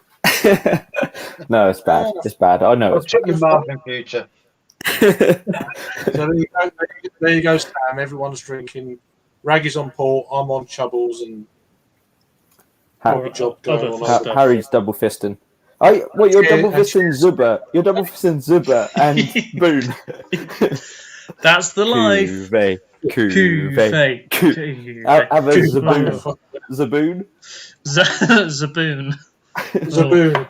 Let's make it happen in a used glass. Zipone. I have Right, Zipone. let's just end this water first. I can Get provide, the horrible stuff out. I can provide some more music for Raggy. Right, here you go. Is that Rainbow? I tried to do Rainbow, but I laughed. I did try to do Rainbow, but I laughed. And also, I'm going to get told off. I'm going to get a red card now, Raggy. Right. Here you go. Here's a Zubba and Boone. Cuvée. It's an absolute world first premium Zubba. Well, that's too much Zubba, if anything. I don't need to waste that much Boone. Okay, don't waste that much Boone. Oh, look at that. Oh, it didn't even sniff That's one of those. It's That's gone one of in. those big old Ramsgate glasses that can hold like the sea in it. Yeah. Oh, he's doubling it up. He's pouring it in, and the anticipation. Oh, that's And enough look at Boone. that. Oh, Yeah. isn't it? All This the is the yeast in head there as brewer well. He's getting all the Holy yeast in yeast. there. Brewery. He's sniffing the bottle. Oh, he's going in full deep. Oh, he's loving it. He's getting the sniff. Here he goes. Let's give He's the going swirl. Let's give the swirl. Look at that head. Look at that head retention. Oh, that head It's retention. growing. It grew. I'll rock it back and forth. Look at it. His balls are banging now. More bubbles going up the I side. can feel it. Always drink Ramsbury beers. Why am I watching it in slow motion? It's I don't weird. know. Here we go. We're going in deep. Oh, yeah. That is a session Boone. No. A session Boone with a rather shit finish. Yeah. What I think you've done there is you've ruined Boone. I've ruined Boone massively. It started off nice and tart and sour, and then I was waiting for that nice sour finish, and it's just like, no. All you're going to experience is lagery shiteness. Yeah. Well, that was an experiment, so That's an let's get rid of experiment it. Cheers. you never need to do again. Raggy's going to get a year suspension coming. Those Ramsbury glasses are huge. They seem. Unfortunately, they all burnt in the fire. Oh, did So they? I have a limited amount of them. I've got one up Oh, there. they're rare. They are rare. I've got this one up there, and possibly one more. I really like them though because they're They not are big boys. They're not supposed to be for beer. They're supposed to be for like spirits and cocktails and stuff. Yeah, like gin and stuff like that. Yeah, but they are massive. Yeah, big glasses. I mean, like my one that's similar to it, the UK BT, which is currently full of murky water, is that water? Is that water? it was water once.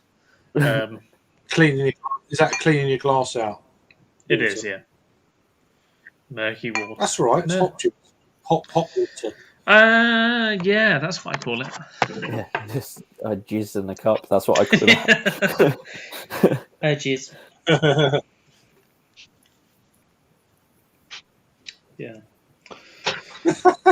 Yeah. Are you drinking any more after your troubles, Craig? I've still got this brown one. Still, are you drinking any more after that? Because I want to know if I'm going to open another beer or if I'm going to call it a night. Open another beer. I mean, you can open another beer. We might be offline by the time you finished it. Oh, Ribena. Raggy's got a new beer. What's the ABV on that? 17. Is that a Raggy Beaner? 15%. Raggy Beaner. Raggy Beaner. Raggy Beaner. Raggy Beaner. Yeah. Ragginsons. I'm probably going to back down in about 10 minutes, Jake. Yeah. So, but you Me can too. have the rest of it offline. Get another beer and then I don't know what happened in my throat then. Yeah. But Let's it go made with wine. a noise. I wasn't drinking any wine tonight, but hey, let's go. Hey ho, Oh, let's go. Don't get me into shit.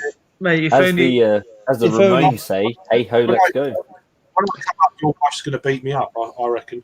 I reckon she's going to be like, "Fucking hell, you ain't coming in here." Do you know what I mean? Your name's not Dad. You're not coming in the shed. It's not coming down. You got no shoes. Raggy, what part of Nottingham is it you live in? Sherwood. Okay. So, No, Brian. if you know the ring, I don't know. Yeah, I don't know Nottingham. Is it far from the station? Is it far from the station? Train station? about 3 miles from the station. Yeah. Oh, fucking that's a bit. Okay. So if you know the Valley Road on the Ring Road, there's some bowling greens in just near Daybrook in Nottingham. If you know where the bowling greens are, if you look away from them, about 200 yards away from them, or near a park called Woodford Park, I live near there, basically. Okay. See, I haven't got foggiest, to be fair. Yeah, But yeah. It's North Nottingham, isn't it? I don't know that area too well. Arnold, isn't it? Really? Yeah, basically, yeah. It's a bit posher than the centre of Nottingham. Not much posher, but you know. Yeah, my mum years ago, fucking many years, she taught in Arnold, in the it must have been 70s, 80s. She taught in Arnold before she moved to another job. So it's a better place. A better place, travelling around the world. But yeah, like weirdly, all of my family went to university in Nottingham. It's just very strange thing. All from Birmingham, all went to university in Nottingham. So as a result, Nottingham became like a second home for all of us. But yeah, I'm looking forward to when we do Nottingham Beer Fest. Because October should be really good. Well, yeah. I need to book my hotel as well for August. Yeah, I think. August. Yeah. I think I can get a deal in the Ibis, which is opposite Lace Market car park. Well, Lace Market is where it is. Well, it's not really. It's Hockley, Lace Market, Market Square. It's not too far away from them. But it's by the Sainsbury's, and I get a discount in there, so I stay in there really because it's dirt cheap anyway. Mm-hmm. And you can get a tram up to. Tram doesn't run up to Arnold, does it? It runs up Sherwood Forest way.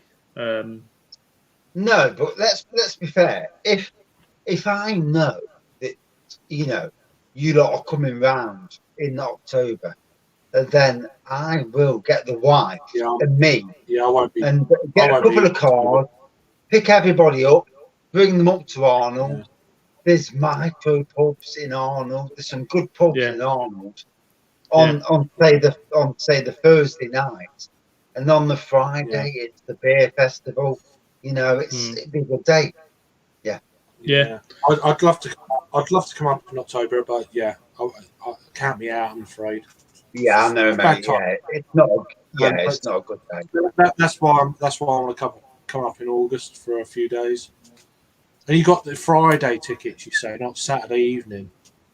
Yeah, I've got the Friday ticket for us, and we'll sort something out. Well, you can always stay at my house, and you can always stop on my settee. There's no problems with that.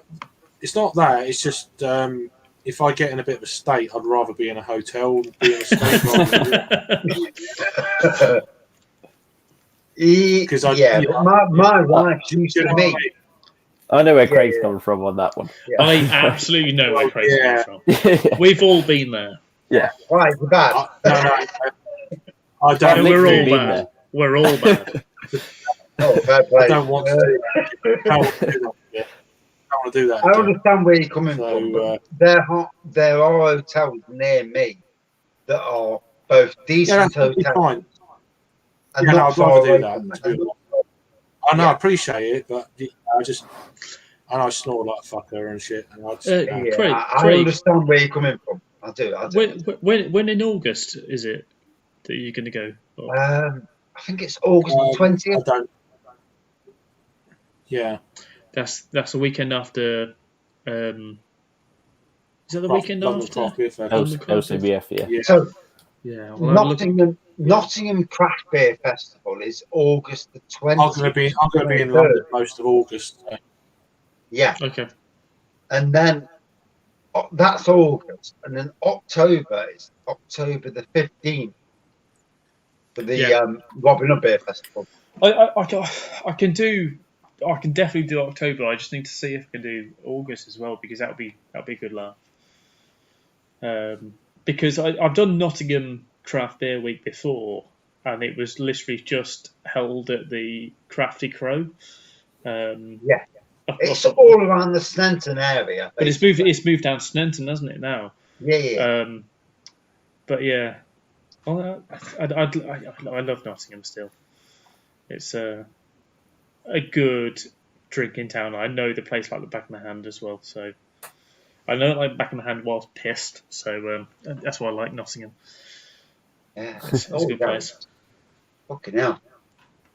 I mean, I've lived there all my life, and I still don't know most of it. But there you go. No, I know most of the pubs. You could go, because my old trip used to be on, Thursday, Friday night used to be go walk to Brewdog, because I was in St Anne's at the time. Walk to Brewdog. This is before I found out.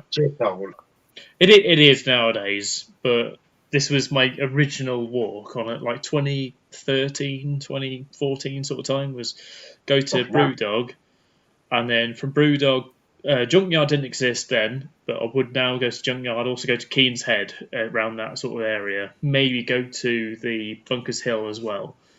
You walk further up, go to Major Oak, just because they've got a cask of Titanic on. That's the only reason why you go. Otherwise, it's a hellhole. and then you go to Barrel Drop, which I'm not sure if it's still there. Maybe the Cross Keys. Is it the Cross Keys? Or I've not heard of the last three pubs. I've not even heard of them. That's strange. Oh yeah. What's the one down the little sort of alleyway upstairs? Junkyard. That's Junkyard. Yeah, that's Junkyard. It's a good place. Then from Barrel Drop you go further, going up, not Maid Marian Way, but whatever the road that connects from Maid Marian Way, going up to Derby Road. I don't know what that's called. You go up the top of there, you go up Derby Road, you go to the Hand and Heart, go to the Organ Grinder, John Ballard's Warren. Canning Circus area. Yeah, up there, up top end. There's a shiny brewery tap room along there somewhere. Oh, that's the Organ Grinder. You've got the Lincoln Green pub that I can't remember the name of. That's the John Ballard's Warren on the corner. Yes, I think. Yes. Well done. Yeah. Yeah. I've been there many times. But yeah, there's John Ballard's Warren. Right. You got the Organ Grinder at the top end, and then you come back down. You've got we did Hand and Heart on the way up, and then you come back down. You go to Crafty Crow, and from Crafty Crow you go to the castle, and then from the castle you go to the Trip, and then to Salutation, Ned Ludd, back into town is what we used to do. Trip to Jerusalem, an amazing pub. Considering the age of the pub, you sit down below, you get a third of a pint, because that's how they sell it, and it's amazing. Then you go to the Salutation. The Salutation is an haunted pub, so there's a lot of history there. Then you go to the Ned Ludd. In there, you'll get fucking hell, I'm choking. You'll get Fruly on draft. So a fruit beer on draft. I've never had Fruly on draft. I've had it in a bottle and never been a fan of it, because I bought it had it in Sainsbury's. In a bottle, and was never a fan of it. I'm trying to think. There's also Canal House. But I never easily go down to Canal House. It was like an Irish pub down there, but we never used to go down there. I know it was like it was a Castle Rock pub, but Canal House was. They had some okay beers, but Yeah. that's what we used to go down there for bottle shares. That was the only reason why I went down there. Canal House, sorry, I feel drunk, is a Castle Rock pub. So you're going to get lots of different Castle Rock beers. And I'm in for a red card. Yeah. According to the comments. Damn. But yeah, I think we'll see, because I think when we go to the beer fest in Notts, I think the Stratford Haven will be rammed. Hopefully, people will move off to other pubs. I love the Stratford Haven. Been there many, many, many times. Yes, it's the first time I ever had putty. Not putty. I had pulp from Verdant. It's the first time I ever had, and I ordered a pint of it because I didn't know how strong it was. And they said that'll be £9. No, they literally did. They went, oh yeah, £6, please, mate. I was like, £6. And I was like, yeah, had a pint of it. It was a fucking double IPA. Yeah, I bet you can't even get a can of that for £6, can you? Double IPA, 8%, and I was like, oh yeah, cool, that's fine. But that was such a long time ago. That was what, 2016? Do you remember when Verdant first hit the scene in 330s? And and that was like, whoa, what is this? What is pulp in a 330? Like, yeah. But that was the first time I ever had it. I had pulp on a pint. Yeah, it probably would have been £6 on draft, and it was dirt cheap. And then you look at it now, like, I'll be like, that will be £14.75, please. Yeah. So like, that'll be £9 for a pint of that. I want a third, and that's £4. Okay. Yeah. But it was like, I remember ordering it, and I was like, I didn't know the ABV, and I was like, oh, I feel a bit fucked. And after a couple of sips, a pint of wine, a very low strength wine, basically. And then I checked it out on top. I was like, oh, it's an 8% fucking double IPA. That's why. Yeah. And I was going to the football afterwards. So going to the Forest and playing someone. Cool. I mean, I've been to I've been to the Trentbridge Inn, the Wetherspoon one. Yeah, sorry, sorry about that. No worries, mate. No worries, boy. We've been in there, and there was there's a load of us. Somebody came in, and I'd had a drink, and when I've had a drink, I get a bit loud. You may have seen some of the drunk videos. Might have. And I don't believe it. I don't believe it. So anyway, he's come in the pub, and it's like, you fat bastard. And next minute, we're being barred, all of us, 40 of us, from Wetherspoons, the Trentbridge Inn. And fucking hell. And it's like, fuck you. What did I say? All I said was, you fat bastard. And, fucking hell. I didn't think I was being that abusive. I mean, I've been a lot more abusive. It is what it is. I've been barred from Wetherspoons before. Fair play. It's not hard. Is it because you look like an Ipswich fan and you're in Norwich? This was while I lived in Canterbury. Oh, okay. This was when I was in Canterbury. Is it because you look? Is it because you look like a dirty Gillingham fan? I remember that night. I remember that night. We was in Canterbury, Wetherspoons, and that was interesting. Yeah. God, if that night was now, oh my days. That's a different. I got barred from that Wetherspoons a different night, but I know the night you're talking about, and that could have been a different night. Well, if that night had been like now, Jesus, absolutely. Yeah, that's what I'm going to say. God, it's just timings, isn't it? Sometimes it works out that was a nice night for the ego, though. Oh, was there 3 of them and 2 of us? Something like that. Well, yeah. I don't want to go into too much in case. But yeah, Christ. Yeah, it's always at the wrong time in life. It's just like one of them deals. It's like, I think that's probably why things like that happen sometimes. And I think that night as well, we went to both Weatherspoons in Canterbury. We done it was the same night we done all the Belgian beers in. The whole. It was a heavy. It was a great night, but it was heavy. We drank a lot. But I was a that big bad the night. next day. Yeah, I couldn't do that now. We're dead. No, God, I mean the amount we drunk in like the Belgian, because we went to the Belgian bar a few times on our excursions, and that's where it always got tasty. All these reviews, incidentally, are on my channel. So if you want to check these things out, it's back in 2017 it was. 2017 easily, yeah.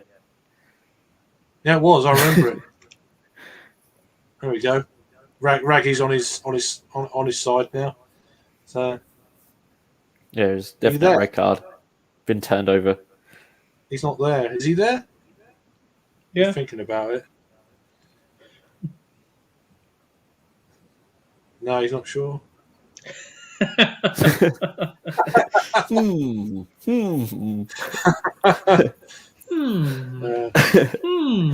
Bless him. I'm not going to. Yeah. So, and that's why it's taken until today to buy my first ever can of Verdant. What? Whoa! Really? Oh, he's gone. There we go. He's gone. And what can was that? I've got about 3. I've got 3 cans of Verdant sitting in the fridge. I've had them there for about a month. Just knocked them around. I've got the Verdant Porter sitting in the fridge.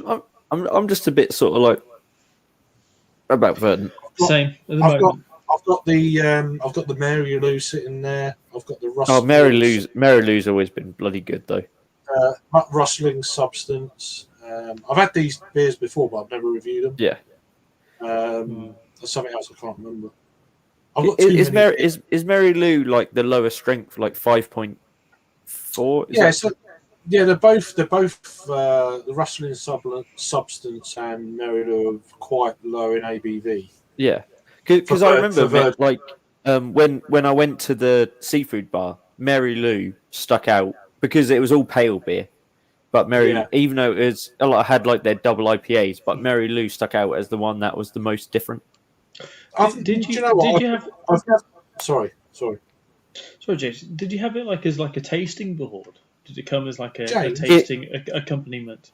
No. It's just a menu, and you pick. It's all like small plates, and you just pick what you want. So yeah, they don't come with beer samples, but every beer on the board was pale beer. I like that. Yeah. I like that gag. That's very clever. Light Bulb is a damn good beer, though. Like a light bulb. Just search Birmingham City like a light bulb, and it's a horrible like a light bulb. It's basically like a Serbian man trying to say like a light bulb. It was the first beer I had. Times. It's horrible. That was the first beer I had from them. light bulb. Back in the day, and it was. No one knew who they were. I think they turned up at the Ravensgate, and I think them and Left Handed Giant. I'm talking like 2014. No, it would have been after that. Would have been after that. Well, I know Left Handed Giant in 2014. I first tried them. Don't forget. Verdant were not until like 2016 or something like that. Oh, really? 2016, Verdant were like 2016. Well, it was early maybe doors. 2017. I think I'm thinking Left Handed Giant because the first beer I had was 2014. Yeah. And but they're I've got a beer up there from Left Handed Giant actually. I've just suddenly realised. What is it? Cosmic starry dimension. Chug it. Not fucking chugging it. Shotgun It's a it. chocolate can and Shotgun. Strawpedo. so I've got Everyone loves a strawpedo. My mate's got two cans from them to give me. He's got that Imperial Stout they brought out recently.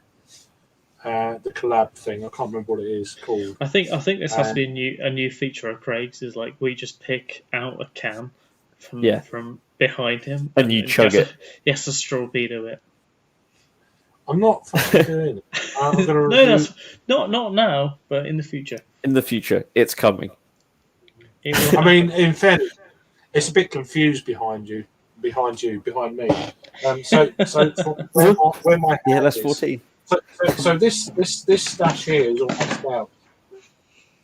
All of these are, apart from the front row, are different ales. Empty. They're empties. It's not your Legion.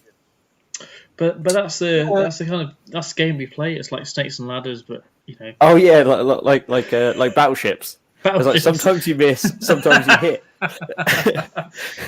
Oh, it's an ale! Yeah, Craig's getting fucked tonight. It's not an ale. Craig is drinking an empty can or a can full of water. That would actually be a good stream one day because we set up we set up 8 cans behind us. We set up 8 cans behind us. 4 of them are empty, 4 of them are full, and you have to pick. I came on. It'd be really boring if you picked no full cans. Adam and I have done this game before, and we both ended up fucked by the end of it. Oh, that's a good beer. My giants collide. That's a good one. I've got loads of beer. all the burnt meal beers. Oh, burnt meal beers. I've got their triple IPA in the fridge. Have you had that? Has anyone had that? That is fucking belting. Yeah, I had it on Tuesday. I had this. Do not make me do the voice from the weekend. Oh, pastry beers. Oh, no. What was it? Oh, pastry beers. Oh. I can't have that because of my belly. It makes my tummy hurt. My tummy. Oh, Dan, don't worry about your tummy. Oh, Dan, your tummy. He actually said that. Craig did that. Like I literally swallowed that sip twice. I was like, Dan legit says, I can't have that. It makes my tummy hurt. Oh, my tummy.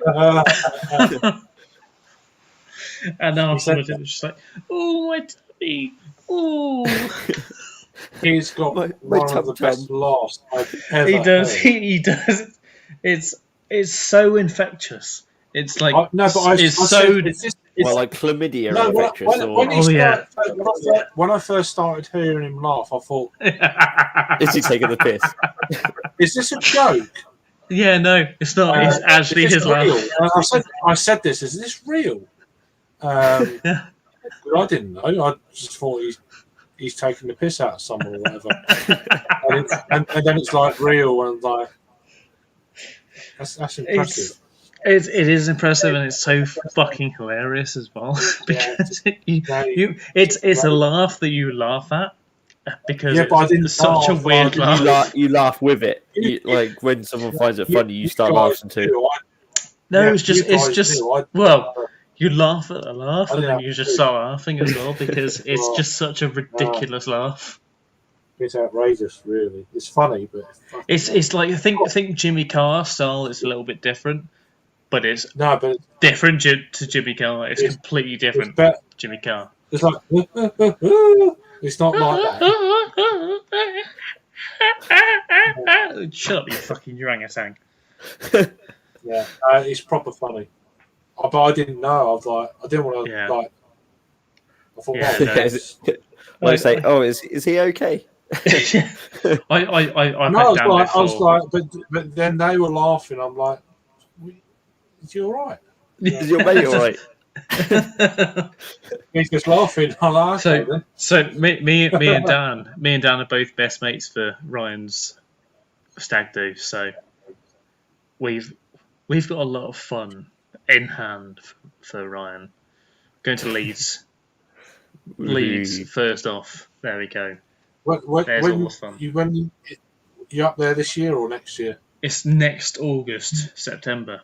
We're not sure yet. Next August, September is what Ryan wants. As in next year. Or... Next year, next year. So we've got a whole year to prepare. I mean, it's funny. It's only people that are fan of that who like beer where Leeds is an attractive proposition. Well, it was originally suggested we could go to like Amsterdam and stuff like that, and I said to him, you know what, good place to go are Nottingham, Leeds, possibly Manchester. I don't know Manchester, but I say Manchester was, and he was like Leeds, Nottingham. I'm like, cool. Leeds, cheers, cheers, Matt. Thank you, mate. Yeah, the shit you walk back into. Yeah, it's good. You stump back. It's always different from how you left it. Oh, it's like it's another world away from that sort of shit. But yeah, but it's good fun and we're smiling. So that's you got to, haven't you? Yeah. You have to. I think. Yeah. Cheers for that. Tomorrow, I'm not going to do a Sunday stream. Saturday tomorrow, so I know. I'm just saying, I'm not going to do a Sunday stream because it's Saturday today. Saturday today. Oh, it's today, yeah. So tomorrow, I'm going to do, if Adam is interested, I'm going to do the Spectrum series. Okay. Oh yeah. I really wanted to get it. Yeah. Rad beer. Well, actually, to be honest, I can get it from my local. What are you actually going to do it? Yeah, I'll do it live tomorrow. What time? What time are you thinking? Evening, probably like 7. Oh, okay. 6, 7, something like that. Yeah. I don't mind if you want to get it as well. I can hold off and we can do a duo because I'd rather do like a duo. Mine would have to be later though, like 8ish. Well, yeah, no, that's fine. If you can get all of it, I'll see if I can get them. I'll text you in the day. Yeah. I'll text you in the day so you know. I don't really mind. I mean, kind of Sunday. I don't really have to go into work until 4ish. So yeah, all right. That's not too bad then. That's all right. Yeah, it doesn't really 4, 5, 6. It doesn't really matter, to be honest. If you have a stream after, I'll join. If you ain't gonna go until that time, you'll be all right for a while. Yeah, so I can have a little stream before, maybe. Because I know Adam got them, didn't he? So yeah. Well, he said he's only got the double. He should be in the chat and quad. He was in the chat. He was in the chat. He was earlier, wasn't he? No, about 5-6 minutes ago, he was in the chat. Oh, was he? Oh, on Facebook. Oh no, I keep getting Matt and fucking Mersey mixed up. They are definitely different channels. Yeah, they're different people. One's a dirty scasser, and the other one is not. One's not. Yeah, I done it before. I done it last week or whenever it was. I don't know.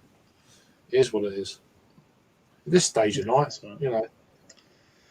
Well, it's fair enough, mate. You're still awake. I've been awake since fucking 5:30 this morning, and exactly. I'm glad that I'm still awake. So you should be awake. You should be awake then. I should be. I should be. I've only had 2 coffees today. Well, 2. Oh. That's very nice. That brown ale. I mean, it's not as sweet as I'd like it to be, or as rich, or anything like that. But my first beer from Anspach and Hop Day. So, are they making a slight comeback from what I've seen? They did over lockdown, definitely. They've actually moved from Bermondsey. They're now in Croydon. They're not. They've got a huge place in Croydon as well. It's a big area compared to their own brewery. It's Croydon like South London, isn't it? Yeah. They've still got their tap room in Bermondsey, but the brewery's moved to Croydon. Okay. And it wasn't until and they've got a tap room there as well, haven't they? Yeah, I don't know about in Croydon, but I know they've still got a tap room in Bermondsey. I mean, this is from Rasco because Rasco lives in Croydon. That's his ends. So, but yeah, I mean, it's the first beer I've had from them. I mean, obviously I've known about them for a long time. It's just.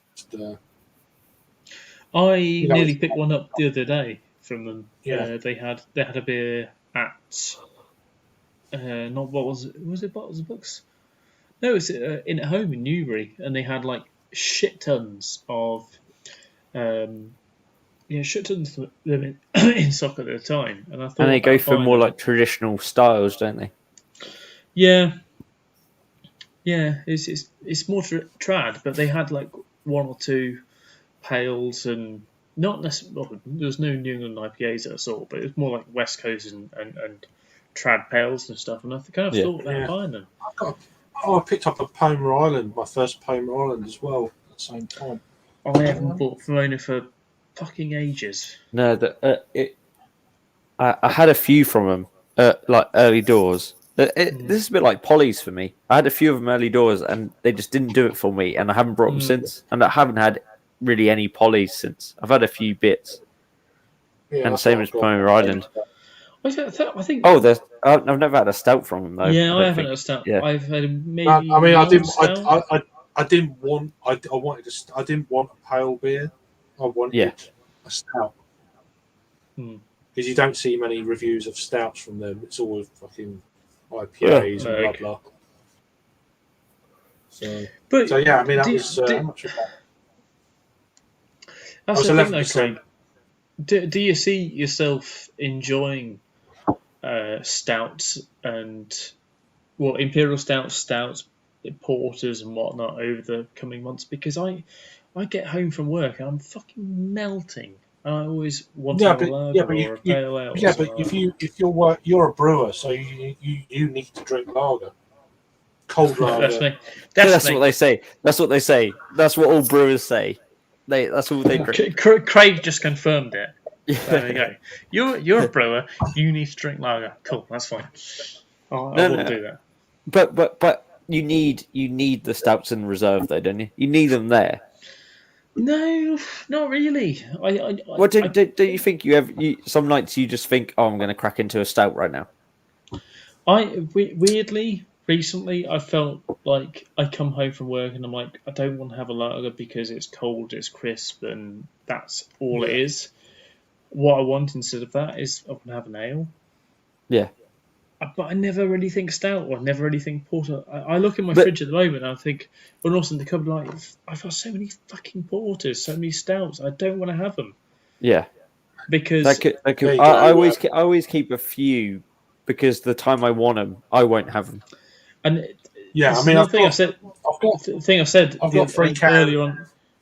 I've got 3 cans of that just sitting on standby, kind of thing. Oh yeah, you got to have it. Because there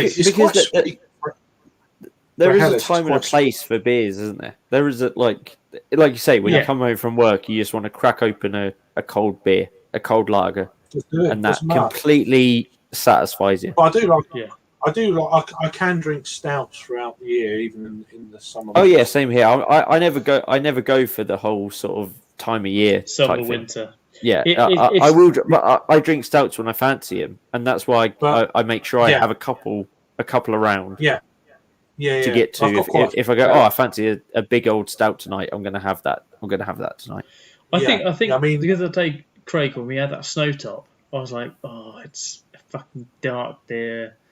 It's quite warm outside. I wasn't fancying it then. It didn't really work for me, but it's a great beer. But it didn't. I've got more of a. It was all right, but it was like a Belgian dark ale, and having it in the summer, it was just not right. Yeah, that Belgian time and dark place it ale, didn't suit. Yeah, with a load of spice and I mean, it was quite warm under that kind Under of there, yeah. that roof and shit. But I have got more of a tendency when it comes to keg beer and cask beer. I drink more cask beer in the winter, and obviously keg beer in the summer. Definitely. I'd say I always drink more cask in the winter, but I think this year especially, I will drink more cask beer all round. Well, just because no, I've missed out on it so much. I didn't. The thing is, though, last year I didn't miss cask beer as much because of the time of year. I'm trying to think. When was it? What was I going to say? I don't know. Cask beer, keg beer. All the cask beers. No, I think I missed it in the recent lockdown because it was more in the early winter or the late winter. Mm. To have it now I've been really enjoying it. But last year it wasn't so much because obviously July we came out of lockdown. Yeah, we had plenty then. I mean, cask beer, like when it's great, it's great. I think we. But enjoy. I will enjoy yourself. When it's great, it's great. But I just don't know. I'm not pining for it. Oh mate, I'm not pining for. I went to the first pub I went to last weekend, called the Sun Inn, and that's a cask pub predominantly, but they had Pinot on keg, so I just drank that. I just had like 3 pints of that. And I was like, oh my god, it's so good. And I was like, I'm sitting in a pub garden with pints of burnt meal, and it's fucking delicious. That's the thing. I said this to Craig is like on the Saturday, on the Thursday night we went out. Me and Dad, we had 4 pints of London Pride, and each and thoroughly enjoyed it. We got like, I looked at the queue. I was like, yeah, we're gonna have to get a couple of pints to see us through this. And I was like, could be 2, could be 4. And I looked at Dad. I was like, what'll it be? And he was like, 4. Okay, cool. So we got 4 pints each, basically. And the first pint went down perfectly. Second pint, again, nice and easy drinking. The third was a bit harder, and the fourth was considerably harder. But it was quality beer because you're drinking our tip-top form. It was getting smashed through all the time. But then we went to the Nelson, and they were serving stuff with the sparkler on, which is bizarre down south, down here. Obviously, I am deep south, and nothing gets served with a sparkler, and everything is poured purely. But down there, they were serving everything with a sparkler. I was like, it just adds that extra little bit of creaminess and a nice little mouthfeel and whatnot. They probably didn't need to serve it through a sparkler because by the end of the day, they'd gone through quite a few barrels of beer. But it was just, on that Saturday, we had so many pints of really... Did it have a sparkler? Oh, no, it did. It did have a sparkler. I said that. I said that. I said it looks like a sparkler. You can spot it a mile off they had a sparkler on it. Well, did it have a head? Oh yeah, that was creamy. Yeah, because otherwise you can't get that without a sparkler. No, it did. It spotted it off. I looked at it and I was like, that's interesting. If it hasn't got a sparkler, fucking dirty Southerners using their northern methods. How dare they? Disgraceful. Send it back. I want it big bubbles. I want those big bubbles on the top. I want it to be real ale, not northern real ale. I want it gravity. I don't want you to pump it. I want you just to turn the tap on. Do you pump anything? Do you have an autovac? Can you swap it out for an autovac? I'll have that one. Now, when you go to a back room and just pour it from gravity, that's all I want. And then also just wanking it. It makes it clearer. just for me. Is that a northern thing? Hey up. is frozen again. He'll be He's back thinking in about- 3, 2, thought 1. it There was he me. is. I'm back. Hey boys. Our internet is on a par. I need a Both piss now. being fucking shocking. I mean, No. like, Adam fixed my internet the other day, and Oh, we did he? looked at it. We actually watched it, and we looked at it, and we were like, "It's Yeah, fine," mine- but it might Yeah. just be the weekend.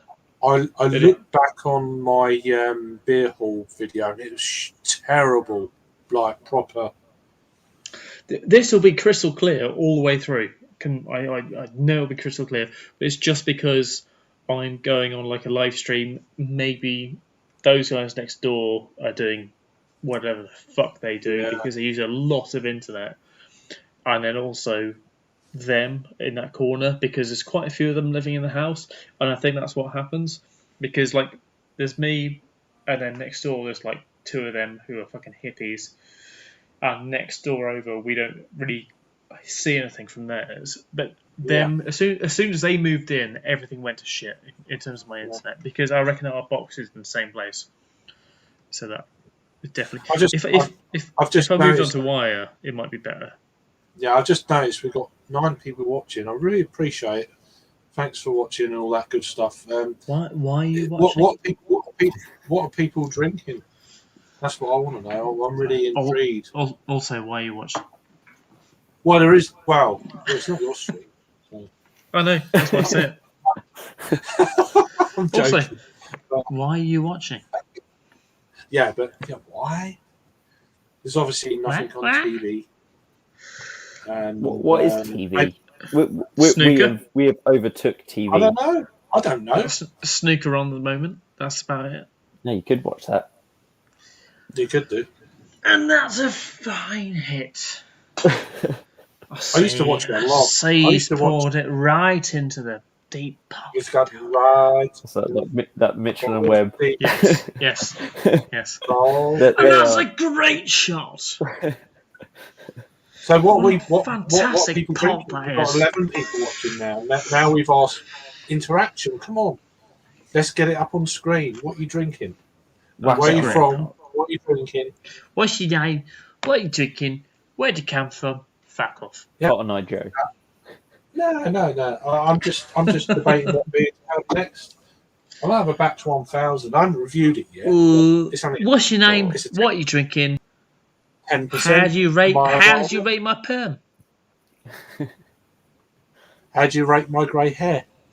Raggy. It's a lovely perm, mate. Raggy is very, very jealous. He was I very don't know jealous why. of your head of hair. Well, it's a Oh, luscious there's mane. Look, there's plenty of grey ones. Look, I mean that you got this patch here that I've had since I was 24. He doesn't seem to. realise that. I've got one of those in my neck. One of those patches. Yeah, I've me got too. a big It's- patch of. Mine's just developing. I've got- Just there. Oh yeah, you've never shaved before though, so. No. Oh, But, okay. But One day. I've got like a spot here, just a weird thing by the ear, and it spouts out white hair, like a fucking. Oh, mine weird, does Like nobody's business. Hang on. like a weird one. Nothing to do with me. It's just like Harry, you could probably weird. have like a fucking emo sweep. Oh, I can do Just it. like, I can just do like it.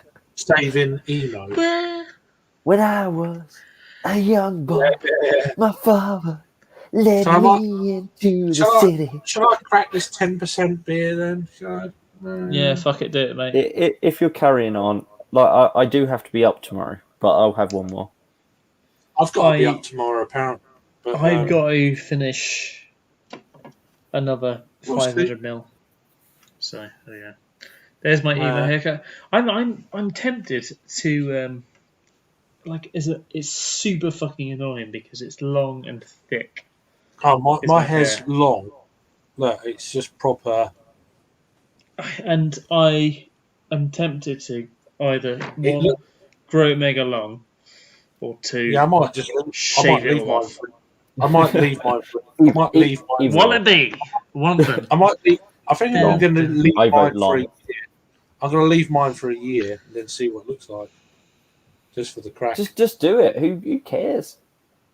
Well, just do the it. mother So that's why I'm probably going to leave it for you. Fucking whack it out. Oh, what a perm! Yeah.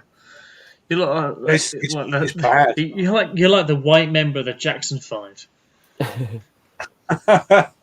No, it's just it used Michael? to be really like. Let's wait for that. Let's wait for it. So I'm going to crack open this 10% beer. Come on, let's session some 11% now. 10%. Come on, dear boys, come and session some session ales. Have I got Ales for you? Well, I'll let you two choose then. Ooh. Are we going to gold or red? Red, because I haven't seen a review for red for a long time. Okay, it's the stronger one, so fuck you. I knew it. There he is. Are we doing miscellaneous? How you doing? Oh, do you know Hey what? there, I'm gonna crack gold. I don't care what you say, Harry. I'll crack a gold. Sorry, we're a bit balls deep in beer at the moment, as you can probably tell. So, I'm getting there.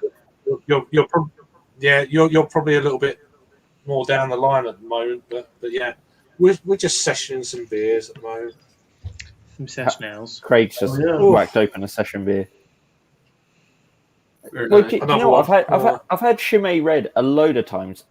Like I don't know if I actually had the gold, even though it's the more sessionable beer.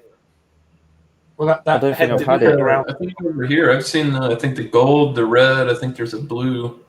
Yeah, I've had the blue, strong, the big Arabian, the blue and the red. I've had definitely multiple times, but I don't think I've ever had the gold. I've never had the gold. I don't think. I think the blue is really good. I love the blue. The blue is awesome. I think it wasn't gold. Gold used to be called like yellow or something like that. Yeah, they call it doré now. Yeah, that's what they call it, doré.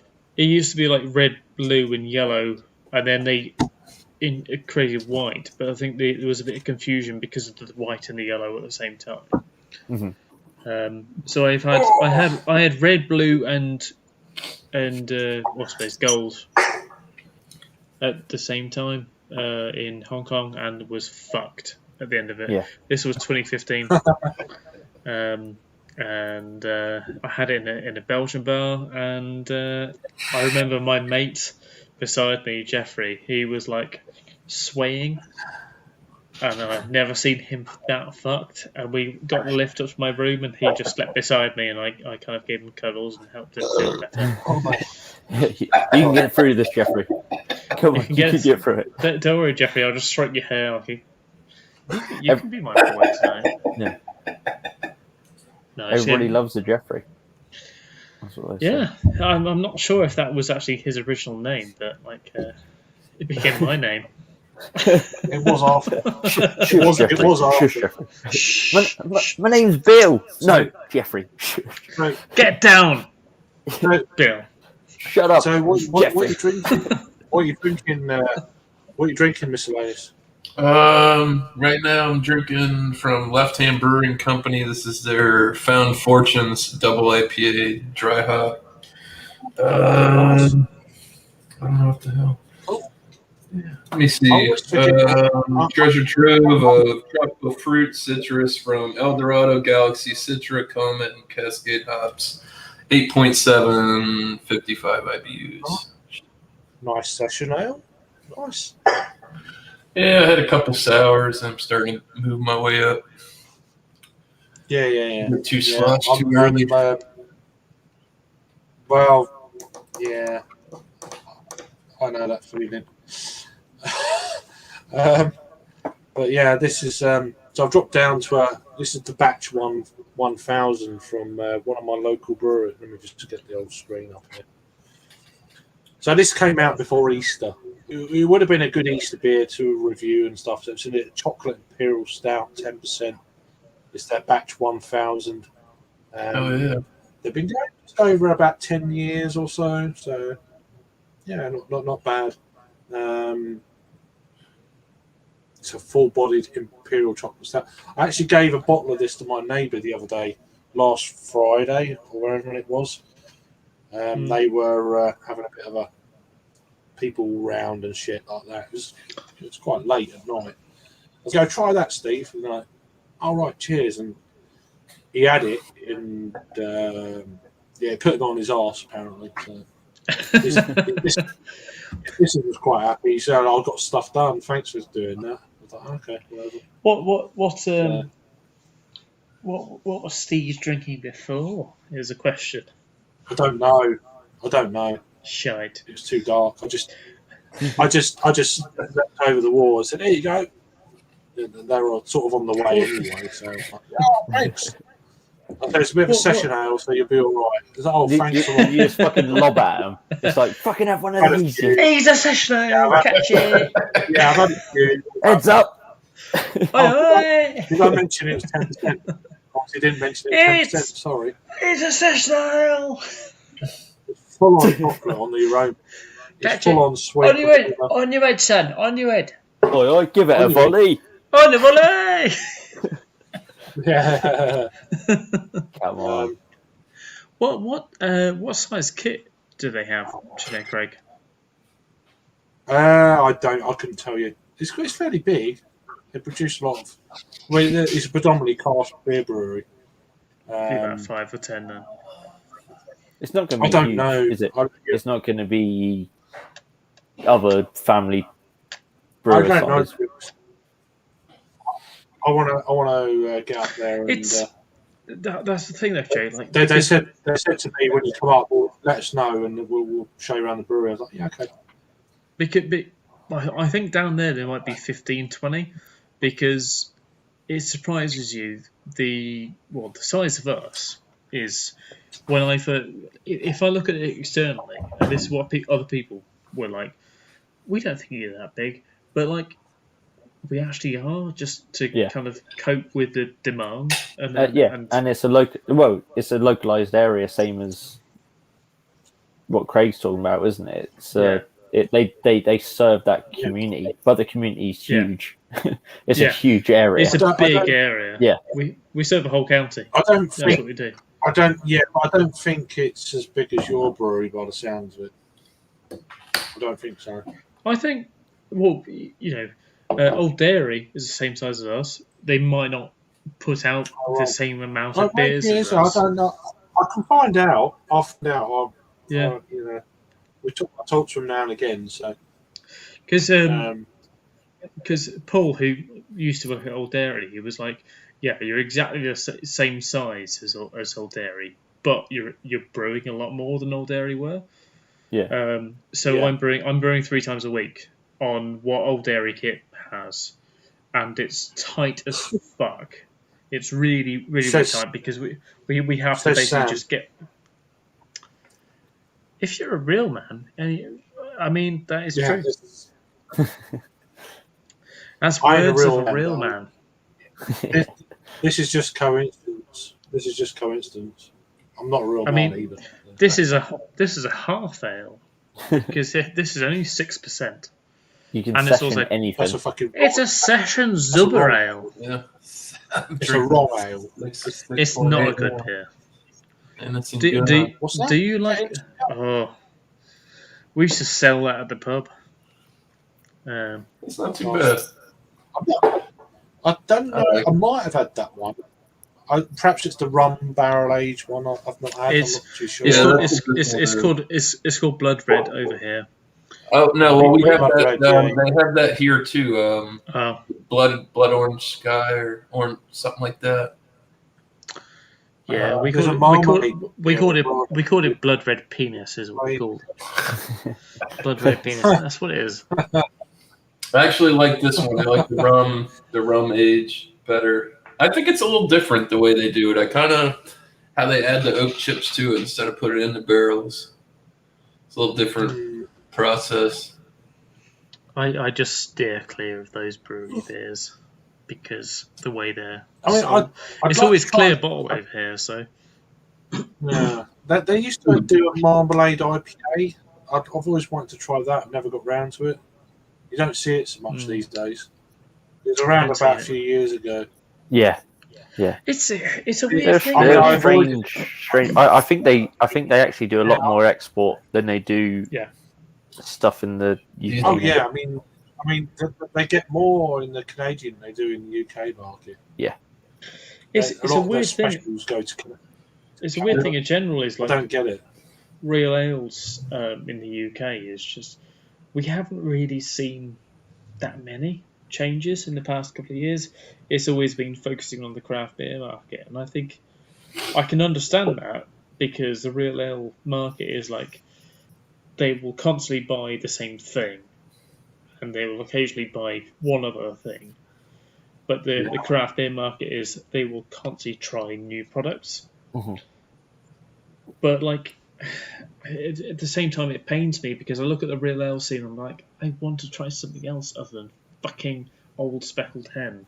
It's the mixture, isn't it? It is. It's Waitrose do a massive selection of different beers, and they do change their selection around. Okay, it does take them ages, and it is quite seasonal. Like, so they'll get Golden Pride in when they brew Golden Pride. It's not like they have that like year round sitting on the shelf sort of thing. And also they do have a bit of a mix around with the. Well, it's also Fuller's, really, isn't it? It's the Dark Star. They have a bit of mixed round with their beers as well, with their craft beers and also their real ales.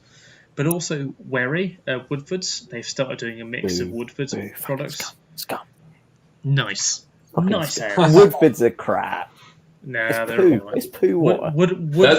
That's how a lot of our, like what you're talking about, Harry. That's like most of how our stores are over here, man. Woodford's Ware Ale on cask is beautiful if it's fresh. Yeah, I think we both had it on quite fresh, didn't we, Craig? When we were down in London. Well, I remember having it pretty fresh. I've never had it before. Yeah, I mean, I've had it in Norfolk before, where it's been like put on like an hour before. Jake just coughing because he's a dirty fake tractor boy. Across the border. Across the border. Look at me, I'm from the blue side, but my trainers are yellow. I'm from the wrong side. Seriously, I can't read and I can't write, but that don't really matter. My name is Jake Overton, and I can drive a tractor. I can. From a young age, they teach us. They taught me. They also attached me. But well, no. Where he can, it can be nice when it's fresh. But the trouble is, it's just one of those ones where you go to a shitty cask pub and that's what they have on. No, and it's not. It is round here. No, it is round here massively. Yeah, because Woodford's is everywhere around here. Yeah, and it is just one of those sort of like, oh god, they've got that on again. But if you get it fresh, that's the thing. If you go away from that area, or if you go into the area where they actually mainly sell it. Yeah, but surely that should be where I live. I live in East Anglia. But you're not in the right part. You know, in Norfolk, if you drink it in Norfolk, it's great. That makes sense. You drink it in where it's a high turnover area where more people are buying it. You're going to get because I wouldn't actually say to be honest, where like there isn't so it's Woodford's, Adnams, Green King. Yeah. They're the three biggies really, and it's interchangeable pub by pub. And Woodford's is always the poor. Well, Green King's just poor in general, but Woodford's is always the poorer cousin. Yeah, but Woodford's Wherry, and they've done that US Wherry as well. Fuck off with that shit. Right, you never seen the US Wherry? I've seen it. I've tried a can of it. It was horrid. Was it that bad? Because I nearly bought one. It's just not good. It's just the same, just maltier. I want to do a US Wherry versus Citra T90 from Oakham. Citra T90 would spaff all over it. Citra T90 was fucking shit. I've never had Citra T90, but I've had the Wherry, American Wherry, or whatever they called it. No, they've done. No, I've never They've done had another. They've done another American Wary, but it was like with T90 as well. But they're too cheap. Oh, really? Oh, okay. Them I've never had that. But them cans are so cheap though. The price puts me off them. It's just like they are awful. I could go to my co-op and get that stuff because they brewed that Stormtrooper shit as well. Yeah, and it's that was terrible. Do they do like bottles of Ware at all? Or is it just cans? They do bottles, and they're not great. They're not great. They've also done the Stormtrooper IPA or ESB. I'm sorry. You're saying that the Stormtrooper. Sorry, say that again. Yeah, they do a Stormtrooper. Like a knockoff. Yeah, I don't even know what style they call it. Like a fucking essential bitter. Oh. Yeah. Essential. That's not a good like product. ESB. In my opinion, that's not a good product to knock off to begin with, because I didn't think that beer was that great. It's more gimmicky can. That's what it is. Yeah. I mean, I don't. Some of these styles have been coming up. I mean, he knows Bumpy Road, and we do the Multi Monday thing, and when it's a lot of these imports and stuff, I just go right to like what it's supposed to be. I mean, like ESB night, I got Fuller's ESB, and I'm like, this is fucking hits the mark, And I like that Stormtrooper. I'm like, this is trash, man. I can't believe you sit up here and throw gimmicky ass shit out here, and it tastes like lemongrass and herb. Like, are you talking about Robinson's Stormtrooper? Yeah. Or yes. Right, yeah. No, this is another brewery. Yeah, I know. He's talking. Well, if you're taking that product and then you're making your own knockoff off spin of it, it's not a good recipe to start with in general, in my opinion. I mean, I'm not fussed anyway, but yeah, I mean, ESB, Fuller's ESB is there's not too many better, I don't think, even now. Craig, I've weirdly fancied HSB the past week. It's a bizarre want. Is wanting HSB or anything like trad from Fuller's. I've really missed the past couple of weeks. Yeah. Well, Fuller's London Porter is always a fucking good one.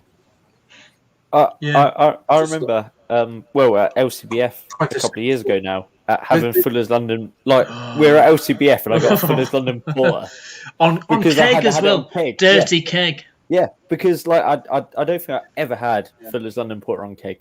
No. And it's like, fuck, that's delicious. Yeah. That's good. One of my favourite memories drinking all time was having Black Cab on cask.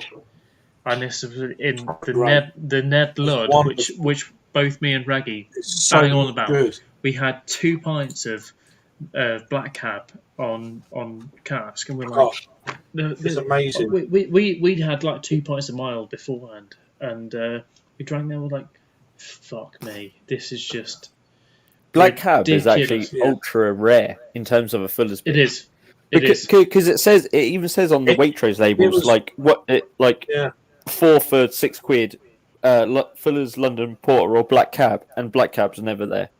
Yeah. I don't know where they're selling the Black Cab bowls because it's always they're always selling the taxi for Black Cab in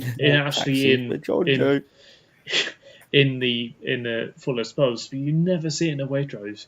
Yeah, but they have it on the label, so they must sell them on a Waitrose somewhere. One Waitrose has it. Just one Waitrose has one bowl next to the Smithick Brewery. Yeah, but Black Cab Stout used to be in Asda.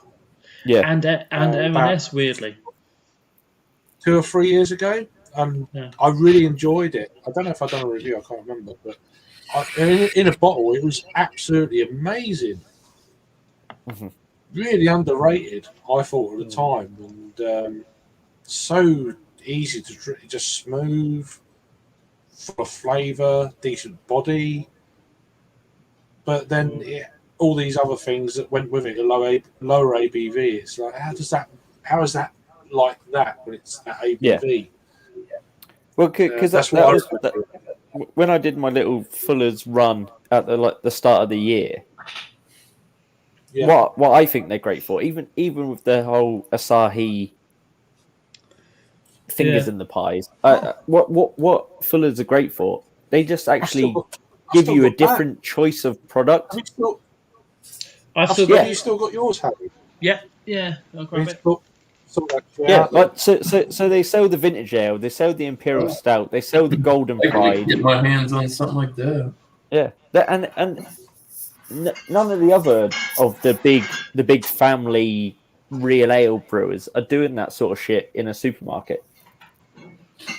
So you can pick all that up like pretty readily, and all different styles. So you can get like their sort of standard bitter and all that sort of stuff. And no one else is really doing. And that's what I like. That's what I like Fuller's for. Whoa, shit! Harry's fucking about there. That's what I like Fuller's. That's what I like Fuller's for. Is that whole variation of style. What's the ABV on the session? So it's under 12%. 10.7. That's not bad. But I've also got 2 cans of Cephalopod, which is Wild Weather. With a 12%. Wild Weather, is it? Yeah. How old are they?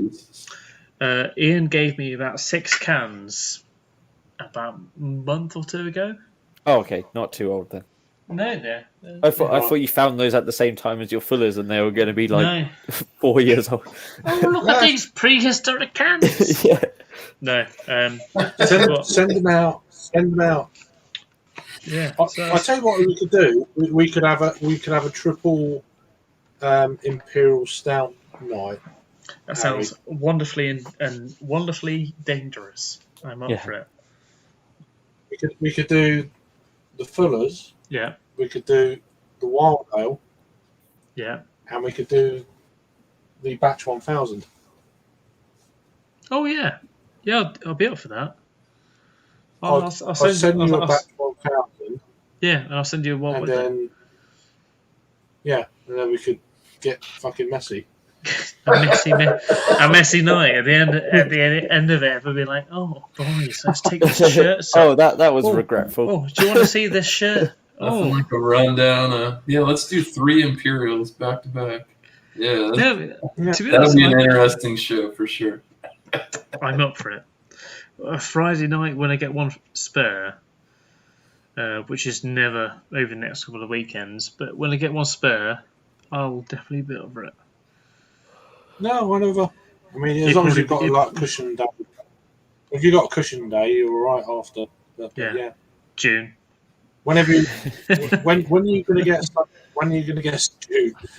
get Sunday off? I'm working a lot of Saturdays next week. So no, because I'm doing a lot of building work next week. There's no rush. I mean, no rush for it. I don't want to do it. So 15th, 16th. I only suggested it. I don't want to do it. I suggested it's all right. My name's Craig. I suggest things, but my tummy hurts. It hurts my tummy. Yeah. You could do it. Yeah, 15th, 16th. I think it's best time. I'll do it. No. You do it. I'll do it. I'll do it. Either way, Bush. The main boy in the whole fucking drinking crew is me. He's fucking Danny Kane. He's a big boy from around these parts, all around the whole fucking UK. He's big boy. Walking around. He's been seen around these parts for many times in the past. He'll fucking do it. I know he'll fucking do it. Essentially, it's the big boy, Danny fucking Kane. He'll do it. I'll do it. Anyway, boys, back again next week. I'll fucking do it. Miscellaneous. Yeah. Do you know? Have you got a clue what's going on here? Hopefully not. It's just along for the ride. No. I'm kind of like 50. What's going on here? So she was just rushed away. 16 years old. She was a beautiful girl. She was just. You're regretting I could see by your face, your expressions, like, why did I come on this? Yeah. Because he wanted to know all about the Kane boys, didn't he? He just wanted to know all about the Canes and all about the people. Who are the Kane boys? Who are the Kane boys? When they get older, they get more nasal. When they get older, they get way more nasal. It's a premium. It's a premium point of acting. Basically, you just get more and more nasal as years go by. When they're younger, they say you're supposed to blow the bloody doors off. It's essentially when I was younger. All I used to do. I mean, you guys like to goof off like we like to goof off over here. For me at all. That's the Italian job. Yeah, I get that one. That's a great reference. I hate the way that film ended, though. That really, it's really annoying. I'm back because I was actually earlier. I was doing the acting for Get Carter, and we used to watch all the things coming back and forth. Back and forth, all the coal coming back and forth. All the coal in the trolleys coming back and forth. We were dumping them in the sea, but it's all right because that was fine back then. But nowadays we can't do that because you've slipped into Harry Redknapp now. You've slipped. That's all right.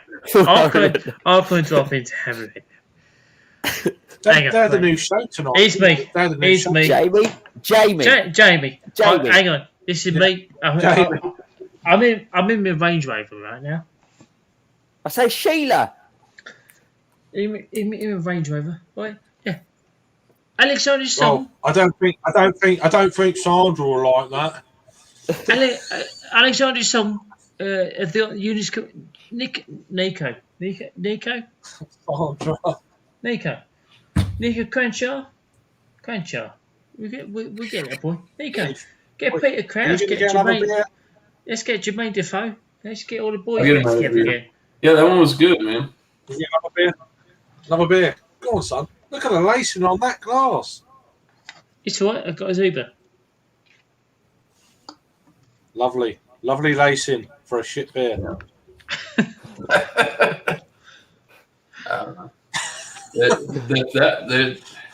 You guys would have a fucking field day over here.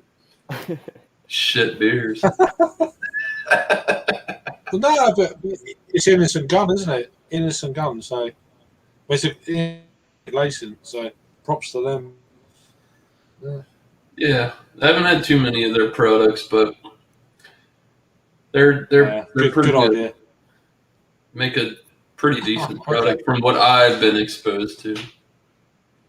They're all right, but I think they probably, by the sounds of it, they seem to like export their best stuff overseas, and they keep the shit over here. That's what the impression I get. I got no control over that. No, well, you should. But no, yeah, I'll fly to Scotland and square those fuckers out. Yeah, well, let me know. But in all joking aside, no, joking aside though, it does feel like that.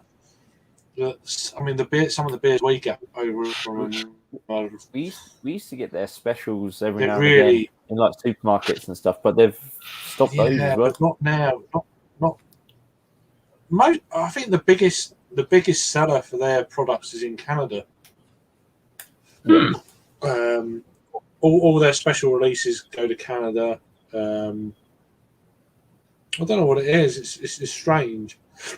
I mean, unless you go on their website, you can get some of them, but and if you're Craig, they'll send you a 24-pack. They'll send you a 24-pack to try if you're Craig. They sent you a 24-pack? They sent me 2 cases of 12 cans. I was asking for. I mean, I'm very grateful and stuff, and I appreciate it. But I got these 2 big fuck off DHL, yellow box things. Yeah. I'm like, what? I said, if you got a spare can, I'd like to give it a try. This is before it was in supermarkets. There's a new beer. Got a lot of spare cans. I think it's called Mangoes on the Run. It's in like a white and purple type writing kind of can, and it's not having a go at them or nothing like that. I appreciate it still, even though it's not the best beer I've ever had. But then I was like, these two fuck off big. But I thought, fuck me, they've sent me like, you know, all of their range. You know, I thought this could be great. No, I opened it up. There's loads of peanuts. I thought, oh fucking hell. So I grabbed it. I went inside. It was a box, like literally big old box. He's gone. You can hear me though. So yeah, and it was just like, I put my hand in. I was like, you know, what's this? 12 cans. I thought, oh, that's great. They sent me 12 cans of this beer. The next one's going to be like all of their range. I thought, oh, great, this is awesome. Opened it up, get another 12 cans, 24 cans. I mean, I thank you, but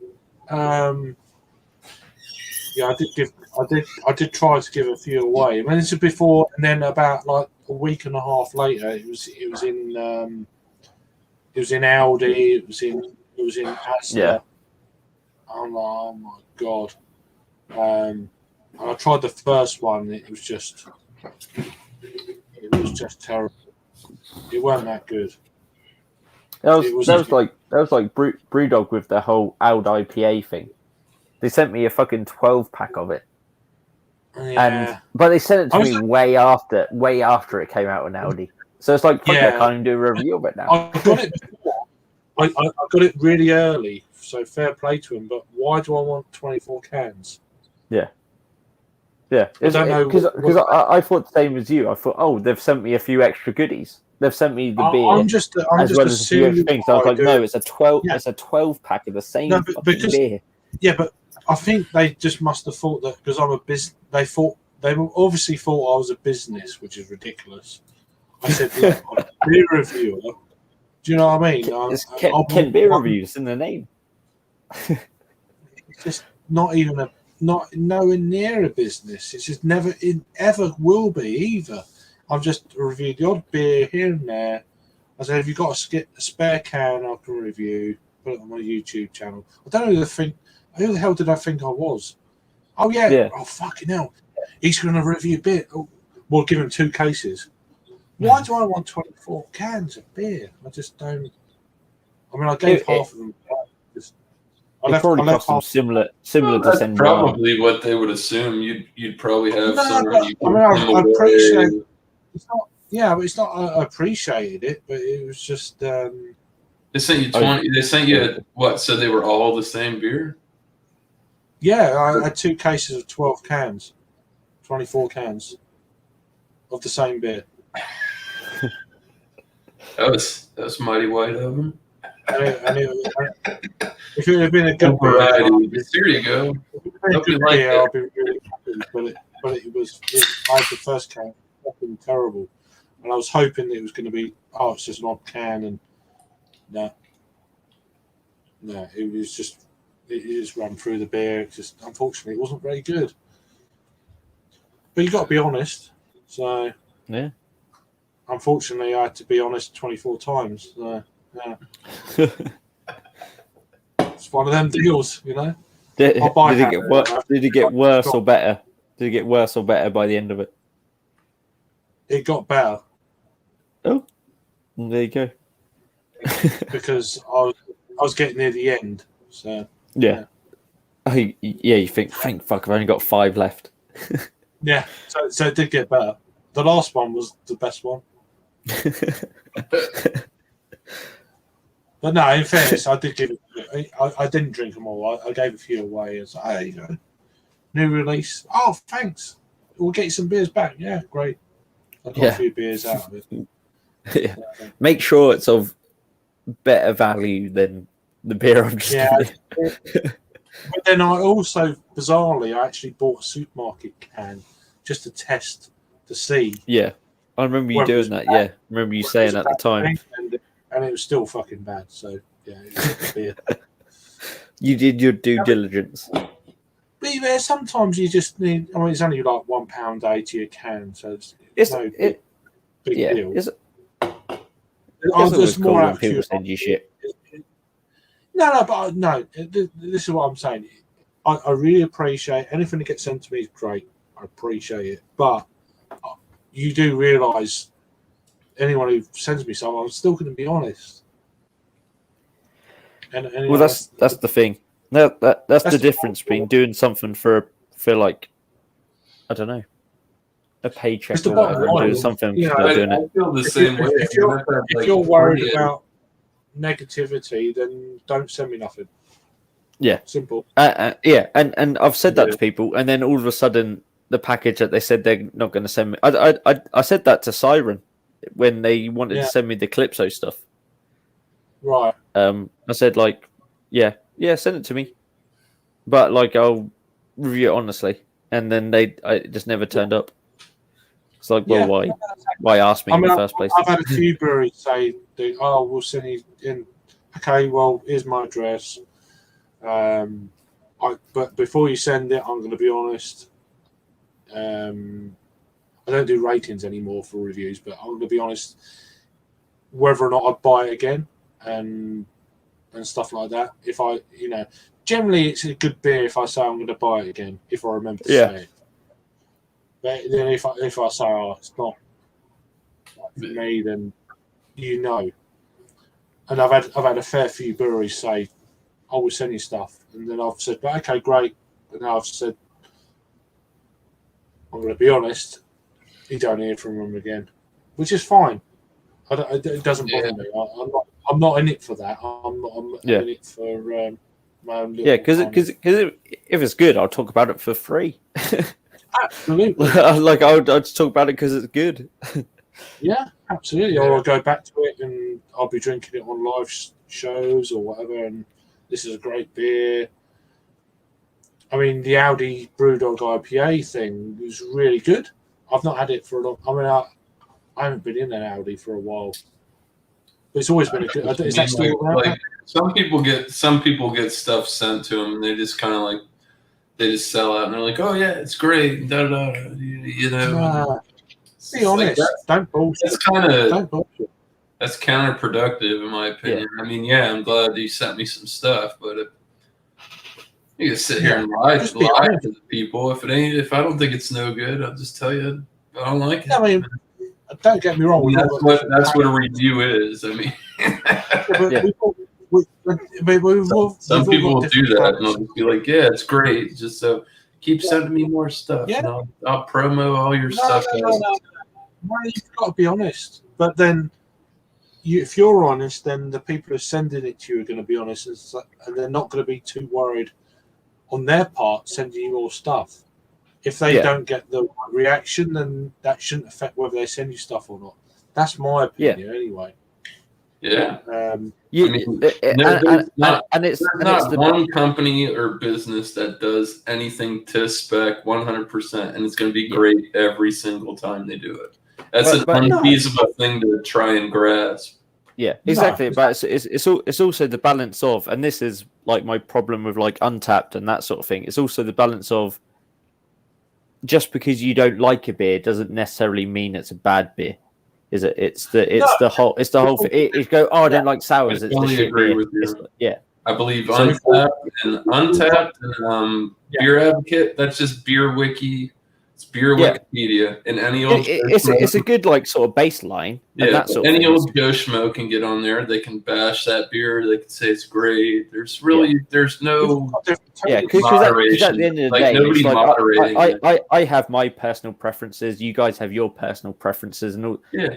But I can still appreciate a good. I can still appreciate you can tell a well-made beer, even if you don't necessarily gravitate towards that style. You can still say that's a fucking great beer, or you can pick up flaws in a beer and say, actually, there's something wrong with that. That's buttery. It's diacetyl through and through. Like it shouldn't be like that, or whatever. Like, so that's where the difference is. I had that with a beer that I've still got the bottle here. Actually, I reviewed a little while ago. I mean, I've had this in the can. Fiction. Yeah, I'm drinking some collective arts myself. Okay, yeah. I mean, I've had this in the can before. This was from a It's place. so weird to see that in a glass clear bottle like that.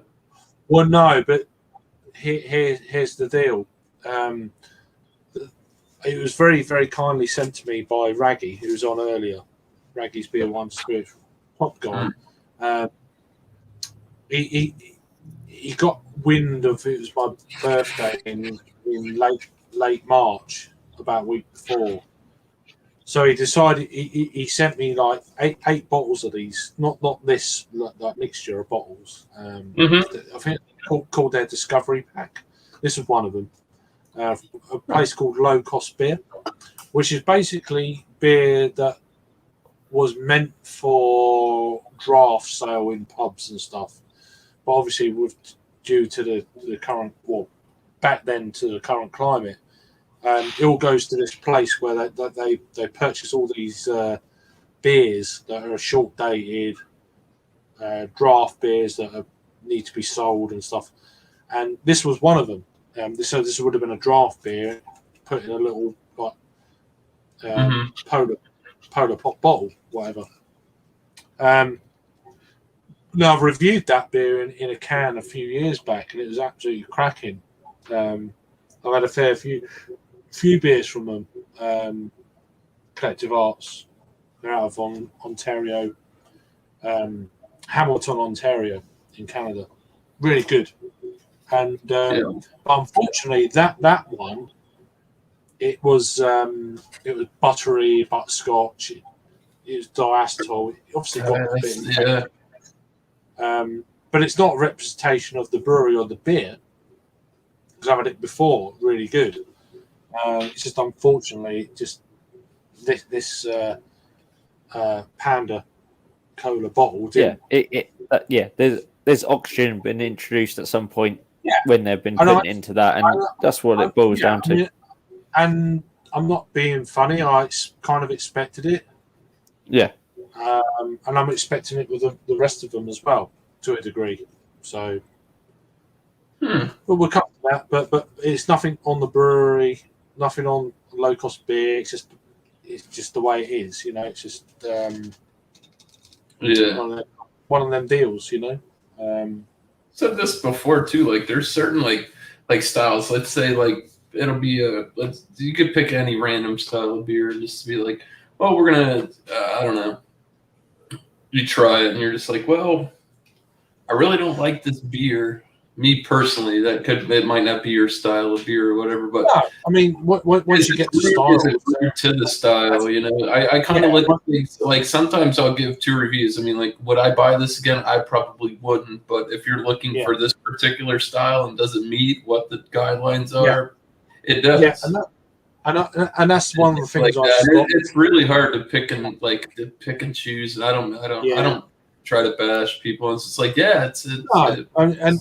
And with the way things have been for the last, what are we now, like 14 months? Crazy. I don't know when I stopped actually giving a rating for beer reviews. You stopped quite a while ago, I think. You stopped quite a while ago. I felt, and I wanted to do it long before that, but I just felt that it was not the right thing to do. My kind of inkling to a good beer is whether I buy it again or not, if I remember to say it. Yeah. But if you want to know what I really think about beer, then all my ratings are on Untapped, and that's it. But they're not online. Yeah. So that's the way I'm. Mine was my whole thing is would I recommend it to somebody else? Oh yeah, and I'm not talking about personal preference at that point. It's like, would I just say, yeah, go on then, go try that beer? Yeah, we've all got different. That's my whole thing. Is could I legitimately put my patronage behind it? Yeah, I mean, I got no patronage anyway, so it's just like go and try it for yourself, you know. Yeah, that's what I mean. It's I've had some bad beers that I would literally sit down and I would drink with somebody. You will, because that's where the whole nuance of beer comes into it. Because you have a beer where it's like that's fucking nuts. It's horrible, but someone else like I need to share it. Greg knows him. I don't know if you do, Jake, but Bumpy Road Brewery, he does his 50-point inspections, man, and he is fucking brutal on these beers. And you know what? I've gone against the grain, and I've gone against what he said, and every time beer, that's fine. But just everyone's got their own. It's not arseholes. Everyone's got one, just. I don't base it solely on that, but I'm like, I'll be like, no, that beer sounds fucking great. It's not working for you. And then I'm like, this shit's bad. That's what it is. Just be honest and don't forget not everyone likes the same kind of style of beer. Well, because that's why like a brewery like Green King, that's why they can fucking sell loads of that beer because people aren't bothered about it. We're the nerds. We're the little sect that fucking picks apart these beers and loves trying all these new flavors and loves getting all these different styles. But like the people who drink Green King, they just fucking love Green King, and that's all it boils down to. You can't defer them off that. No, I mean if you gave them some Cantillon or something like that, they'd be like, "What is that?" Yeah, I mean that's more specialised though, isn't it? Generally, But I'm always of the opinion of go out and try it for yourself. Don't listen to me. Don't listen to anyone else. Go out, try this beer for yourself, and see where you are with it. Yeah, because everyone's different. Pretty much what I do. Like I said, I've seen some. Everyone's I've heard different. Some beers. But also, if someone's watching you, they're also looking for your opinion as well, aren't they? They're looking at you for a little barometer, a little bit of a gauge. No. I understand that, and I'm always very thankful for that. And any comments and that is great. But I always try and remind people that everyone's got their own kind of taste buds and what dislikes, likes, all that kind of thing. Yeah. Go and try it for yourself. It might surprise you. Go and find out. Yeah. Give it a go. If you don't like it, even that, like, it can be by the day, in my opinion. Like, it's just like you get home from work and you're just like, you have an IPA and you're just like, it's not really feeling the IPAs today. It could be mood. Order, like a dark beer kind of day. Yeah, it could be mood. It could be weather. It could be so many things. Just. You can you have a really great IPA and it tastes good and you get home and you're just like you crack it. It's like I had this the other day. It was really good. I had it today. It's just like I went in the mood for it. I had it and it wasn't as good. It's weird. Sometimes it could be the weather. Yeah. Sometimes it could be you've had a great day at work. You have something. Oh shit. Sometimes you had a bad day at work. You have the same thing. That's good. It's just weird. Usually the beer does taste better after There's so many things that go into trying a beer, not just a beer and a style, but having it at the right time. There's so many things. It's just strange. It's just, but then but then on top of all that, it works for everyone differently. I don't know. Just get loads of beer. I'm going to have to shoot off quickly, guys. Sorry. My son's woken up. No worries. Sorry. Cheers, guys. Thanks, Good to see you again, man. Yeah. Cheers, good to talk to you. Bye. Bye. He's a top dude. But no, there's so many factors. It just there's so many factors in beer and tastes and moods, and people don't kind of realise, So it's good. It's good fun though. That's the main thing. Absolutely. Yeah. I'm drinking the Good Monster from them. It's a New England style DIPA, 8%. Oh, I've not had that one before. I've had a fair few of them. A newer one. It was a little pricey. It was like $18 for a 4-pack. So how you got a 4-pack? You couldn't get it single either. I didn't. Shit, I can't even remember where I bought that from. I might have got it from. What's the ABV? 8%. $16. Yeah, and then they started $16 for a 4-pack is pretty good, I'd say. It all depends per company. No, you know, and get $16 for a 418. Sorry, let me get it right. A 4-pack of 8% ABV beer for $18. That's not bad. That's pretty. I'd say it's pretty good, but I don't know. It's difficult to judge because obviously not being over there and stuff. Mm-hmm. But that sounds. They did start brewing out of the U.S. too. They have a brewery out of Waunakee, Wisconsin. Right. I don't know if they have another facility that brews it. I would imagine that is probably something that brings the price down a bit within the States. I know that they're talking about bringing I think they're actually brewing in Europe as well. I was checking the other day just to see how many reviews I've got from them guys. I think I've got about 7 or 8 reviews from them. I think there's 2 that I've done twice. Sorry, 4 that I've done twice. See the crazy thing about like what they'll like Collective Arts does, like they come out with Ransack, like they'll have Ransack the Universe every year. Was it, that was the that was my first review. They switch. They're not all the same. It's not consistent because they'll say, I've got 3 out of 4 of the hops, and they'll run it, and it tastes different every time they put it out. It tastes different. Ransack was the first beer I had from them, and it was on draft I think it was about 4 years ago. I done a review of it in a bottle shop. I done a review in a bottle shop on draft. I was really impressed with it. And then since then I've had a few more bits and bats, and since then I've done a re-review of it on a can. And it was really good there. And the best beer I've had from them was their Imperial Porter in a can. That was absolutely wonderful. Really good. I've had their Imperial Porter. I think I had I've had the 19. I've had the 2020. No, this was. I don't know what it was, but it was in a can. I've still got the can somewhere, probably downstairs. But, I've got a couple bombers up there, and I like when I'll buy them and they come in a nice sleeve. You know, the round cylinder sleeve. They give you a nice. It comes with a printout of the can art.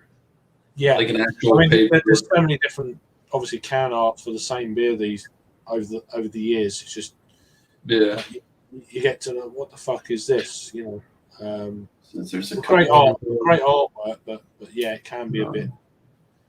Jam up the mash was a good one. I liked from them. They changed the name of that. Was it Jam Up the Mash and then Pump Up the Jam? I think it was before.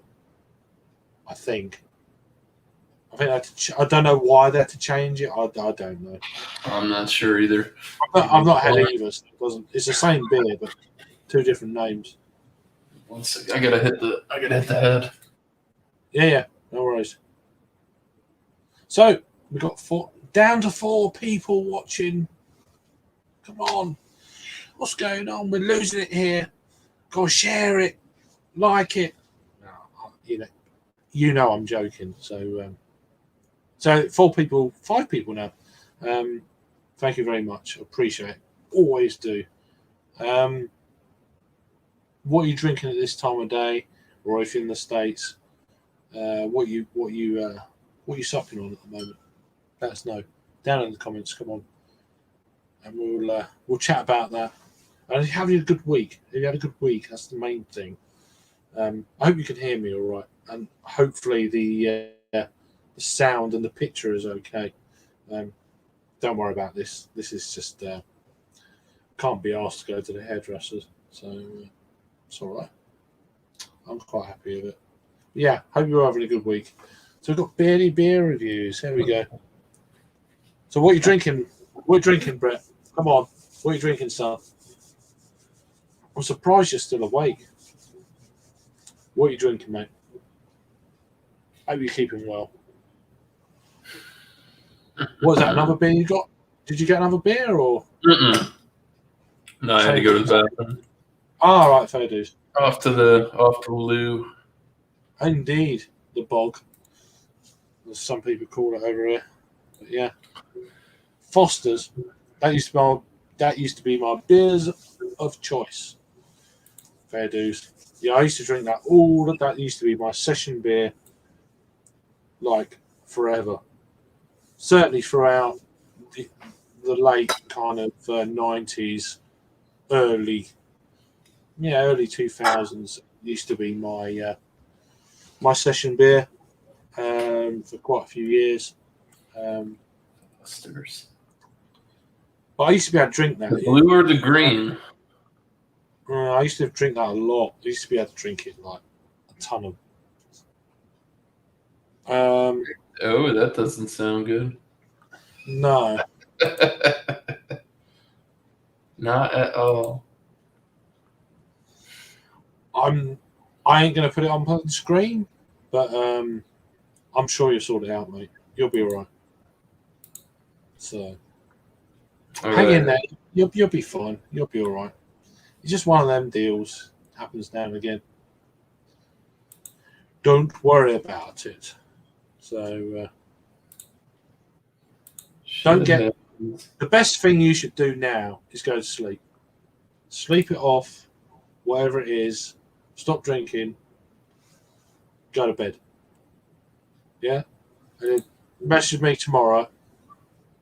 See how shit goes on. Yeah? That's my advice to you, brother. That's what I do. Go to bed. Go to sleep. Fuck off. Go sleep. Sort it out. Tomorrow. That's it. That's me being brutally honest with you, as I do with everything. And let me know tomorrow how it goes. Love you, mate. Take care. Oh, hell. That's what I'm going to say. Got 8 people watching now. Thank you very much. Anyone else? What are you drinking? Come on. Absolutely. Bring it on. Bring it on. Nah. Yeah, well, I care for you, so you know.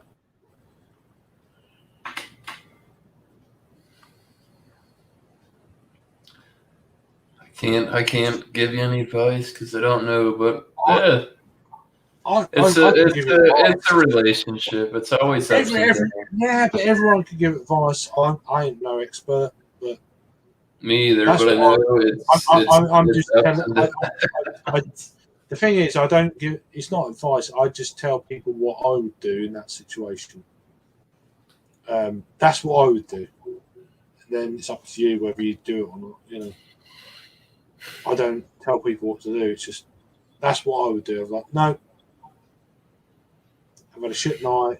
This has happened. That's happened. Going through situations. That's what I would do. Just go and have a off. Sort out tomorrow. Simple, you know. Whether it's right or not, I don't know. But no one's perfect. I ain't perfect, but that's what I would do. I haven't met one person that is. No one's exactly. And if I ever meet that guy, I'd pity that fucking poor bastard. Yeah, well, yeah, but that I'm just doing. I say what I would do, and that's it. We're all different. That's it. Crack on. Yeah. Perfect would be boring. Yeah. Well, fucking yeah. So we've got Sam still in the chat. Cheers, brother. Hope you're keeping well. Is that actually going to post? Hang on. There we go. I want a caramel latte and ham cheese sandwich. Late morning here. We'll tuck into a few in the next few hours. Boom. That's what you want to do. Very nice indeed. Yeah. What time you got over there, Craig? Here now is 6 minutes past 2. So Sam is actually in Australia. Oh, he's way fucking ahead of the game. So yeah, no, he's proppering tomorrow for you guys. But at least we're in the same day zone. So, but yeah, there's a guy from over there I follow. But yeah, it's late morning over where he is at. So yeah, he's approaching his lunchtime on a Saturday.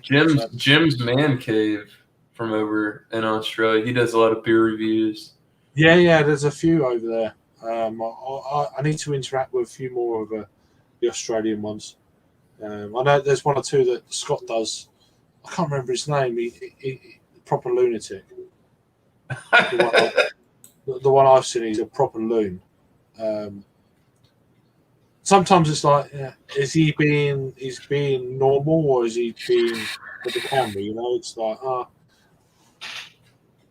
I'd rather it be normal but come across, you know, that way rather than being OTT. And I don't like OTT on YouTube. It's a bit too, or not just YouTube but Instagram and shit like that.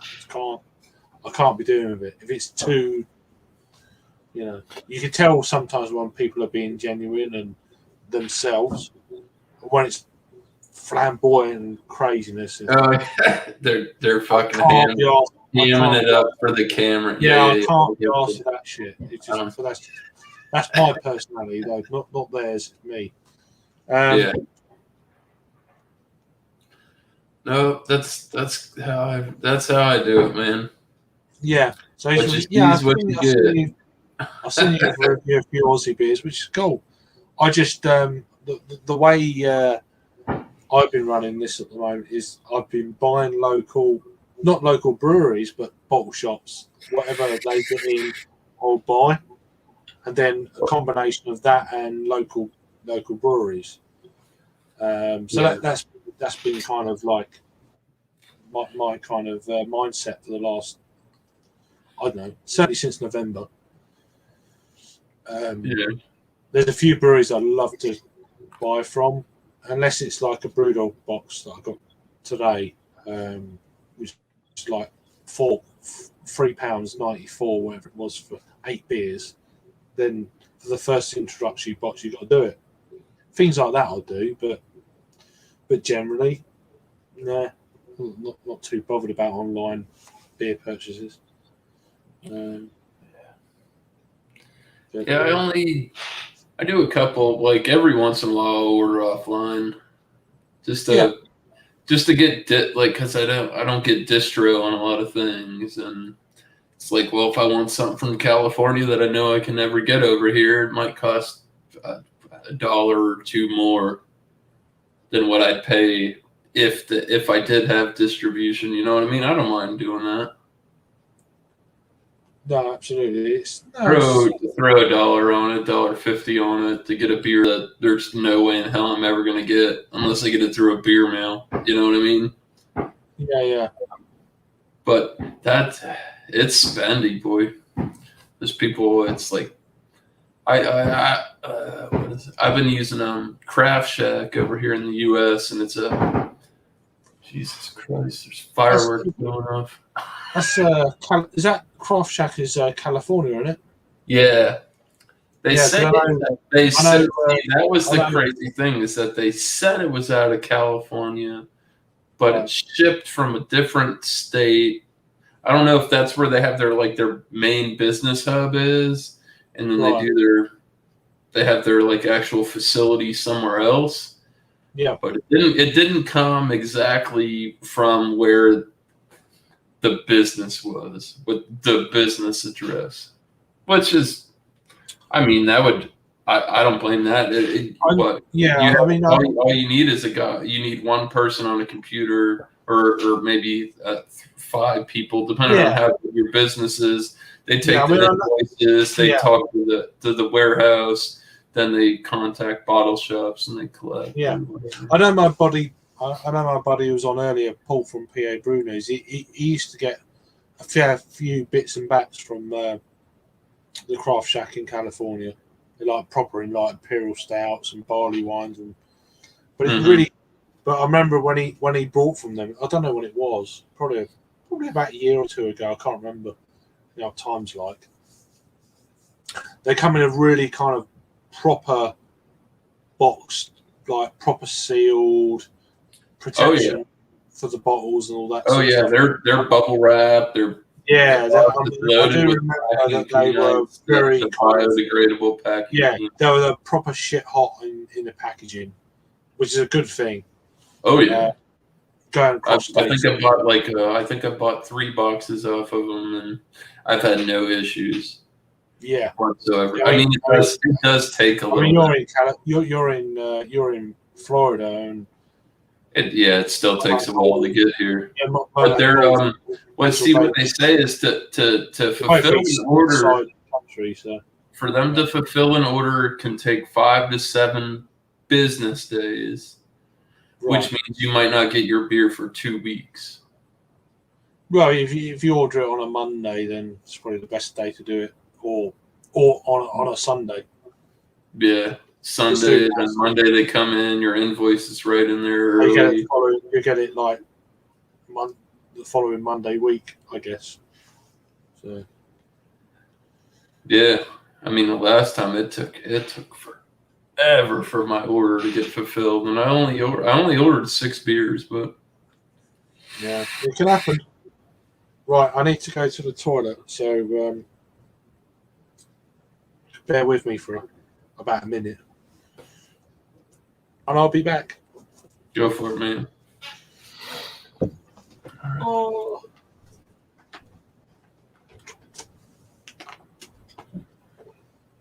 This is my local. Once it's okay to. Yeah. So I got what? 8 people watching?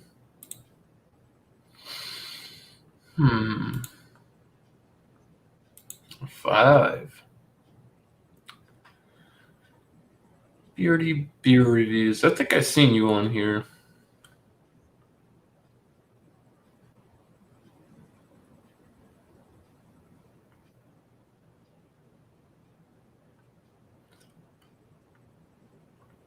Yeah, it's hard, man.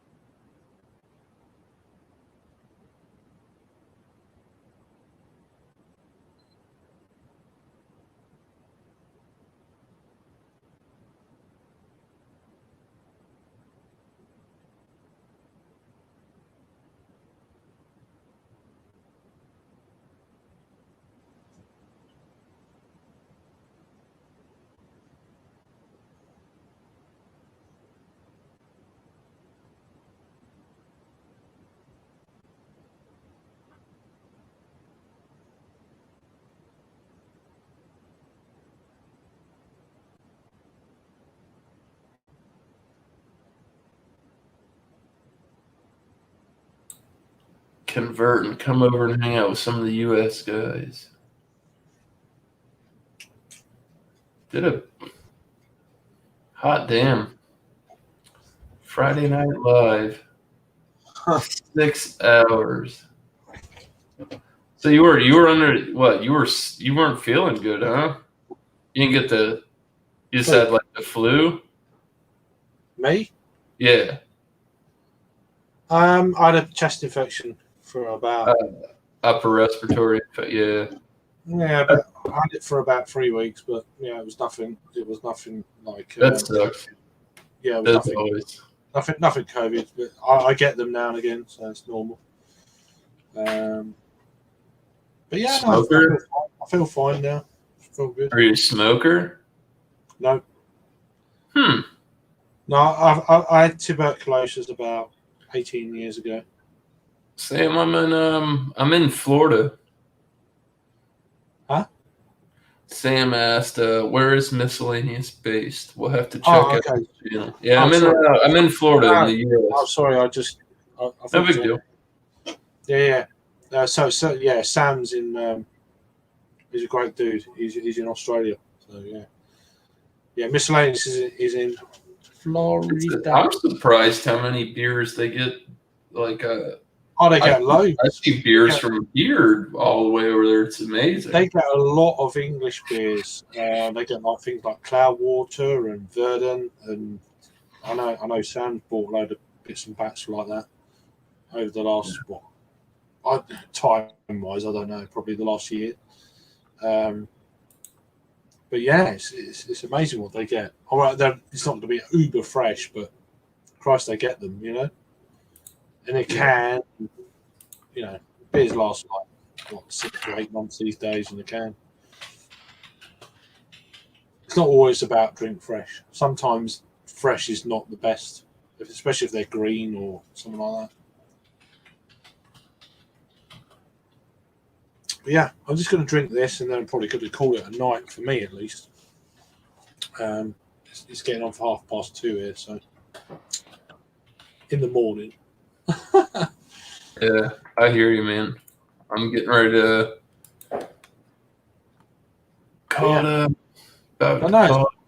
quit myself here soon. Well, I'm not going to bed, but no, of course not. I'm not. I might not either. I might just call this a day, and then maybe if there's anything around, I might join something else. Yeah, I got sent you something there in the private private chat. If you want to come hang out with some of the U.S. guys, or just be off air, nothing live, or okay. I'll do. That's totally up to you. No obligations. No. If you want to save that link. Yeah. That's usually our readily available off air hangout. You can click in there.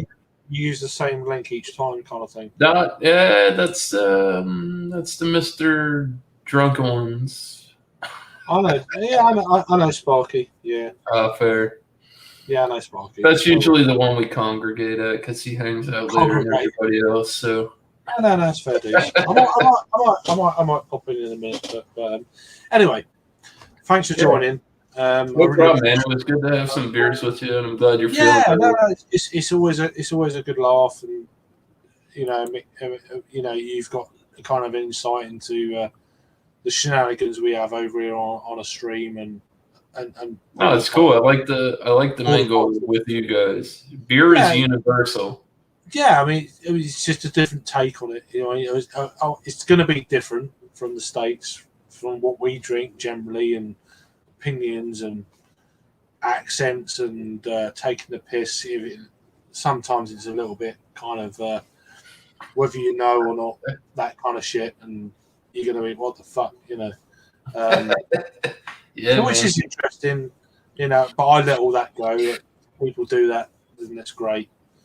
I don't care. I honestly don't either.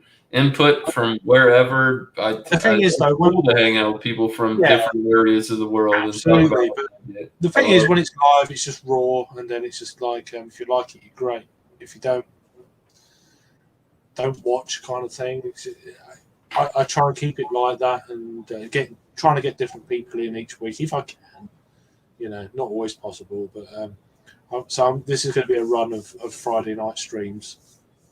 So I've had a bit of intimate break, but yeah, it's been a good one. I really enjoyed it. It's nice to catch up with people and talk to people again, you know? Yeah.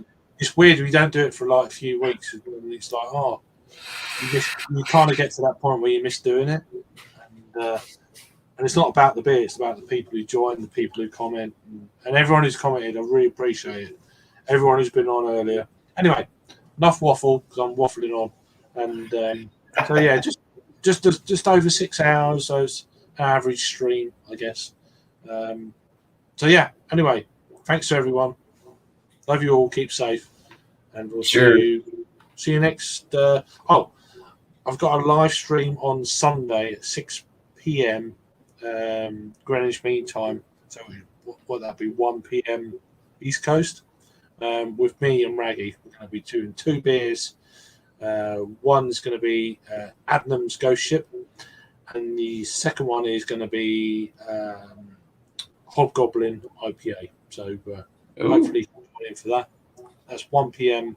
Eastern, 6 p.m. GMT. So will that? No. Thank you and good night. Guys, have a good one. Cheers. Thanks for having me, Craig. Always welcome.